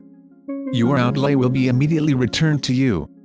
Pardon dear Z my importunity. I hope soon to see you. Your, BEETHOVEN. Beethoven's lapses from grammar, untranslatable into English, indicate his impatience at the trivial wants and necessities which interrupt his creative work and take his thoughts from his compositions. Instances of bad grammar in his letters are frequent, when dealing with ordinary topics. In no sense a polished man, he could, however, when the occasion required it, assume in his grammar and diction the grace and elegance of the scholar, but it does not often come to the front. He was too rugged, too headstrong, to pay much attention to the little niceties of life. In common with his contemporaries, Zmeskal found his principal enjoyment in music. He gave musical parties at his quarters, playing the cello himself, and gathered about him many of the most distinguished artists and amateurs of the day. Beethoven was always interested in feats of virtuosity, but he cared little for the compositions of others. He occupied himself with his own work to the exclusion of that of his contemporaries. His musical library was scant, consisting of a small collection of the works of the early Italian masters, bound in one volume, some of Mozart's sonatas, which must have seemed to him curiously stunted and commonplace in comparison with his own, and a portion of Don Giovanni. In addition, he possessed all of Clementi's sonatas, which he greatly admired and which formed the basis of the musical studies of his nephew for several years. Lastly, there were a few works of Bach, consisting of the Well-Tempered Clavichord, some motets, 3 volumes of exercises, some inventions, symphonies and a toccata. In speaking of Weber, he said that he began to learn too late, and makes the curious criticism that Weber's only apparent effort was to attain the reputation of geniality. In reading Freischutz, he said he could hardly help smiling at certain parts, but afterward qualified this by saying that he could judge it better if he could hear it. Schindler says that when Rossini came to Vienna in 1822, and endeavored to call on Beethoven, the master succeeded in escaping his visits. His opinion of Handel is high. He once remarked to a friend who called on him, "Handel is the greatest composer that ever lived." Continuing the narrative, this friend, J. A. Stumpf of London, says, "I cannot describe the pathos and sublimity with which he spoke of the Messiah of that immortal genius. We all felt moved when he said, 'Ich würde mein Haupt entlassen und auf seinen Grab niederknien.' I would kneel at his grave with uncovered head." Of Mozart, he said, near the end of his life, in a letter to the Abbé Stadler, "All my life I have been esteemed one of the greatest admirers of Mozart's genius and will remain so until my latest breath." Czerny said that he was at times inexhaustible in praise of Mozart, although he cared nothing for his piano works, and he makes a severe criticism on Don Giovanni. In this opera Mozart still retained the complete Italian cut and style. Moreover, the sacred art should never be degraded to the foolery of so scandalous a subject. The Zauberflöte will ever remain his greatest work, for in this he showed himself the true German composer. Of Cherubini's Requiem he said, "As regards his conception of it, my ideas are in perfect accord with his, and sometime I mean to compose a Requiem in that style." Later in life his opinion of Cherubini was greatly modified.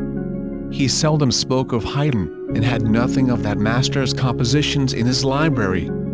Beethoven's collections in literature were far more extensive and interesting than in music. He was essentially a student. His predilections and thoughts all tended toward the acquisition of knowledge. This was a veritable passion with him. His mind ranged through almost every department of literature. In the intervals of his work, worn by fatigue, he was in the habit of resting his mind by reading the classics, or Persian literature. Schindler, who was near him for the last 10 years of his life, says in relation to Beethoven's love of the Greek classics, he could recite long passages from them. If anyone asked him where this or that quotation was to be found, he could find it as readily as a motive from his own works. Elsewhere he says, Plato's Republic was transfused into his very flesh and blood. He was an insatiable reader of history. As may be supposed, Shakespeare was an especial favorite with him. There is a curious little work published called Beethoven's Brevier, made up of those portions of Shakespeare and the classics for which he had a particular regard. Here, Shakespeare is first on the list. There are also many selections from the Greek, and from Schiller, Goethe, Herder and others. Although a man of considerable culture, he was not an educated man, all his available time and strength having been required for his musical training. He was, however, the equal or superior in mental attainments of any of the great musicians, with the exception of Wagner. He had the strongest faith in his own powers. It was his belief that almost anything could be accomplished by trying. Side by side with this belief was the ineradicable conviction that intellectual culture was of more importance than anything else in the universe. He stated his views finally on this subject in a letter to a young girl, unknown to him, who had sent him a present with a letter expressing her appreciation of his music. Do more than simply practice the art of music, penetrate rather into the heart and soul of it. It will be found well worthwhile, for art and knowledge alone have the power to elevate mankind up to deity itself. Should you want anything of me at any time, write me with entire confidence. The true artist is never arrogant. Rather, he sees with regret how illimitable all art is, and how far from the goal he remains. While he may be admired, he only grieves that he cannot reach the point toward which his better genius beckons him. We read of his ordering complete sets of Schiller and Goethe in the summer of 1809. The study of these authors, carried on under most unfavorable conditions, bore good fruit subsequently, as some good work was inspired by them. The Egmont music, which appeared the following year, The Calm Sea and Prosperous Voyage, Deslade, the different settings of Earl Konig, the 4 settings of Sensecht are instances, although this does not by any means complete the list of his settings from the works of the authors just named. Chapter 13. Missa solemnis. To Christianity and the spirit of religion in man we are indebted for some of the finest arts which adorn our civilization. It was the religious principle which brought into being the temples and statuary of ancient Greece, as well as the splendid examples of Gothic architecture, which have come down to us from the Middle Ages. It is this which has given us those masterpieces in painting and sculpture, which have so enriched the world. But above all it has given us music, highest of all the arts. Here its influence has been most potent. Originating outside the church, it found its best development within it. Religious fervor had inspired some imperishable works of genius at a period when nothing much had yet been done in secular music. The Masses of Palestrina, the entire life work of Sebastian Bach, the oratorios of Handel, are cases in point. The old masters with hardly an exception gave their best thought to sacred music. Bach has been mentioned. Haydn's important work comes under this classification. Of the works of Handel, only those of a religious nature have survived to the present day, although he composed many operas. The masses and passion music of the old composers were often written without hope of reward, entirely from love of the subject. They were impelled to it either through religious ardor, or from the force of their artistic perceptions. The stateliness and solemnity of the Mass, the tragic possibilities of the Passion, appealed to them, and satisfied the tendency toward mysticism, which is so often a part of the artistic nature. As an art, music finds its best development when of a religious character. While operatic and even orchestral music in general, is written more for the sake of giving pleasure than with any clearly defined ethical purpose, the music of the Mass and Passion, religious ceremonies, entering into man's profoundest experiences, is given for spiritual enlightenment, and, being a part of the soul's needs, demands and receives higher treatment and more serious consideration than secular music. The very frame of mind which takes possession of a person while listening to music of a religious character, is favorable to a true appreciation of it. The listener is more in earnest, and the emotions called up by the subject impress him more strongly than when listening to secular music. These considerations have their influence on the composer also. We usually find in religious music of the best class, depth and earnestness of purpose commensurate with the expectation of the listener. These few words are preliminary to a consideration of the Mass in D, the work in which Beethoven reached his culmination as an artist. He himself so regarded it, declaring it to be his greatest and best work. It is certain that he spent more time on it, and gave it a larger share of his attention than was devoted to any other of his works. For several years prior to this, Beethoven's muse had been silent for the most part. No important work since the completion of the 8th Symphony had been achieved, with the exception of the sonatas mentioned in a previous chapter. This was owing to the various lawsuits in which he found himself involved. His troubles had now been adjusted, however, to such an extent as to enable him to again turn his attention to large works. The pension which had been settled on him in 1809 had been imperiled by the death of Prince Kinsky and the bankruptcy of Prince Lobkowitz. The portion of it which had been pledged to him by these gentlemen had been discontinued or greatly reduced, and Beethoven had to have recourse to the law to protect his rights. a compromise was finally effected, which resulted in the pension being paid in part. Although the litigation, in regard to his nephew, was still on, it was becoming more and more apparent that the outcome of it would be in his favor. His mind at rest on these points, we find him once more in good health and spirits, with creative energy not only unimpaired but greater than ever. In general, every evil to which we do not succumb is a benefactor, said Emerson. The announcement of the Archduke's appointment as Archbishop of Olmütz had been definitely made during the summer of 1818. It was well known for years previously that he would receive this appointment, and it is quite likely that Beethoven had always intended writing a mass to commemorate it. Considering the close relations existing between master and pupil for so many years, and Beethoven's obligations to Rudolph in money matters, he could hardly have let so momentous an event go by, without writing a mass for it.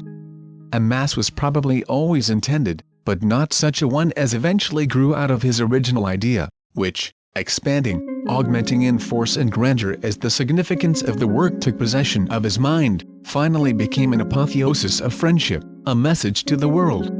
That the Archduke appreciated Beethoven and valued his friendship is plain. He carefully preserved the letters written him by the master and dedicated to him some of his own compositions. He had as complete a library of Beethoven's works as was attainable, and was thoroughly familiar with the master's music. That Beethoven responded to this to an equal degree is not likely. He lived too abstracted a life for that. He valued this friendship as much as such a man could, considering the disparity in rank and the difference in mode of thought of the two men. In dedicating so many of his compositions to him, and in consenting to teach him for so long a period, he showed the esteem in which he held him. Probably no other person, man or woman, received the deference and consideration from Beethoven, which he accorded the Archduke. The Republican, socialistic Beethoven was not specially influenced by his rank. Rather, it was his personality and devotion to music, which won the regard of the master and formed the bond between them.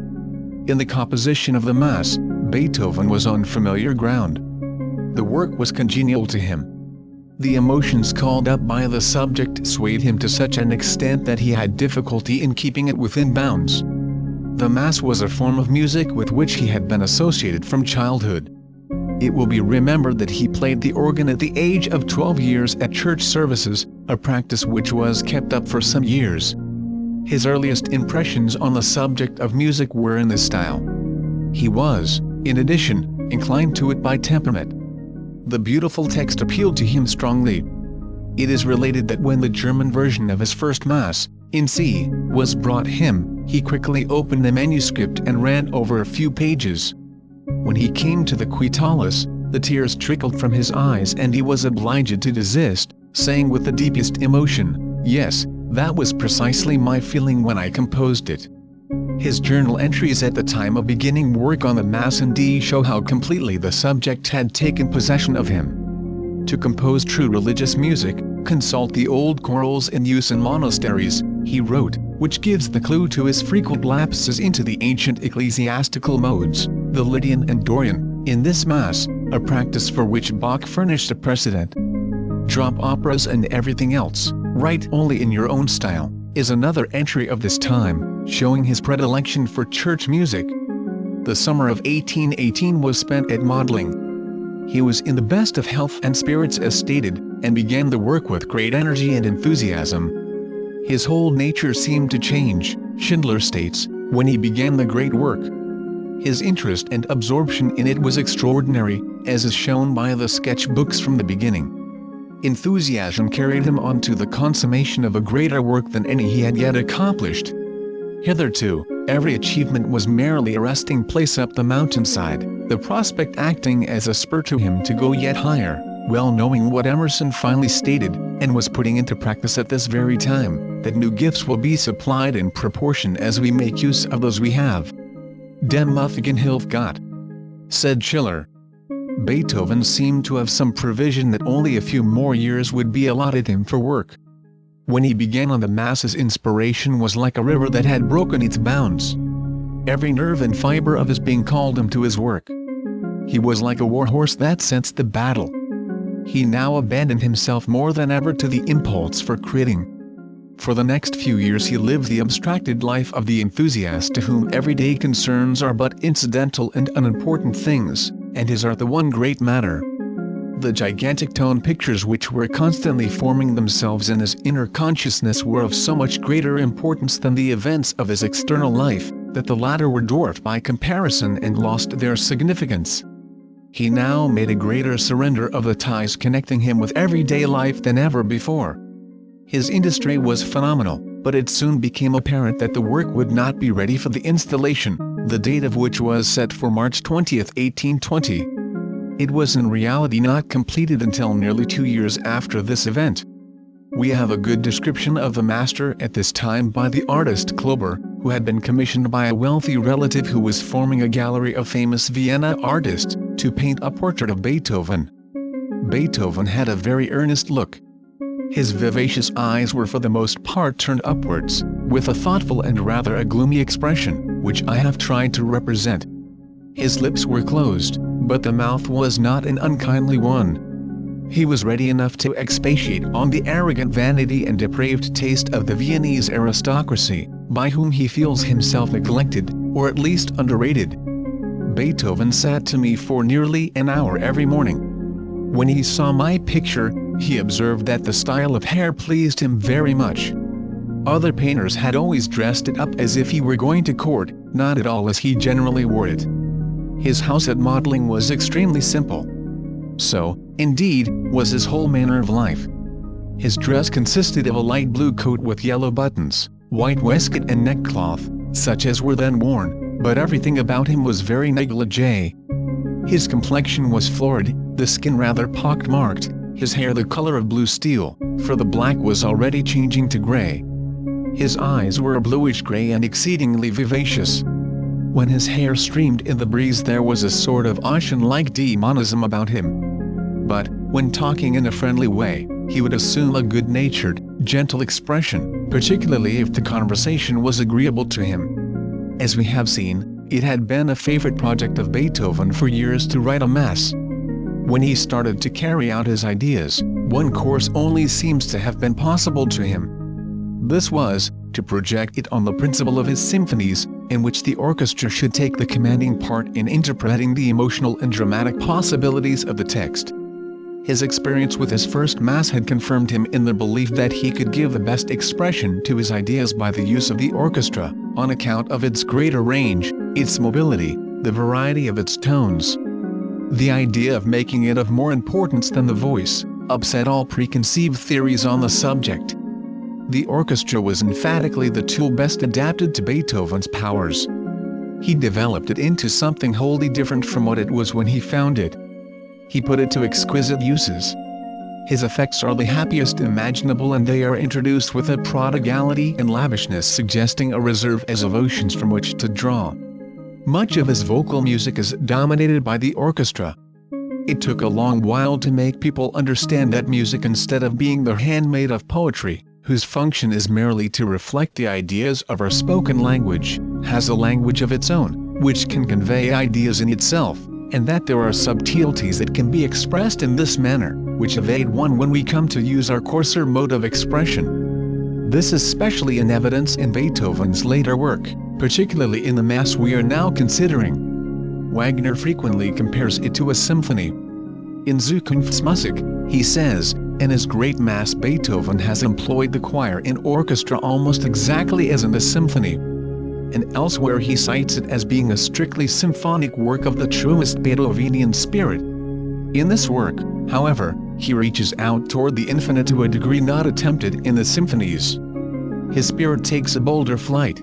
More of the inner nature of the artist is revealed. For the limits which bound him in the symphony were not operative in the Mass. The very mode of projecting the first movement, the Kyrie, shows the splendor of the conception as it took form in his consciousness. The scheme of the movement can be summed up by the antithesis being presented of humanity, weak and sinful on the one side, and the overwhelming majesty of a just God on the other. It is a prayer for mercy, the cry of the soul in its extremity. The underlying thought being repentance. Here we have the embodiment of prayer, of supplication. A devotional feeling of the most exalted kind pervades it. the first of the three parts comprising the movement is storm and stress, a knocking on the gates, a de profundis, an accusing conscience arraigning humanity. He works out of this vein to some extent in the second part, the Christolesen, in which the appeal is made directly to the human element of the Godhead. In the third part, the themes of the first are again taken up, but by modulation they are made to take on a new significance, and bring peace in the end.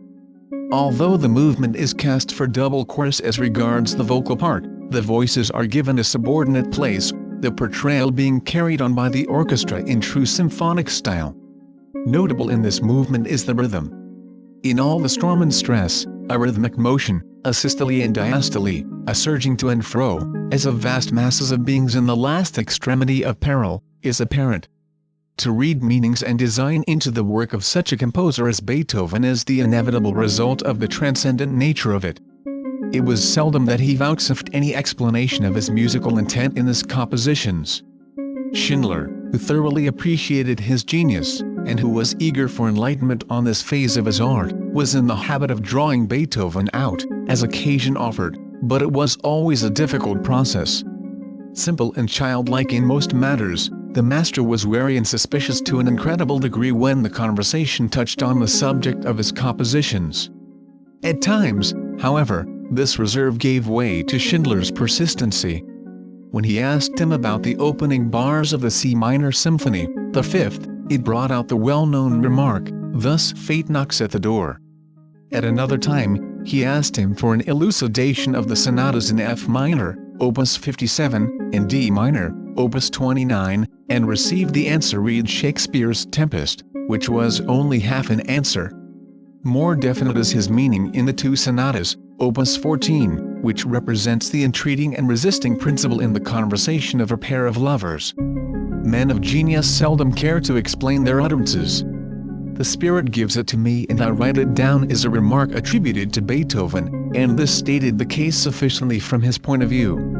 Zelter, director of the Singakademie of Berlin, wrote Beethoven on completion of the Mass, asking him to arrange it for voices only, as nothing but a cappella music was permitted by the institution. To this Beethoven gave a favorable reply, saying that with some modifications the project was feasible. It, however, was not carried out. It is significant that Beethoven gives the German direction throughout in this Mass. At the Kyrie the direction is mid-and-act. At the Soli of the Agnus Dei he writes Ängstlich, denoting great agitation or anxiety. It may have been done as a kind of protest to the Italian cult in music, which had at this period taken complete possession of the Vienna public. The more solid German music was neglected in favor of Rossini, and Beethoven felt this change of front keenly, making it the subject of remark to Rochlitz and to others. It can readily be supposed that works like the Mass in D are not easily produced. To get his materials for it, Beethoven penetrated deeply the mysteries surrounding life. The ideas which he voices seem always to have existed, like other great forces in the universe. He impresses one as being the discoverer, rather than the creator of them. Schindler, who saw much of him during these years, says of his absorption in this work, he actually seemed possessed, especially during the composition of the Credo. It was while he was at work on this portion of the Mass, notably the great fugue, Ad Vitam Venturi, the life everlasting, that Schindler called on him one afternoon, but could not gain admission. He knew the master was at home as he could hear him stamping and shouting, singing the different parts as if mad. Finally the door was opened and Beethoven appeared. He was faint from hunger and overwork, having eaten nothing since the previous noon. His servants had, indeed, prepared some food for him the previous day, but he was too much interested in his work to think of it, and they were afraid to urge it on him, or indeed, go near him, while in the stress of composition. He had worked the previous night until overtaken by exhaustion, and on awaking in the morning had at once resumed his work, continuing it until interrupted by Schindler's arrival. A work so transcendental in character as is this, calls for close and sympathetic study even to get an approximate understanding of its marvels. It is a characteristic of works of this nature, that although not easily comprehended, they are likewise not readily exhausted. Much study, many renderings only serve to bring out new values. only by bringing to them of our best will they be revealed. It must have been with a feeling of relief that he finally delivered a copy of the Mass complete into the Archduke's hands in March of 1822, just 2 years after the installation. Beethoven wrote the sovereigns of Russia, France, Prussia and Saxony, proposing a subscription of 50 ducats, about $115 each, for the Mass. The first acceptance came from Prussia. One of the minor officials in Vienna was commissioned by Prince von Hatzfeld, the Prussian ambassador, to ask Beethoven if he would not prefer a royal order instead of the 50 ducats. Beethoven's reply was characteristic. Without a moment's hesitation he said with emphasis, 50 ducats. Showing the slight value he placed on distinctions of this kind. A reply that must have gratified him very much was that received from the King of France. In his letter to him, Beethoven refers to the Mass as all'ouvre le plus accompli. Louis XVI not only forwarded his acceptance and the 50 ducats, but had also a gold medal struck off, containing his portrait on one side, and on the other, the following inscription, done par le roi Monsieur Beethoven. The King of Saxony delayed his remittance for a long while, and Beethoven was greatly irritated thereby. But little other work was undertaken during the 4 years he was occupied on the Mass unless we accept the 3 grand piano sonatas, opus 109, 110 and 111, which were composed during the intervals. A mere byproduct so to speak, undertaken with the object of resting his faculties jaded by the strain of the greater work, his mind notwithstanding was keyed up to a high pitch, while engaged on them. The lofty imaginings which occupied his thoughts while on the Mass are reflected in them, rendering them unapproachable as piano sonatas. The master himself set a great value on them. Now that the Mass was completed he began to give his attention to other works. To celebrate the opening of the rehabilitated Josefstadt Theatre which occurred in the autumn of 1822, Beethoven wrote a new overture, Wie des Hauses. He also worked over for this occasion his Ruins of Athens, written in 1812, for which the text was altered to suit the new conditions and several new numbers added. Another representation of the almost forgotten Fidelio, which was selected by Fräulein Schroeder-Devrient for her benefit, and which was a pronounced success through the genius of this remarkable woman, led to a commission for a new opera from her Vienna manager. This was followed shortly after by a similar order from Berlin on his own terms. There had also been some talk before this about an opera on an American subject, the founding of Pennsylvania. It was suggested by a minor poet and government official, Johann Ruprecht, whose poem, Merkenstein, Beethoven had set to music previous to 1816. In 1820 Beethoven had planned an Italian tour and had intended taking Ruprecht with him. They must have quarreled later, as in a letter to Schindler in 1823 Beethoven refers to Ruprecht in the most abusive terms. A commission that must have gratified Beethoven exceedingly, but which, however, was not acted upon, was that which emanated from Breitkopf and Hartel, who sent the famous critic Friedrich Rochlitz to Vienna in July, 1822, with the proposition that he write some Faust music in the style of the Egmont music. It is narrated that Beethoven received the proposition with joy, but gave only a qualified assent. There is no doubt that he would have found inspiration in the text, and that a noble work would have resulted, but he feared the nervous strain of such an undertaking. I should enjoy it, he said to Rochlitz, but I shudder at the thought of beginning works of such magnitude. Once engaged on them, however, I have no difficulty. His labors on the Mass aged him. In his prime on its inception, he emerged from a seclusion on completing it, infirm and broken in health. The idea of the Faust music attracted him, as it would have been strictly symphonic in character. He occasionally refers to it subsequently, but never got so far as to enter themes for it in his notebooks. Wagner essayed it, but went no further than to write the overture. The subject of Faust still awaits a capable interpreter. His next commission was a simple one, consisting of an order early in the spring of 1823 from Diabelli, composer and head of a large publishing house in Vienna, for 6 variations on a waltz by him, Diabelli. The dance was always a favorite musical form with Beethoven in his lighter moments, and the variation form, capable of a degree of sprightliness, vivacity and originality in the right hands which give it an entrancing effect, to which we come again and again with pleasure, was something peculiarly his own at every stage of his artistic career. His earliest essays in composition are in this form. Variations occupy a prominent part in all his works, whether chamber music, sonatas or symphonies. They are introduced perhaps with best effect in the works of his last years, in the Ninth Symphony, and in the last quartets. He accepted the order with pleasure and began work on it at once on reaching his summer quarters. This was congenial work, affording him relief from the mental strain imposed on him by his labors on the Ninth Symphony, which was then underway. A price of 80 ducats, $180, was fixed by the publisher at the outset for the set, but the master enjoyed his work so much, that the 6, when completed, were increased to 10, then to 20, and 25, and so on until the number grew to 33. These variations are extremely elaborate and difficult, a characteristic of most of his work in these years. Wagner never tired of exploiting the variation form in his operas, particularly in the tetralogy. He frequently refers to Beethoven's masterly use of it. Haydn first, Beethoven last, have conferred artistic value on this form, he says in the article on conducting. Later on in the same work, he says, the wondrous second movement of Beethoven's Great C minor Sonata, Opus 111, in the last movement of the Eroica Symphony should be grasped as an infinitely magnified variation section. Bach also excelled in it, the variation form being constantly met with throughout his works. The summer of 1823 was spent at Hetzendorf, a village of which Beethoven was always fond. He had secured large and comfortable quarters in the house of a Baron Prenay, which, from Schindler's account, was a fine old mansion in the center of a large park. It suited Beethoven admirably. There was a fine view of the surrounding country from his windows, the situation was healthful, and he delighted in walking about when not at work.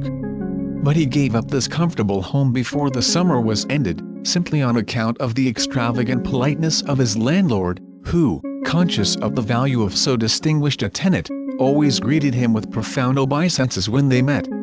This opera bouffe deportment, though undertaken with the best of motives on the Baron's part, became so embarrassing that Beethoven finally fled to Baden with all his belongings, including the grand piano, although his rent had been paid in advance for the entire summer.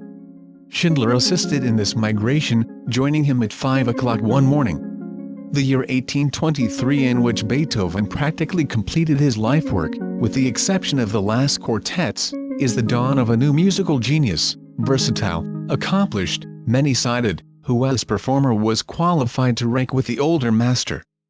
On New Year's Day of this year, Franz Liszt, who had been studying under Czerny for 2 years past, made his first appearance in Vienna in concert, in which he took the public by storm. Beethoven seems not to have been present, and strangely, when we reflect on his intimacy with Czerny, seems to have been unaware of the existence of this talented youth. During the autumn of this year, the elder Liszt called on Beethoven, bringing with him the young Franz. Beethoven held himself aloof at first, receiving his visitors coldly. He unbent, however, on hearing the youth perform, and stooped and kissed him. During this autumn he also received a visit from Weber and young Julius Benedict, his pupil. Weber was preparing his recently completed opera Irland for a first production in Vienna. He had produced Fidelio in the foregoing spring season at Dresden, where he was officially stationed, and had made a success of it with Frau Schroeder-Devrient. Considerable correspondence must have passed between the two composers on this matter, and Weber could hardly have omitted calling when coming to Vienna, although the memory of his former strictures on Beethoven's music must have embarrassed him. Weber had stated on hearing the Seventh Symphony for the first time that Beethoven was now fit for the madhouse, and his criticisms in general had been adverse. This, however, was something which Beethoven had never objected to. Moreover, time had amply vindicated him as to the symphonies, so he could afford to be generous to his youthful critic. Beethoven was genial and kindly, and the younger man was deeply impressed by the master's reception of him. Irland proved a failure, and Weber called again to ask Beethoven's advice as to remodeling the work. The libretto Melusina, which was submitted to him by Grillparzer, found such favor in his eyes as to lead to its acceptance, But when he came face to face with the project, his former experience with opera was sufficient to deter him, and he abandoned the idea, giving as an excuse the inferiority of the German singers. That this was only an excuse is plain, since only a short time afterward Sontag was entrusted with the exceedingly difficult soprano parts of the Mass in D and the Ninth Symphony. He was hard at work on this symphony at the time, which will serve to explain and accentuate his reluctance to again attempt operatic composition, a style of work diametrically opposed to that which had engaged his attention for many years previously. It would, too, have necessitated shelving the symphony indefinitely, and, although he needed the money which the opera would have yielded, his interest in the symphony was paramount. He could not bring himself to abandon it. With failing powers superinduced by his excessive labors on the Mass, it was being borne in on him that he was nearing the end of his life work. Under such circumstances the symphony was sure to have the preference. The long-cherished plans for another oratorio, and for a requiem Mass also insistently came up for consideration, crowding out all serious intention of an opera. The project of a requiem Mass was of particular interest to him. It comes to the fore frequently. He mentioned it shortly after the completion of the Mass in C. Then, when his brother Karl died, it is again considered. It is also mentioned on the occasion of the tragic death of Prince Kinsky, who had acted so liberally by him in the matter of the pension. It is probable that the work of writing a requiem Mass would have proved congenial to him. He was in the right mood for it on completion of the Mass in D, and it is rather singular that he did not undertake it instead of the symphony. Religious questions were occupying his mind more and more in these years. It must be admitted that his religion was as peculiar to himself as was his music. He affiliated with no church, although baptized as a Catholic, and brought up in that church. But the frequent appeals to the divinity in his journals show his belief in, and reliance on, a higher power. He formulated his own religion as did Thoreau. The man who could write, "Socrates and Jesus were patterns to me," lived a correct life in its essentials. His asceticism, his unselfishness, the sympathy which he continually showed for others, his unworldliness. What else is this but the gist of New Testament teaching? Like a tree nourished on alien soil, which yet produces fairer and better fruit than the native ones, and becomes the parent of a new variety, this man achieved as high development of character by being a law unto himself like the anchorites of old. Chapter 14. Ninth Symphony.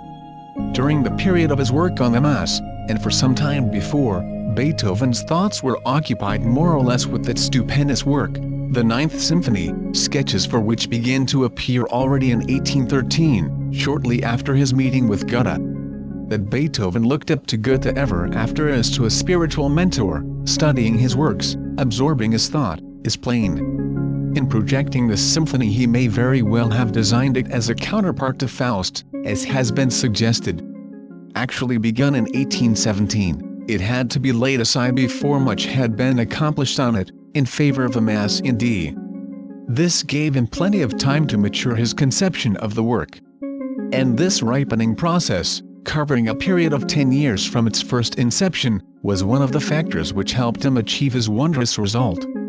His work on the Mass was a good preparation for the psychological problems expounded in the symphony.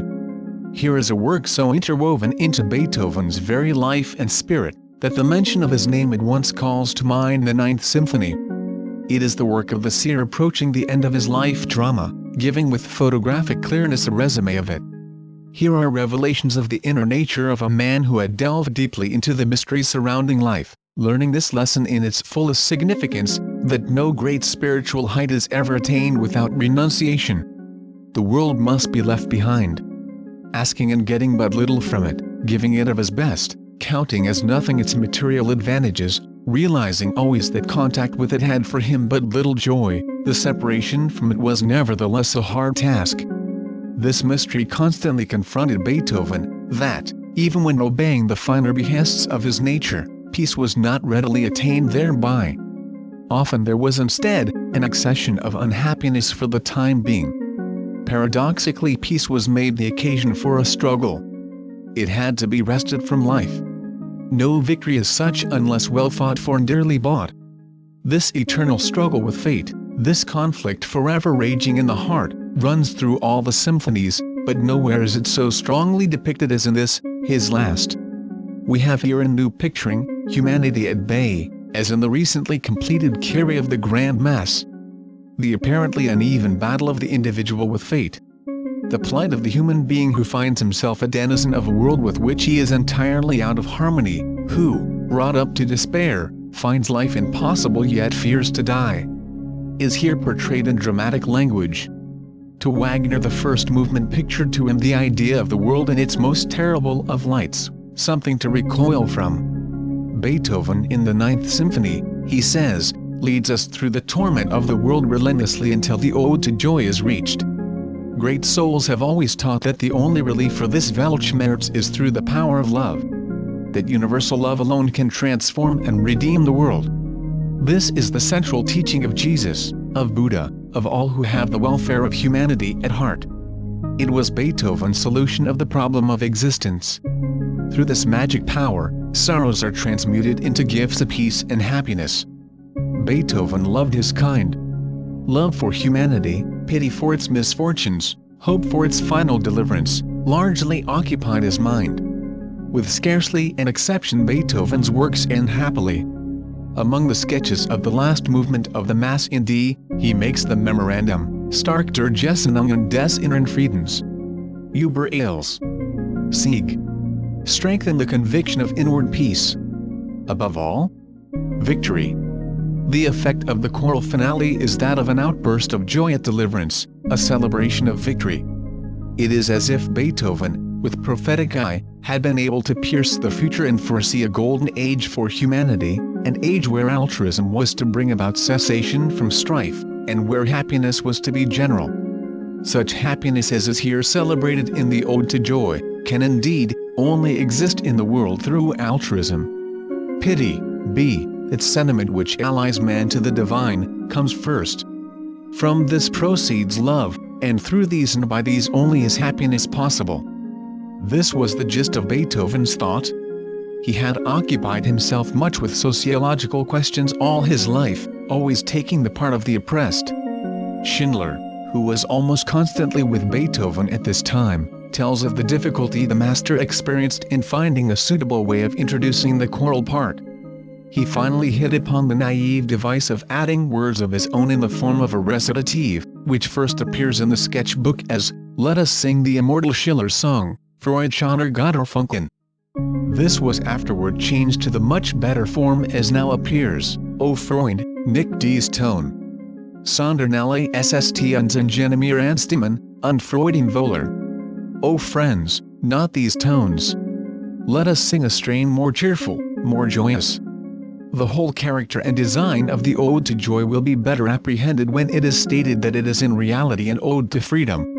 With its revolutionary spirit, Beethoven was entirely in accord.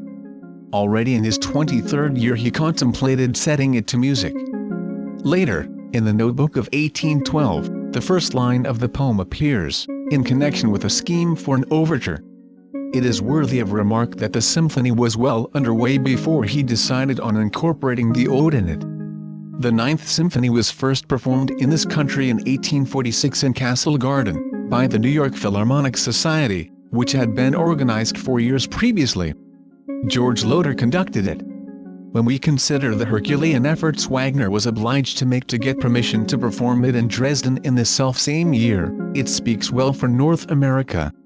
Subsequent performances of it in New York by the Society are as follows. Performance conductor 2nd April 28, 1860 Theo Eisfeld.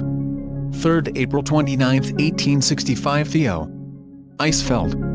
4th February 1, 1868 C. Bergman. 5th April 28, 1877 Dr. L. Damrosch. 6th February 12, 1881 Theo Thomas. 7th April 10, 1886 Theo Thomas. 8th April 12, 1890 Theo Thomas. 9th April 23, 1892 Anton Seidel. 10th April 11, 1896 Anton Seidel. 11th April 2, 1898 Van der Stucken. 12th April 7, 1900 E. Poor. 13th April 4, 1902 E. Poor. It was not performed in New York during the years 1903 and 1904. Beethoven's correspondence with Count Brel of the Berlin Theatre in the matter of an opera for that city led him, owing to the apathy of the Vienna public at this time toward his works, to offer the new symphony and the Mass for a first hearing in Berlin. At this time, and for some years previously, Rossini's music had captured the Vienna public so completely that no other was desired. That this light evanescent work should be preferred to his own, was resented by the master. He decided to offer the new works to Count Brel, the Italian craze not having yet penetrated Berlin. As soon as this became known, however, a reaction followed, and a memorial was addressed to Beethoven by his friends, begging him to reconsider the matter, and produce the new works in Vienna, as well as write a new opera for them. The appeal was signed by 30 of the most prominent men of affairs in the city. The list of names is a noble one, each being prominently connected in some way with music. Among composers and performers may be mentioned Czerny and the Abbé Stadler. Artario and Company, Diabelli and Leitersdorf, were music publishers. Count Palfy and Sonleitner were operatic managers, while Councillor Kiesewetter and J.F. Costelli were authors of libretti and songs. The others were prominent in court circles, and their devotion to music was such as to give weight to the communication. The memorial itself is discursive to a point which taxes one's patience, but the expressions of appreciation and friendship are genuine, and must have gratified Beethoven extremely. Naturally, but one outcome was probable as a result of this memorial. Shortly after receiving it, he announced to his friends that the initial performance of these works would be held in Vienna. Strangely, a difficulty at once arose, in the matter of selecting a suitable place for the performance. Had Beethoven left the management of the affair in the hands of his friends, and given his attention to securing sufficient rehearsals for the new symphony, which finally had to be produced after being rehearsed twice only, it would have been better all around. With the vacillating disposition which characterized him in all business matters, he was not only of no aid, but so complicated matters by his indecision on every point, that the arrangements finally came to a standstill, his friends who were assisting him being at their wits' end. These were Schindler, Count Lichnowsky, and the violinist Szczepanik. At this juncture, these old and tried friends, thinking that strategy might succeed where diplomacy had failed, hit upon the following plan to bring matters to a focus. Schindler was at this time living at Beethoven's house, and the plan decided on was to have Count Lichnowsky and Szczepanik call there as if by accident. The conversation would naturally turn to the approaching concert, and leading questions were to be asked Beethoven. His answers in these years were usually in writing. The gist of these was to be written out by one of the party, who would then carelessly, or as if in jest, ask Beethoven to sign the paper, thus committing him to a definite course. These praiseworthy intentions were carried out with so much tact and skill that Beethoven not only saw through their innocent ruse, but discovered in the whole proceeding a deep-laid plot on the part of these arch-conspirators, whereof he was to be the victim of villainy and treachery. This dawned on him shortly after the friends had taken their departure, upon which he wrote the following notes, leaving them on the piano as was his custom, for Schindler to deliver. To the Count Moritz von Lichnowsky. I despise these artifices, visit me no more. Academy, the concert will not take place. Beethoven. To M. Schindler. Do not come near me again until I send for you. No Academy. Beethoven. To M. Szczepanik.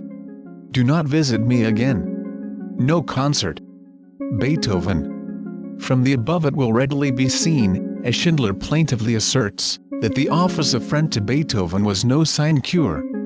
But he appreciated the advantage of living in the reflected glory of the great master, and such tact as he possessed was brought to bear, to continue the relations of friend, counselor and general factotum, which were maintained to the end.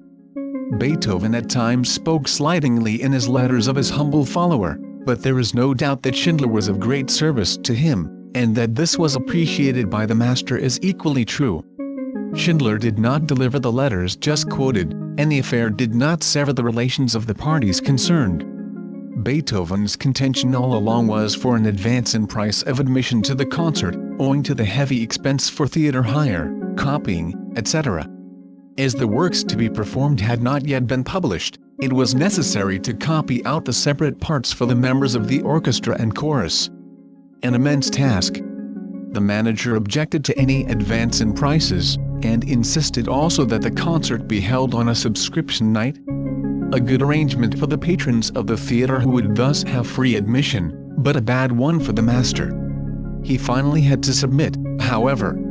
After these 6 weeks squabbling, he writes to Schindler toward the end of April, "I feel absolutely boiled, stewed and roasted, a state of mind brought about by his conflict with copyists, managers and performers." The concert, which took place on May 7, 1824, was the occasion for great enthusiasm. The program consisted of the overture Wie des Hauses, as well as the Kyrie, Credo and Agnus Dei of the Mass in D, and the Ninth Symphony. The solo parts were taken by Madame Sontag and Fräulein Unger, who protested more than once at the unsingable nature of some of the parts in the choral finale when practicing them at Beethoven's house. The applause from the very beginning was phenomenal. The people became vociferous on seeing him, and this enthusiasm was continued throughout the evening. At the close of the performance, the demonstrations became, if possible, more forcible than before, owing, perhaps, to the fact that Beethoven maintained his former position, facing the orchestra and with his back to the audience, as if unaware of the applause.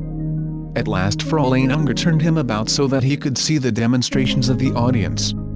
The picture is presented of excited masses of people carried away by the emotions of the moment, rending the air with boisterous applause, and in the midst this great one, unresponsive to the homage showered on him, unconscious, seeing visions, perhaps planning a 10th symphony. Beethoven's deafness was not total. He was no doubt able to hear some of this extraordinary applause, and, in any event, must have known that it would be forthcoming. He had probably become wearied with it all, and let his thoughts go far afield. The utter vanity of this kind of thing must often occur to great minds at such a time. These frenzied people by their very actions showed their inability to comprehend his work, and could not confer honor in this manner. But the enthusiasm of the audience had the practical effect of leading the manager to make an offer to Beethoven for another concert, guaranteeing him 500 florins, $250. It was held on May 23, at noon. On this occasion all of the Mass but the Kyrie was omitted, some Italian music being substituted. The house was only half filled at the second concert and the management lost money. Beethoven's apprehensions as to the profits from the first concert were well founded. He made less than $200 from the undertaking, and was so disappointed with this pitiful result after all the work of preparation, that he refused to eat any supper, and would not go to bed, but remained on a couch with his clothes on for the night. When he learned that the management lost 800 florins on the occasion of the second concert, it was with difficulty that he could be prevailed on to accept the amount guaranteed him. It is not likely that this reluctance was owing to any consideration for the manager, but rather to umbrage at the course of things in general. His temper was not improved by these disappointments, and he even charged Schindler with having conspired with the manager to cheat him. This led to a rupture between the two of several months' duration. Beethoven at length called on Schindler and apologized for the offense, begging him to forget it, upon which the old relations were restored. Notwithstanding that Beethoven had personally solicited the attendance of the members of the imperial family, and had promises from some of them, not one came, the emperor's box being the only empty space in the theater. The slight was no doubt intentional, and affords the last instance of which there is record, of the lifelong contest waged between Beethoven and the court. He was usually the aggressor, making it impossible for the imperial family to favor him, or even to show him much attention. They could not have been insensible to the historical importance of having in their midst such a man. They must have had the prescience to know that Beethoven's achievements, if furthered by them, would place them in the limelight for the admiration of future ages. But they were thwarted by the man himself, who went out of his way more than once, most unjustifiably, to offend them. There is a letter from Count Dietrichstein, court chamberlain, on the subject of a mass which Beethoven was invited to write for the emperor, which is unintentionally humorous. In it, all sorts of suggestions are made as to the style of the music, the length of the mass, it being enjoined on him that the emperor did not like long church services, and other like stipulations. Beethoven's remarks in answer to this letter are not recorded, but the Mass was not written. Here was a case where kingly prerogative did not avail. Simultaneously with the appearance in the sketchbooks of motives for the Ninth Symphony, another is projected, as was the case when composing his previous ones, which generally appeared in pairs, as already noted. A wealth of ideas flowed in on him while engaged on any great work, much of which, when not available for the one, could be utilized on the other. While working on the Mass in D, he had in mind composing another Mass, as is evidenced by the following memorandum in the sketches of the Agnus Dei, das Kyrie der neuen Mess bloß mit blasenden Instrumenten und Orgel. The Kyrie in the new Mass only with wind instruments and organ. The new symphony was to be religious in character, and was projected on a broader scale even than the Ninth. A memorandum on the subject of the 10th Symphony appears in the sketchbooks of the latter part of the year 1818. It is as follows: the orchestra, violins, etc. to be increased tenfold, for the last movements, the voices to enter one by one, or the adagio to be in some manner repeated in the last movements. In the Allegro, a Bacchic festival. See, his labors, however, on the Mass and Ninth Symphony had so exhausted him that no strength was left for this great work, and no part of it was even drafted. Later he thought to substitute a shorter work, something which would not have taxed him so much physically. He then makes the memorandum, also instead of a new symphony, an overture on Bach.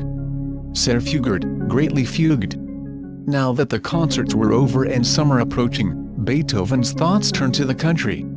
A comfortable house was secured for him at Schönbrunn on the bank of the river, but his stay here was short. A bridge near the house made it possible to obtain a good view of the master, and it soon got to be the custom for people to station themselves on it and watch for his appearance. He stood the ordeal for 3 weeks, and then fled to his beloved Baden, where he appears to have been safe from such annoyance. Chapter 15. Capacity for friendship. For many years Beethoven had not been on speaking terms with a friend of his youth, Stephen von Breuning. The year 1815, which had cost him his brother Karl, also deprived him of Stephen's friendship. 2 versions are given as to the cause of the quarrel which estranged them. One is that Stephen had warned him not to trust his brother Karl in money matters. Another, and probably the correct one, is that Stephen endeavored to dissuade the master from adopting the young Karl in the event of his brother's death. In either case von Breuning acted entirely in Beethoven's interest without considering the possible consequences to himself. His disinterestedness was poorly rewarded, however. Beethoven was bound by every obligation of friendship to him, but, with his usual want of tact, told his brother just what Stephen had said. Naturally Karl resented this interference in their family affairs, and succeeded in inflaming his brother's mind against von Breuning. The estrangement resulted. Karl died shortly after, and a mistaken sense of loyalty toward his dead brother helped to keep alive Beethoven's anger against his former friend. There is no record of his having so much as mentioned the latter's name in the following 10 years, although he and von Breuning lived in the same city and had many friends in common. As time passed, and one after another of Beethoven's friends were lost to him, through death or otherwise, his thoughts no doubt often reverted to this old friend. It must often have occurred to him that Breuning's companionship would be more enjoyable than that of some of the friends of these years. An accidental meeting with him on the Bastion one evening in August of 1825, happily led to a reconciliation.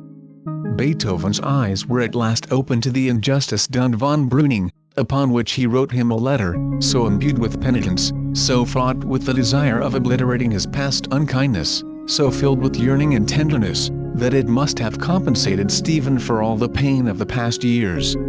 Accompanying the letter was his portrait painted many years before. The letter has been frequently published. It is so characteristic of the man that it can hardly be omitted. Behind this portrait, "Dear, good Stephen, may all be forever buried which has for so long kept us apart. I have torn your heart, I know. The agitation that you must constantly have noticed in me has punished me enough. It was not malice that prompted my behavior toward you. No. I should then be no longer worthy of your friendship. I was led to doubt you by people who were unworthy of you and of me. My portrait has long ago been intended for you. You know that I had always intended it for someone. To whom could I give it so with warmest love as to you, true, faithful, noble Stephen? Forgive me for causing you suffering. My own sufferings have equaled yours. It was not until after our separation that I realized how dear you are and always will be to my heart. All this in English sounds cold and stunted when compared with the fire of the original. Beethoven never spared himself when making amends for past misconduct. From this time on, the name of von Breuning appears again in his letters, and he found much comfort in intercourse with his family. He was always a welcome guest at Breuning's house. A friendship was soon inaugurated between the master and Stephen's son, a bright lad of 12 years. He nicknamed him Ariel when sending him on errands, probably with reference to his agility. Such incidents as the quarrels with Breuning, his dismissal of Schindler, Szczepanik, and Count Lichnowsky during the preliminary work of the testimonial concert, his suspicions of his friends at the second concert when he invited them to a dinner, and then charged them with an attempt to defraud him. These at first glance, especially if considered apart, lead to the conclusion that Beethoven was not intended for friendship. This was not the case, however. His deafness and preoccupation with his work led him to keep aloof to some extent from others, but it is undeniable that he greatly valued the sentiment and actively fostered it. Perhaps, like Thoreau, he expected too much from it, and could find no one to respond to the measure of his anticipations. He was probably disappointed one way or another, with every friend that came to him, but to the end kept alive his faith in humankind, and managed always to maintain intimate and friendly relations with one or more persons. There was no interval from his 20th year up to his death, of which this cannot be said. He was essentially gregarious and recognized the need of friendship. That he was unlike his fellow human beings? Essentially different? He knew. He often sought to bridge these differences, in order to make friendly intercourse with others possible. Among the friends of this period may be mentioned Höllenbrunner, Schubert's friend. Schubert himself would have prized Beethoven's friendship in the highest degree, but he was too modest to bring it about. The junior by 20 years, and in Beethoven's lifetime unknown to fame, it devolved on him to take the initiative in this matter. A meeting could easily have been arranged, as both dined at the same restaurant, and Höllenbrunner could have managed to bring them together. Beethoven was generally approachable when not at work, and was always well disposed toward young musicians of talent, but the habitually modest estimate which Schubert placed on himself, coupled with the regard amounting to reverence which he entertained for Beethoven, was sufficient to deter the younger man. He indeed attempted a meeting in 1822, but the result was a fiasco owing to his extreme diffidence. Having composed some variations on a French air, Opus 10, he desired to dedicate them to Beethoven and prevailed on Diabelli to arrange a meeting, as well as call with him on the master, since he feared to go alone. Beethoven's demeanor toward him was genial and friendly. When Schubert attempted conversation, the master handed him a pencil and paper. He was too nervous to write in reply, but managed to produce his composition, which Beethoven examined with some appearance of interest. The master finally came upon some incorrect harmonization. Schubert had never received a proper technical training, and in mild terms called the young composer's attention to it. This so disconcerted him that he fled to the street, regardless of consequences. The incident is related by Schindler, but is called into question by Kreisel, who wrote an exhaustive biography of Schubert. Kreisel says that Beethoven was not at home when Schubert called. Excessive diffidence was not the distinguishing trait of another young man, Karl Holz, who had ingratiated himself into the master's favor in these years. Holz had a post under government, was of good social position, possessed fine conversational powers, and was an all-round entertaining and agreeable person. He was a musician of first-rate attainments, a member of the Szczepanik quartet, and occasionally acted as director of the Concert Spiritual of Vienna. Holz's gaiety and lightheartedness helped to dispel the melancholy which had become habitual with Beethoven at this time. He had the discernment to see that such an atmosphere was unsuited to a young man of Karl's temperament, and may very well have encouraged Holz's visits on his nephew's account. The situation had its defects, however, as Holz's convivial habits were communicated to Beethoven, who was led at times to drink more wine than was good for him. Beethoven, in one of his letters to his nephew, reproached him with being a thorough Viennese, to which the young man retorted in kind, alluding to the master's friendship with Holz. This was before the reconciliation with von Breuning had been effected. After that event he saw him less frequently. The young man, however, retained his hold on the master's regard and maintained the footing of an intimate friend for the remainder of his life. Flashes of the old humor constantly appear in his letters to Holz, which, though tinctured somewhat with coarseness, make pleasanter reading than his remark to Fanny del Rio. "My life is of no worth to myself. I only wish to live for the boy's sake." Holz took him out of this mood. In the last year of his life, Beethoven, at Holz's request, appointed him his biographer as follows: Vienna, August 30, 1826. "I am happy to give my friend, Karl Holz, the testimonial he desires, namely, that I consider him well qualified to write my biography if indeed, I may presume to think this will be desired. I place the utmost confidence in his faithfully transmitting to posterity what I have imparted to him for this purpose." Ludwig van Beethoven. Holz, however, was not equal to the requirements, and this duty was relegated to Schindler. A curious change affected Beethoven in his later years on the subject of money. It was not avarice, that good old gentlemanly vice of Byron's, which influenced him, but it resembled it at times.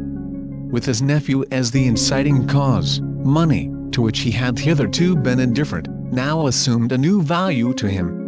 This is evidenced by absurd economies, alternated it is true by occasional extravagances, which are a feature of this time. The diminution of his pension, the nature of the compositions of these years from which for the most part no money was available, the cessation of his teaching. Von Frimmel mentions a pupil, Hirsch, who had a few lessons from him in 1817, which was probably the last of Beethoven's sporadic attempts in this direction, as his deafness must have made teaching extremely difficult, were all factors which rendered money a scarce article with him. In the same ratio in which his income had been diminished, his expenses were increased by the maintenance and education of his nephew, which in large part was borne by Beethoven. This new estimate of the value of money was strengthened by the conviction that Karl would never do anything for himself, and that provision must be made for his future. To this must be attributed his solicitude for money, which is constantly in evidence in his letters to his friends, as well as to his publishers, in which latter the disposition to drive a good bargain comes to the fore now for the first time. His letters to Ries are full of the subject of making money. "Were ich nicht noch immer der arm Beethoven," he says with unconscious humor, in one of the letters. "If I could but get to London, what would I not write for the Philharmonic Society? If it please God to restore my health, which is already improved, I may yet avail myself of the several propositions made me, not only from Europe, but even North America, and thus my finances might again prosper." His naive reference to this country refers to the offer made him by the Handel and Haydn Society of Boston for an oratorio, the text of which was to be furnished by them. His work on the Ninth Symphony prevented him from accepting it, but it is something that will always redound to the credit of the Society. That the critical faculty should, already at that time, have been sufficiently well developed in this country as to lead to such a commission, augurs well for its future art history. While one portion were engaged in subduing the wilderness, fighting Indians, extending the frontier, others were already reaching out for the highest and best in art and literature. It is a pleasant reflection that this country is no longer the terra incognita in musical matters that it was in Beethoven's time. The ready recognition extended Wagner from the first here, has, no doubt, helped to bring this about.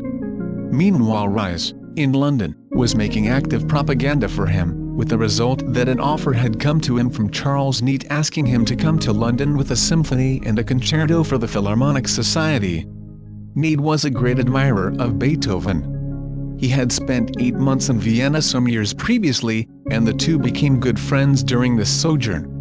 300 guineas, and a benefit concert in which £500 more was to be guaranteed him, was the inducement held out for coming. This large sum tempted him strongly, placing him, so to speak, between two fires. The character of his nephew was such that he could not be left behind, while his education would be interrupted if he took him along. His entries in his journal show with what dread and apprehension he faced the ordeal of going among strangers. The project never would have been considered but for his desire to provide for Karl's future. The journey was never undertaken, but the project was never abandoned. It occupied his thoughts even in his last illness. The scores of the Mass and Symphony were sold to Messrs. Schott of Mainz, 1,000 florins having been obtained for the Mass, and 600 for the Symphony. This put him in easy circumstances for a while, although the money question was a source of anxiety to him, more or less, for the remainder of his life. The 10,000 florins invested in Bank of Austria shares in 1815 was almost intact. He had drawn on it once or twice when matters had come to an extremity with him, but to touch it in any other case seemed to him like betraying a trust, since it had been set aside as a provision for his nephew. Just before the testimonial concert, he was at times absolutely without funds, his housekeeper being occasionally required to advance money from her savings to tide him over until a windfall should happen. The proceeds from the 7 subscriptions to the Mass in D, amounting to 350 ducats, about $800, helped him out to some extent, and something must have been coming in all the while from his previous publications. With good management there would have been sufficient for a man of his simple requirements, but in nothing was he so deficient as in business ability, or the faculty of looking after his worldly concerns. He was probably cheated right and left in his household matters. Chapter 16. The Day's Trials. Beethoven was in no sense a hero to his servants. In their eyes he was not the great artist, whose achievement was to go ringing down the ages. He was simply a crank or madman, who did not know his own mind half the time, from whom abuse was as likely to be predicated as gratuities, who could be ridiculed, neglected, circumvented with impunity. When the dereliction became glaring enough to arrest his attention, he would deliver himself of a volley of abuse which sometimes had to be made good by presents of money. At other times, he desired nothing so much as to be left alone. That he found the world a more difficult problem than ever in these later years, goes without saying. Have you been patient with everyone today? He asks himself in one of the notebooks of this period, indicating the dawn of a perception that fate is too much for him, that it can be defied no longer, but rather must be propitiated. Had he answered his question, it would no doubt have been in the negative. But this attitude, so new to him, is significant. It comes up also in his letters to Zmeskall, in which he speaks of his patience in enduring the insolence of a butler, who had been sent him by Zmeskall. Complaints about servants appear frequently in his correspondence. Pep, the elephant-footed, and Nanny, who seems to have had a particular faculty for making trouble, are specially in evidence. I have endured much from Nanny. Today, he writes in a letter to his good friend Madame Streicher, who was very helpful to him in his domestic matters. On one occasion, when her conduct became unbearable, he threw books at her head. Strangely, this method of disciplining the refractory Nanny produced better results than could have been expected. He reports soon after to Madame Streicher, Miss Nanny is a changed creature since I threw the half-dozen books at her head. Possibly, by chance some of the contents may have entered her brain, or her bad heart. At all events we now have a repentant deceiver. In another letter of this time he writes to the same lady, yesterday morning the devilry began again, but I made short work of it, and threw the heavy settle at B, another servant, after which we had peace for the remainder of the day. Come Friday or Sunday, he writes Holes. Better come on Friday, as Satan is in the kitchen is more endurable on that day. This advice to come on Friday when proposing to dine with him, is repeated in a subsequent letter to Holes. If I could but rid myself of these canaille, he writes to another person, when complaining of the hostility and insolence of his servants. That his own mode of life helped largely to bring about the state of things, did not make it any easier to bear. As stated, system was out of the question in this household. There was no regular time for meals, often no meals were thought of by the master while occupied with his work. When hungry, if nothing were forthcoming at home, he saw at a restaurant. Careless in general as regards his food, abstemious to a degree in this respect, he was particular only on one matter, his coffee. He delighted in making it himself, often counting the beans that were required for each cup. "My house resembles very much a shipwreck" is a remark attributed to him by Noel. Even under favoring conditions, discipline was not to be expected, but matters were further complicated by Karl's mother, who made a practice of bribing the servants to get information about the young man. There is no doubt her influence tended to increase the discomfort and disorder that would have existed in any event. "Some devils of people have again played me such a trick that it is almost impossible for me to mix with human beings any more," he said in a letter to Madame Streicher, which remarked Mr. Kalischer, Dewey Beethoven Brief, Berlin, 1902, attributes to intrigues against him by his sister-in-law. To illustrate the slight regard his servants had for Beethoven and their absolute ignorance of the value of his work, an incident related by Schindler about the loss of a manuscript of the Kyrie of the Mass in D is in point. On reaching Dobling in 1821 on his annual summer migration, he missed this work and the most diligent search failed to bring it to light. Finally the cook produced it. She had used the separate sheets for wrapping kitchen utensils. Some of them were torn, but no part was lost. No copy had yet been made, and its loss would have been irreparable. The difficulties which he experienced with the world in general existed with his copyists and engravers to an exaggerated degree, as may be supposed, since proofreading was a matter on which he was extremely particular. He was apt to make unreasonable demands on them, not understanding human nature. He wanted them to work quickly and accurately, and they were very often slow and careless. They tried his patience more than his servants did. A little deafness on his part when in contact with them would have made things easier all around. As it was, they received little consideration from him, and gave but little in return. He was so deeply interested in his compositions that he frequently recalled them after they were in the engraver's hands, in order to make alterations and additions. The sonata, Opus 111, was withdrawn twice, after the engraver had actually begun work on it. It had been sold to Diabelli, who finally refused to return it again, as the engraver's work in each case was thrown away. This called out a sarcastic letter from Beethoven to Schindler, in which he refers to Diabelli as an arch-churl, Erzflegel, and threatens him, Diabelli, if he is not more amenable. "I have passed the forenoon today, and all yesterday afternoon in correcting these two pieces, and am actually hoarse with stamping and swearing," he wrote the copyist in reference to the A minor quartet. Elsewhere he complains about the carelessness of the publishers of his earlier quartets, which are full of mistakes and errata great and small. "They swarm like fish in the sea, innumerable." When referring to the testimonial concert, allusion was made to the enormous labor involved in copying out all the parts required for the occasion, in which over 100 persons participated. To examine and correct each copy before placing it in the hands of the performers was in itself no slight task. The labor of making the 7 subscription copies of the Mass was probably a still greater one. In these days of cheap publications, one can hardly form an estimate of what it really meant.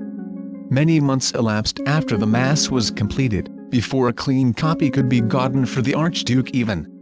No doubt the copyists often misunderstood the master's instructions, always given in writing in his later years. He was so careless with his handwriting that some of his letters are undecipherable in part, to this day. Schindler, with good common sense, made a practice of transcribing Beethoven's words on the back of any letter received from him before filing it away.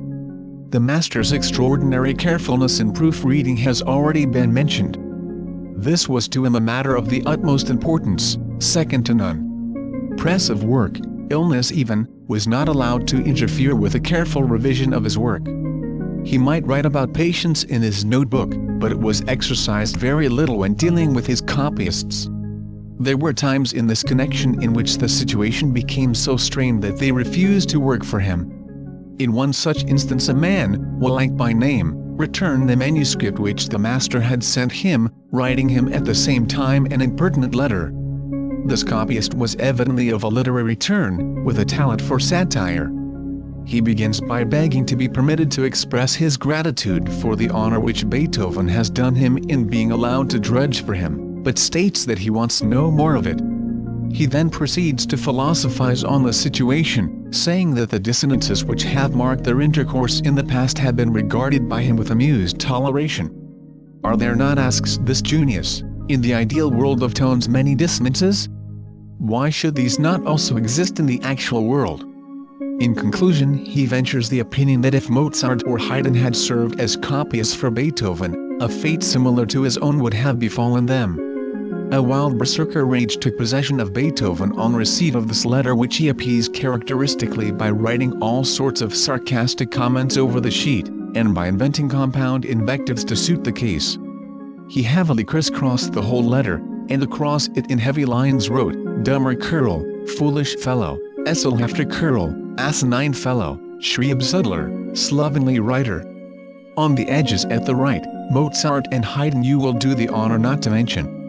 At the left, it was decided yesterday, and even before, that you were not to write for me any more. On another spot he writes, "Correct your blunders that occur through your fatuity, presumption, ignorance and foolishness. Unwissenheit, Übermuth, Eigendunkel, Undummheit. That will become you better than to try to teach me."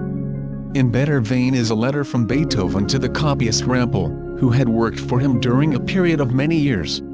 He had Beethoven's favor more than any other copyist, on account of a peculiar faculty he possessed for deciphering the master's handwriting.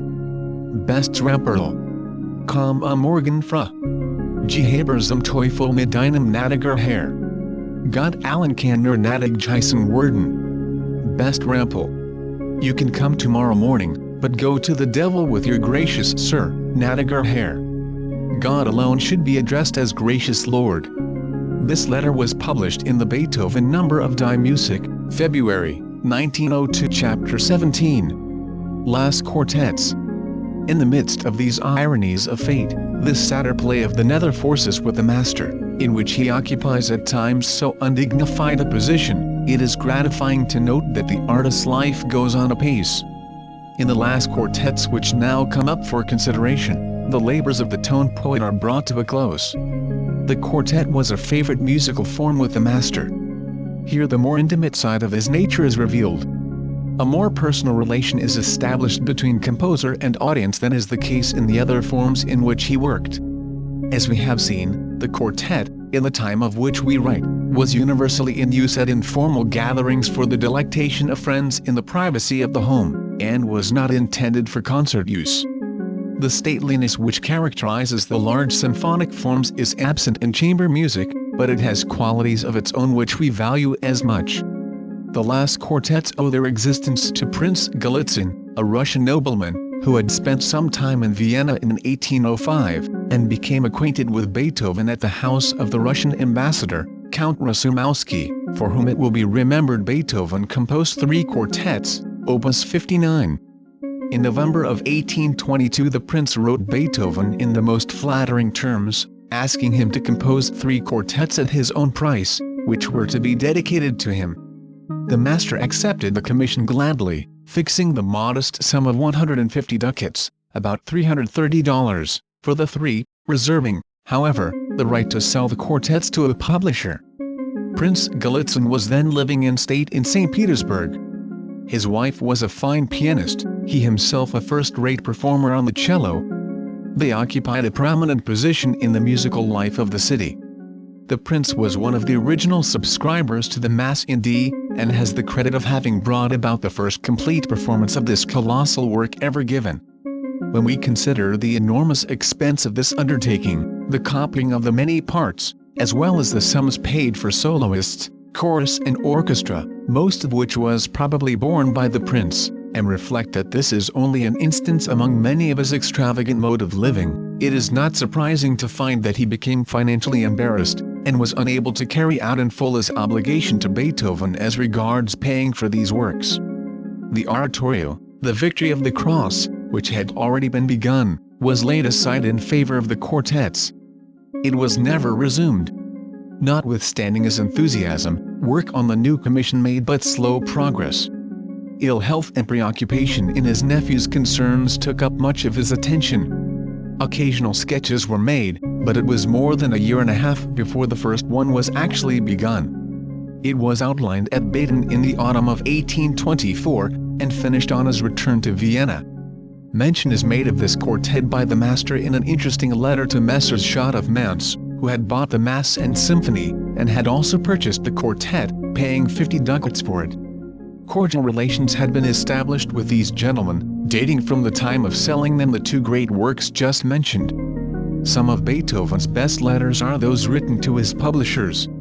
An extract from the letter above referred to follows: "The quartet you shall also receive by the middle of October. Overburdened by work, and suffering from bad health, I really have some claim on the indulgence of others. I am here on account of my health, or rather to the want of it, although I already feel better. Apollo and the Muses do not yet intend me to become the prey of the bony scytheman, as I have yet much to do for you, and much to bequeath, which my spirit dictates and calls on me to complete before I depart hence for the Elysian fields.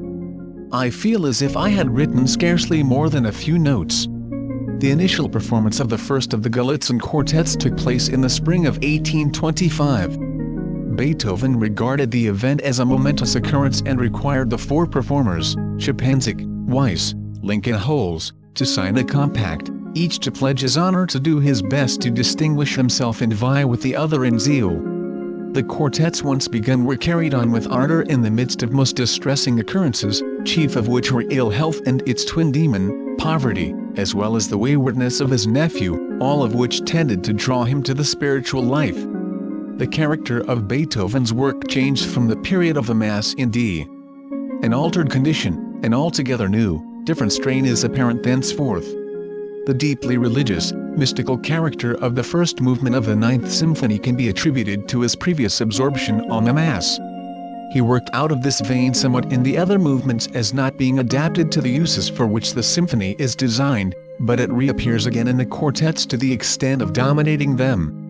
The one in B-flat, Opus 130, completes the three for Prince Galitzin. Of the cavatina of this quartet, Holz is authority for saying that Beethoven composed it with tears, and confessed that never before had his own music made such an impression on him. That even the repetition of it always cost him tears. In this movement Beethoven used the word beklemmt, beklommen, oppressed, anxious, at a point where it modulates into another key. His loneliness, superinduced by his life of celibacy, by his deafness, his disappointment in his nephew, all had the effect of separating him from the world. The spiritual side of his nature, always active, had been brought into new life during his work on the Mass, as we have seen. It was never thenceforth allowed to fall into abeyance, but was developed in direct ratio with his withdrawal from the world. An atavism from some remote Aryan ancestry inclined him, as in the case of so many Germans, to mysticism and the occult. It was a condition which had its compensations. That there were periods when he saw visions may be conjectured by the character of the last quartets. When they were written, Beethoven was in the shadow of death, on the borderland of the other world, and from that proximity he relates his experience. These works receive the reverence of all musicians for their spirituality, their mysticism, their psychological qualities. They are the revelations of the seer, awe-inspiring mementos of states and conditions of mind which transcend the experiences of ordinary life. In these last impassioned utterances of the Master, we find a strain holier, more profound, different from anything which the art of music has yet produced. The cavatina on its first performance, on March 21, 1826, was received with indifference, and the finale, which was an exceedingly long and difficult fugue, fared even worse. Self-sufficient as Beethoven was on all matters connected with the working out of his musical thoughts, he coincided for once with his friends and the publisher on the matter of the fugue. He wrote a new finale for the quartet, and published the fugue separately as Opus 133. Joseph Bohm, the noted violinist, then in his 28th year, rehearsed this fugue under Beethoven's direction, and often played the violin part subsequently. The great C-sharp minor quartet Opus 131, is the next one to claim our attention. Beethoven characterized it as a piece of work worthy of him. This colossal work was one which Wagner continually held up for the commendation of mankind. It occupies among quartets a position analogous to that of the Ninth Symphony in its own class. The summer of 1826 in which it was composed, was a period fraught with momentous occurrences to the master, chief of which was the attempted suicide of his nephew. The circumstances which led up to this catastrophe can be briefly narrated. Beethoven had been disappointed in any and every plan formed for the future of the young man. He had first looked for great things from him. By gradual stages his expectations were so modified that at last he began to fear that he would never be able to provide for his own maintenance. The musical education of the young man had first engaged the master's attention, in the hope that some of the family talent might have been transmitted to him. When it became plain that nothing could be achieved by him in a musical career, he was entered at the University of Vienna with the view of making a scholar of him. Here he was unable to keep up with his studies, owing to inattention. He failed to pass his examination and left the school in consequence. Literature being closed to him, he entered the Polytechnic school, intending to fit himself for business life, but failed here also. That Karl's conduct caused the master much anxiety appears in his letters to him. In some of them he entreats him to do better, in others he upbraids him. Both lines of reasoning seem to have been equally obnoxious to this careless, indifferent young man, who objected to being taken to task for his misdeeds, and hated Rosen scenes with his uncle. When he failed the second time he was at his wits' end in dread of his uncle's reproaches. Many a stormy scene had occurred between them during the 2 preceding years. So violent had these become, that the master was on one occasion requested to find another apartment on account of the complaints that came from other occupants of the house. It may very well be that Beethoven expected too much from this carelessly reared youth, whose mother lost no opportunity of embittering him against the master. The young man probably never seriously contemplated suicide, but wanted to give his uncle a scare. By working on his fears he reasoned that he would be able to have his own way for a long while to come. He threatened suicide, and the day following this threat actually went so far as to shoot himself. He was not severely injured, but the attempt on his life rendered him amenable to the laws of his country, and a short confinement in the government hospital followed. Beethoven was greatly agitated on learning of the rash act. He had some difficulty in finding him, as the young man had left his quarters and went to another part of the city before carrying out his threat. With the aid of friends he was finally located, and an affecting scene followed in which the master loaded him with kindness, treating him very much as that other prodigal son was treated by his father. Beethoven's personal intervention with the magistrate eased the situation for the nephew. 2 very interesting letters from the master in this connection were published some years ago in the Neuen Press of Vienna, and are included in Herr Klischer's Beethoven Brief published in Berlin in 1902. The following one shows Beethoven's ethical character in strong light. To the magistrate Chapka, Dear Sir, Hofrath von Breuning and I have carefully considered what is best to be done. We think for the time being no other course is practicable than that Karl should remain with me a few days, during the interval until he can enter the military service. His language is still excitable under the impression that I would reprimand him since he was capable of making an attempt on his life. He has, however, shown himself quite affectionate toward me. Be assured that to me fallen humanity is still holy. A warning from you would probably have good results. It would do no harm to let him know that unobserved he will be watched while with me. Accept my highest esteem for yourself, and consider me as one who loves his kind, who desires only good wherever possible. Yours respectfully, Beethoven. In accordance with the English custom of putting the full of the family into the army, Stephen von Breuning had hit upon the plan of a military career for Karl since all others seemed close to him. Von Breuning, who always had a faculty of being of service to Beethoven, was a counselor in the War Office. He urged on Beethoven the feasibility of procuring an appointment for Karl in the army, and interested his superior, Field Marshal Lieutenant von Stutterheim, in the matter. Beethoven was not greatly in favor of a military career for the young man. Übrigens bin ich gar nicht für den Militärstand, he says in a letter to Holz of September 9, when the subject was first broached. He opposed it for a while, but finally bowed to the inevitable.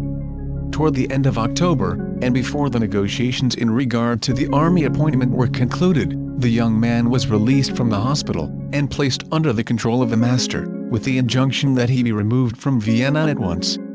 At this juncture brother Johann placed his country house at Nixendorf at the disposal of the master and nephew, and thither the two repaired, the elder, stricken, bowed with grief. The youth, sullen and indifferent. The master had never entered Johann's house since the summer of 1812, when he had tried so ineffectually, as noted in a previous chapter, to break up the relations existing between the pair while the lady was as yet only the housekeeper. It must have been with great reluctance that he considered visiting him at all. The sacrifice, if such there was made in the interest of Karl. Where this young scapegrace was concerned, the master was generally willing to sink his own preferences. The situation must have been embarrassing for all concerned, less so in reality for the master than for the others. Absorbed in the composition of the new finale, and also in the finishing up of the great C-sharp minor quartet, he was for the most part oblivious to anything unusual in his surroundings. Johann's wife, with the policy of her class, bore no resentment, or at least showed none outwardly.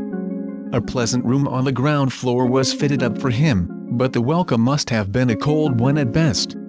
No doubt the Gutsbesitzer took much pleasure in showing off his possessions to the brother whom he knew had little esteem for him at heart. He paraded his own importance in the neighborhood, taking the composer on business visits to prominent people. On these occasions he would not usually introduce his brother, treating him as a kind of appendage. The master, deep in the thought of creative work, was, no doubt, to a great extent unconscious of this sordidness. At all events he gave no sign. But he contributed very little to the social well-being of the family.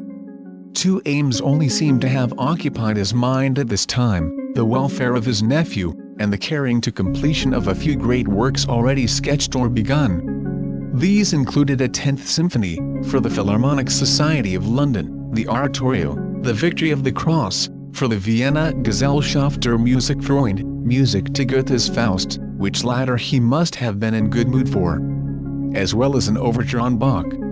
I hope yet, he writes from Johann's home, to bring some great works into the world, and then like an old child, to close my earthly career somewhere among good people. He worked with feverish haste in the latter years of his life, whenever his health permitted, even abandoning his books in favor of his work. Failing health prevented him from forcing it ahead as in former years, but he worked up to the limit of his powers. His habits while composing have been referred to in a previous chapter, namely, that he was in the habit of singing, stamping, gesticulating, while under the spell of his inspiration. This kind of thing was new to the maid who looked after his room, and she managed to extract amusement from it.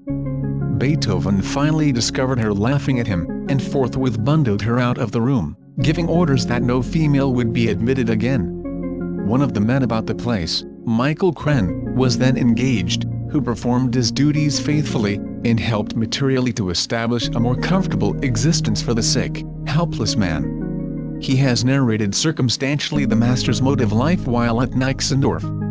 He was up and at work at 5:30, beating time with hands and feet, singing, humming. This went on until breakfast time, 7:30. This meal over he would hurry out of doors. The weather was fine that particular autumn, spending the morning going about the fields, notebook in hand, his mind intent on his musical thoughts, occasionally singing or calling out, going now slowly, then very fast, at times stopping still to write out his ideas. This would go on until noon, when he would return to the house for dinner. This was served at 12:30, after which he would go to his room for about 2 hours, then again to the fields until sunset. He was never out in the evening as night air was considered bad for him. Supper was served at 7:30. His evenings were spent in his room, and at 10 o'clock he went to bed. This simple, regular life, with a healthful country air, should have restored Beethoven's health in some measure could it have been continued longer. His letters from here indicate that he expected some improvement in this respect. Had not some untoward circumstances intervened, the master's life might have been spared long enough to enable him to carry to completion the list of works outlined above. That Johann had an ulterior object in asking his brother to visit him is quite probable. The growing fame of the composer and the ever-increasing value of his copyrights was well known to him. He had made money in his dealings between composer and publisher in the past, and could have made still more had he possessed his brother's confidence in a greater degree. His cupidity, however, prevented him from keeping up for long even the semblance of kindness or hospitality. Fuel was so scantily provided to suggest that he suffered from cold, and he was told that a charge would be made for the room. Other circumstances may have contributed to bring about a climax. At all events, the situation became so unpleasant that he suddenly decided to return to Vienna. Chapter 18. In the Shadows. The C-sharp minor quartet and the one in F, Opus 135, which rounds out this wonderful series, were all but completed before leaving Vienna on the visit to Johann. That there was some polishing still to be done on the latter is apparent from the fact that it has the superscription in the master's handwriting, Nixendorf M. 30 October 1826. The finale has these curious sentences: Der Schwarz fast and Schluss. Muss es sein? Es muss sein. Question and answer turn on the subject of paying his room rent according to Schindler, the dialogue being a reminiscence of previous times. Beethoven often made some discussion when his rent was demanded, either from the desire to extract some sport from the situation, or from fear of being cheated. It often had to be demonstrated to him by the aid of an almanac that the time was up and the money really due. The only work begun and completed by the master while at Nixendorf was the new finale, which replaced the long fugue of the B-flat quartet. It proved to be his last work. The series of unpleasant events referred to in the last chapter ensued, and, without considering consequences, he returned to Vienna. It is not likely that Johann or his wife exerted themselves much to keep him longer. They intended spending the winter in Vienna themselves, and were probably relieved to have the visit ended so that they could make their preparations for the journey. With his usual impatience, he must needs take the first conveyance which was to be had. Johann had a closed carriage, but would not let him have it, and the journey was made in a light open wagon. December had arrived and the weather, which had been fine all the fall, was now bad. He was insufficiently clothed for the 2 days' drive in such weather.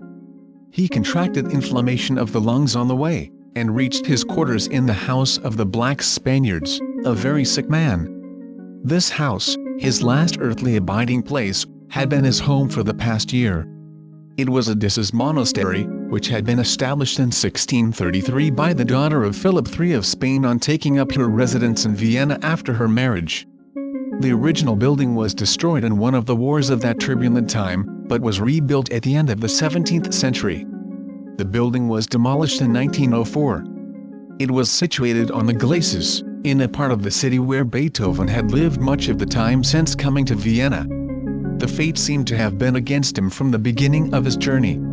His sleeping room was an enormous one on the second floor, which, with 2 small anterooms, composed the apartment. The facilities for heating a room of that size, in those times, must have been wholly inadequate.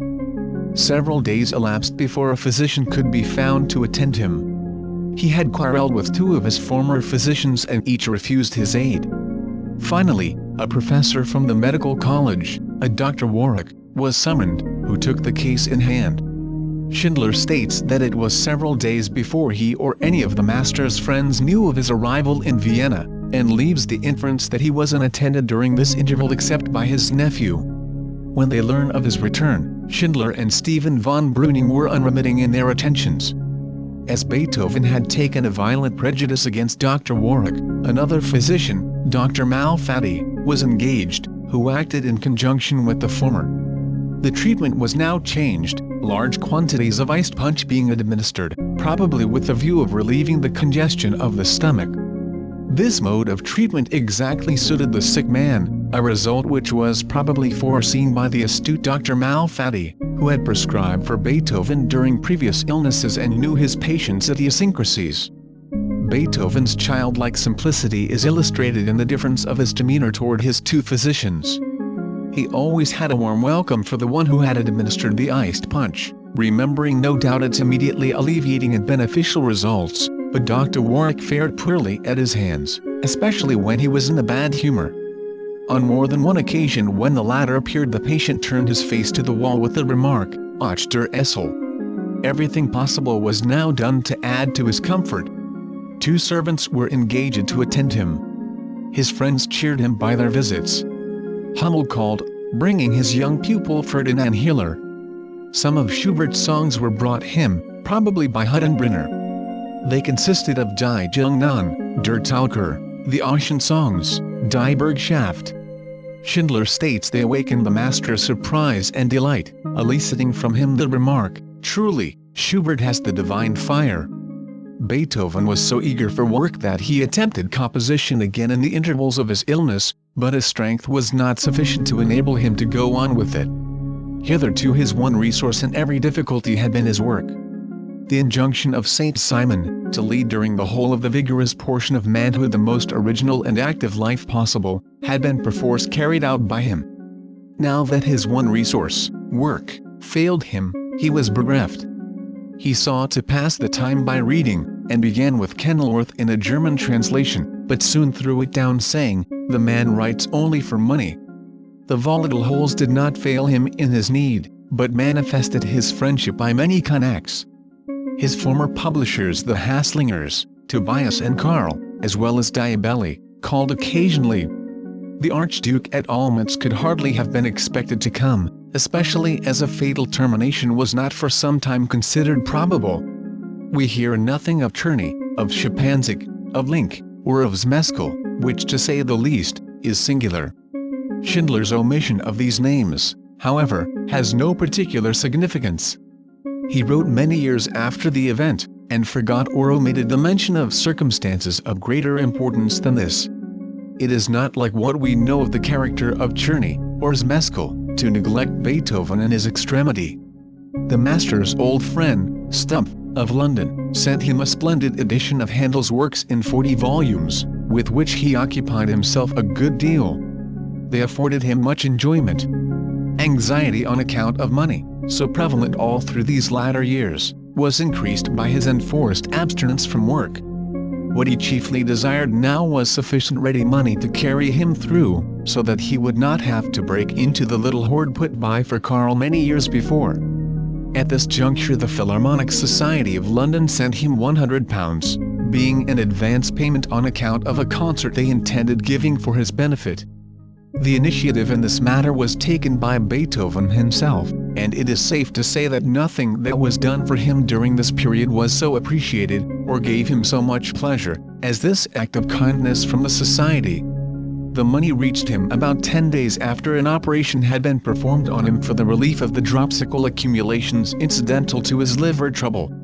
4 such operations had been found necessary during this illness. They were at best only palliative. His joy on receiving the letter and money from London was such that the wound, not yet healed, opened, and a great discharge followed.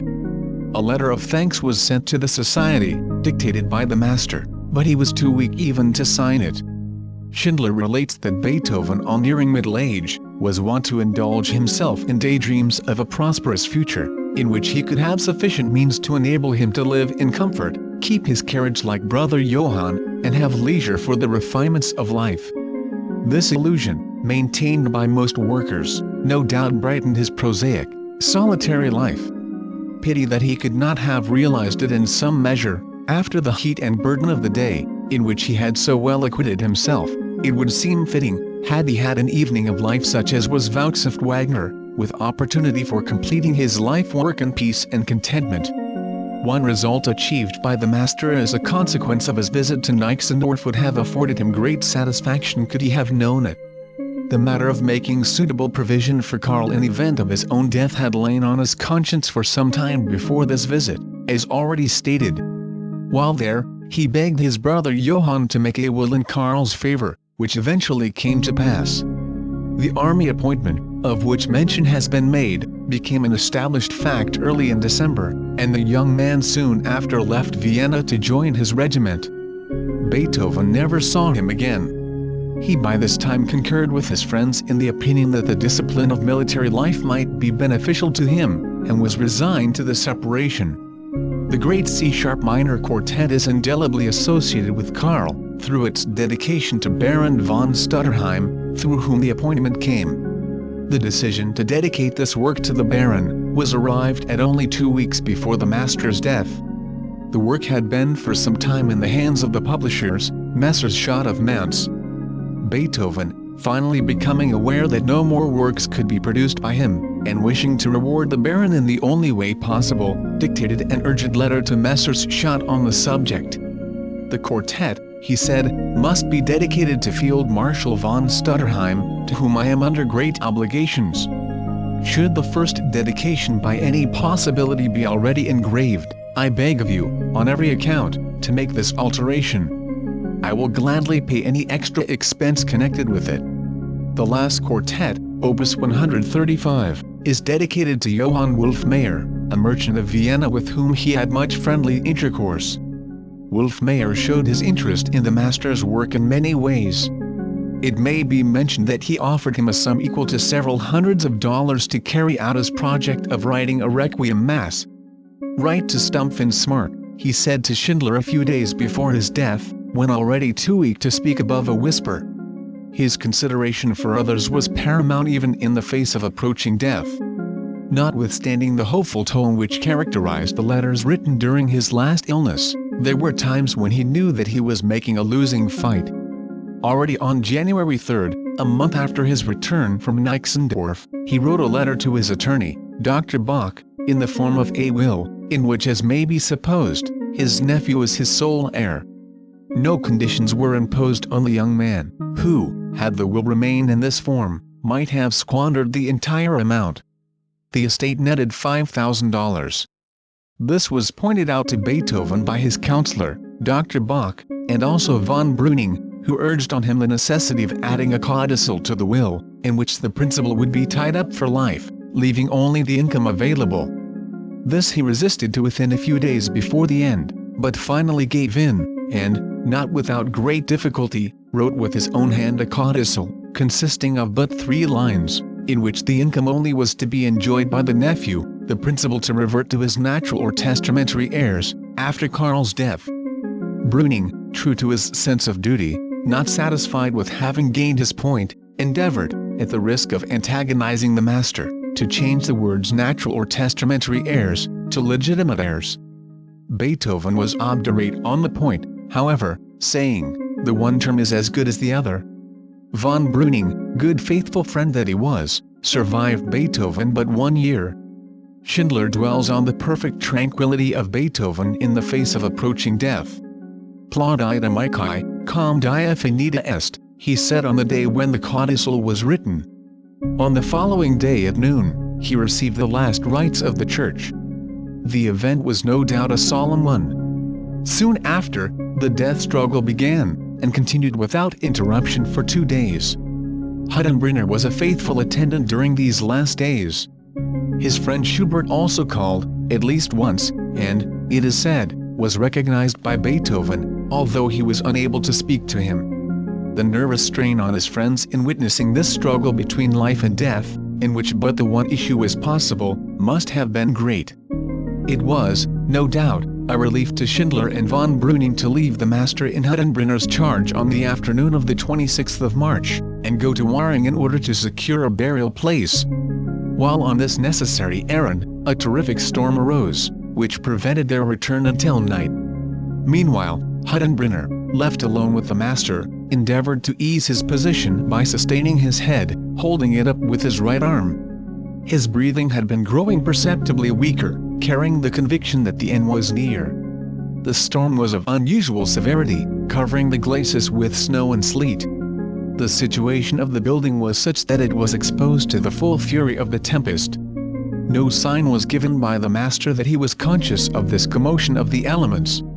With the subsidence of the storm at dusk, the watcher was startled by a flash of lightning, which illumined everything.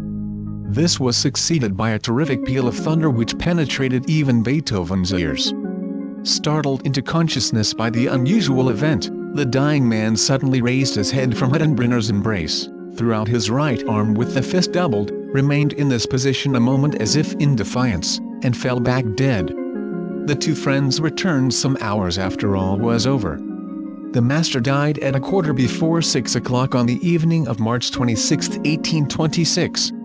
He was in his 57th year. The funeral took place on March 29 at 3 p.m. from the Church of the Minorites and was attended by many of the most prominent people of the city. 8 musicians bore the coffin from the house to the church, while 32 torch-bearers followed it, among the number being Czerny and Schubert. This was followed by a choir of 16 male singers, and 4 trombones, which alternated in singing and playing. The music consisted of 2 equali composed by Beethoven many years before, arranged for this occasion by Seyfried, to the words of the Miserere and Amplius.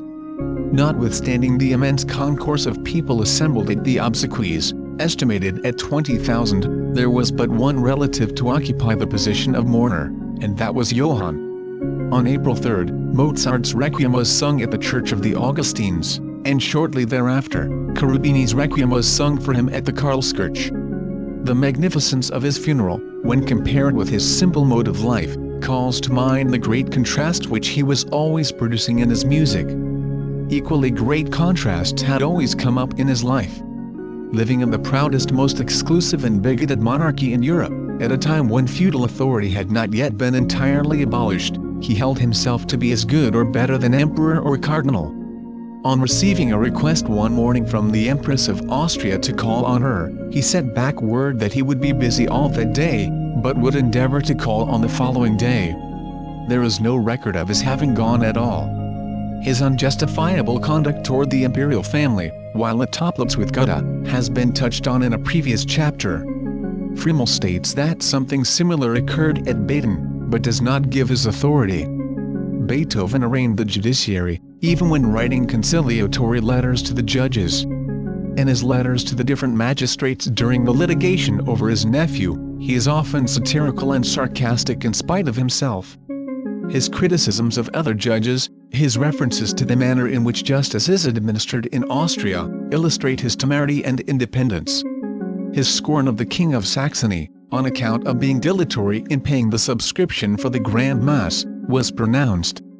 He alludes to him as the poor Dresdener in his letters, and he even went so far as to talk about suing him when the payment was still longer withheld. All this from a man who at times did not have a decent coat to wear, or a second pair of shoes, who sometimes accepted advances from his housekeeper for the necessaries of life. His life was so simple and circumscribed that he never saw the ocean, or a snow-covered mountain, although living within sight of the foothills of the Alps. He never returned to his native city though living not a great distance from it.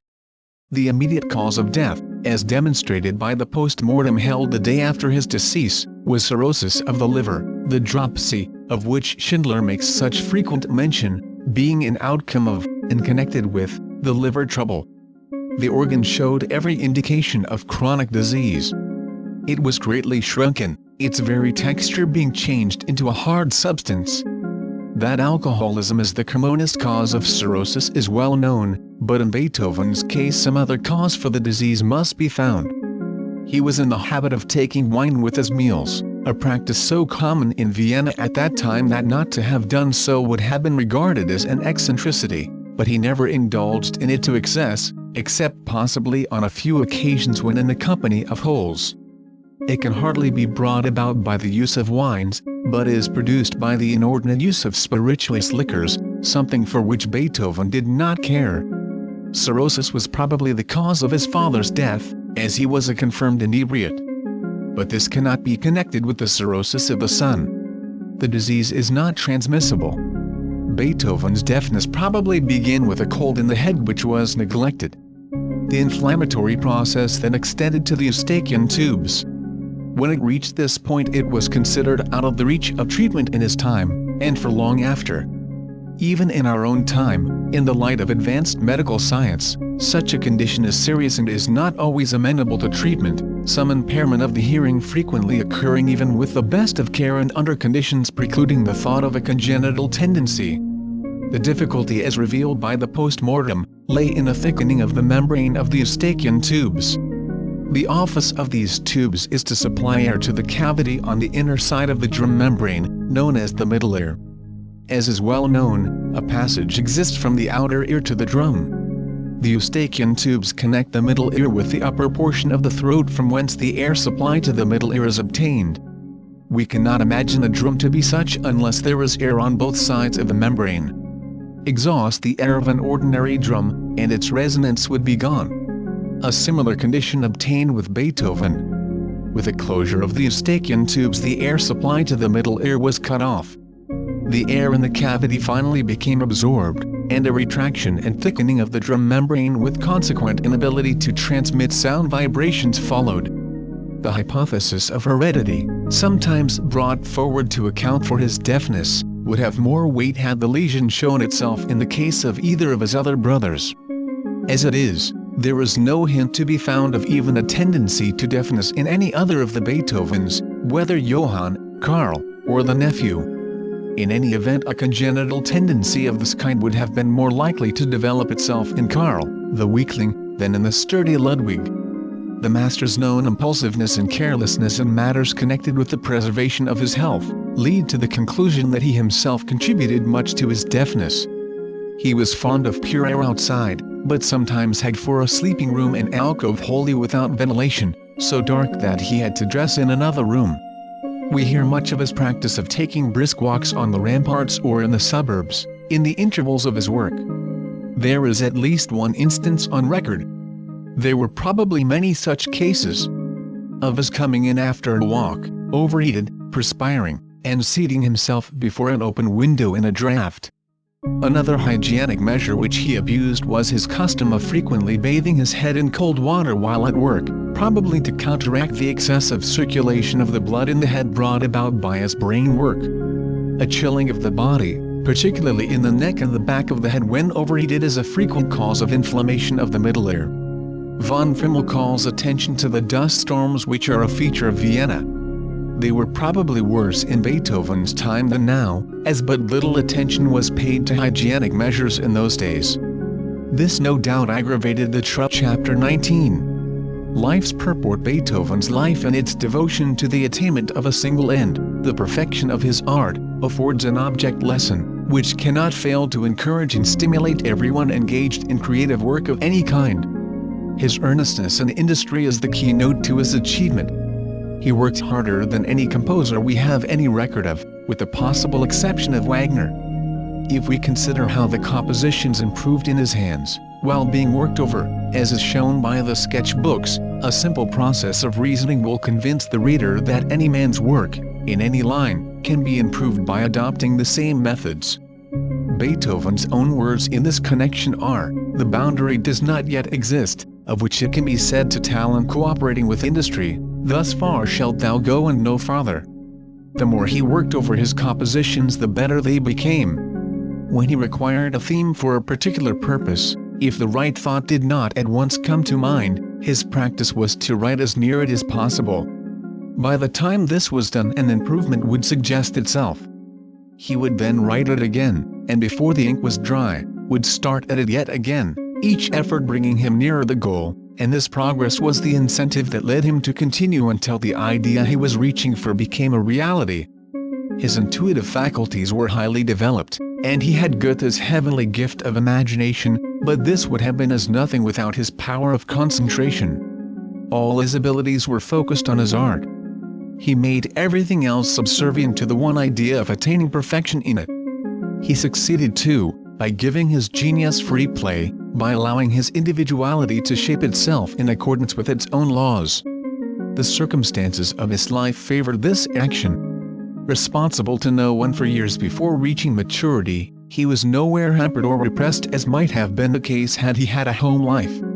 Strong characters are best left alone to work out their own development. It is only the weak ones that have to be supported. He met every demand that his art made on him.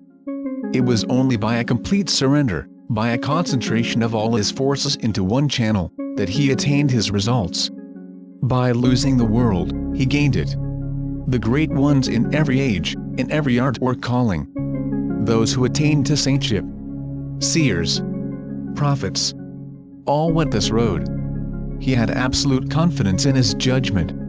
He seldom considered what his audience would like. The best that was in him was what he gave to the world. He knew its value, and if others could not understand it, he knew the time would come when it would be appreciated. In art as in religion, faith is a necessary preliminary to all great achievements. In going so far beyond us, in pushing the art to the limit of its possibilities, Beethoven has made portions of his work inaccessible to the large body of people who look upon music as an art for enjoyment only. The same kind of problem that is presented to this generation in the works of his last years, confronted his contemporaries in those of his middle life, which were as far beyond the comprehension of his own generation as the more abstruse works of his last years are beyond the ability of the present. To a future age, seemingly, has been relegated, as an heritage of the past, the best fruit of Beethoven's genius. When the Mass in D and the last quartets can be heard frequently, a new era in the art will have been inaugurated. It would be a mistake to suppose that Beethoven was a pessimist, or a misanthrope. Placed here to live and suffer, not knowing why it should be so, he yet teaches that relentless fate cannot prevail against those who make a good fight. "I did not wish to find when I came to die that I had not lived," said Thoreau, paraphrasing from Voltaire, "most men die without having lived. I did not wish to live what was not life, living is so dear." Beethoven's idea of the purport of life was similar. He believed, and put his theory into practice, that each man has within himself the potentialities with which he shapes his own destiny. Fate and destiny are verities that have to be faced, but they do not have all their own way with us. Each of us has the power to control his destiny to some extent. By willing it so, the tendency is toward betterment. Always the highest powers are on our side. Life, after all, is worthwhile.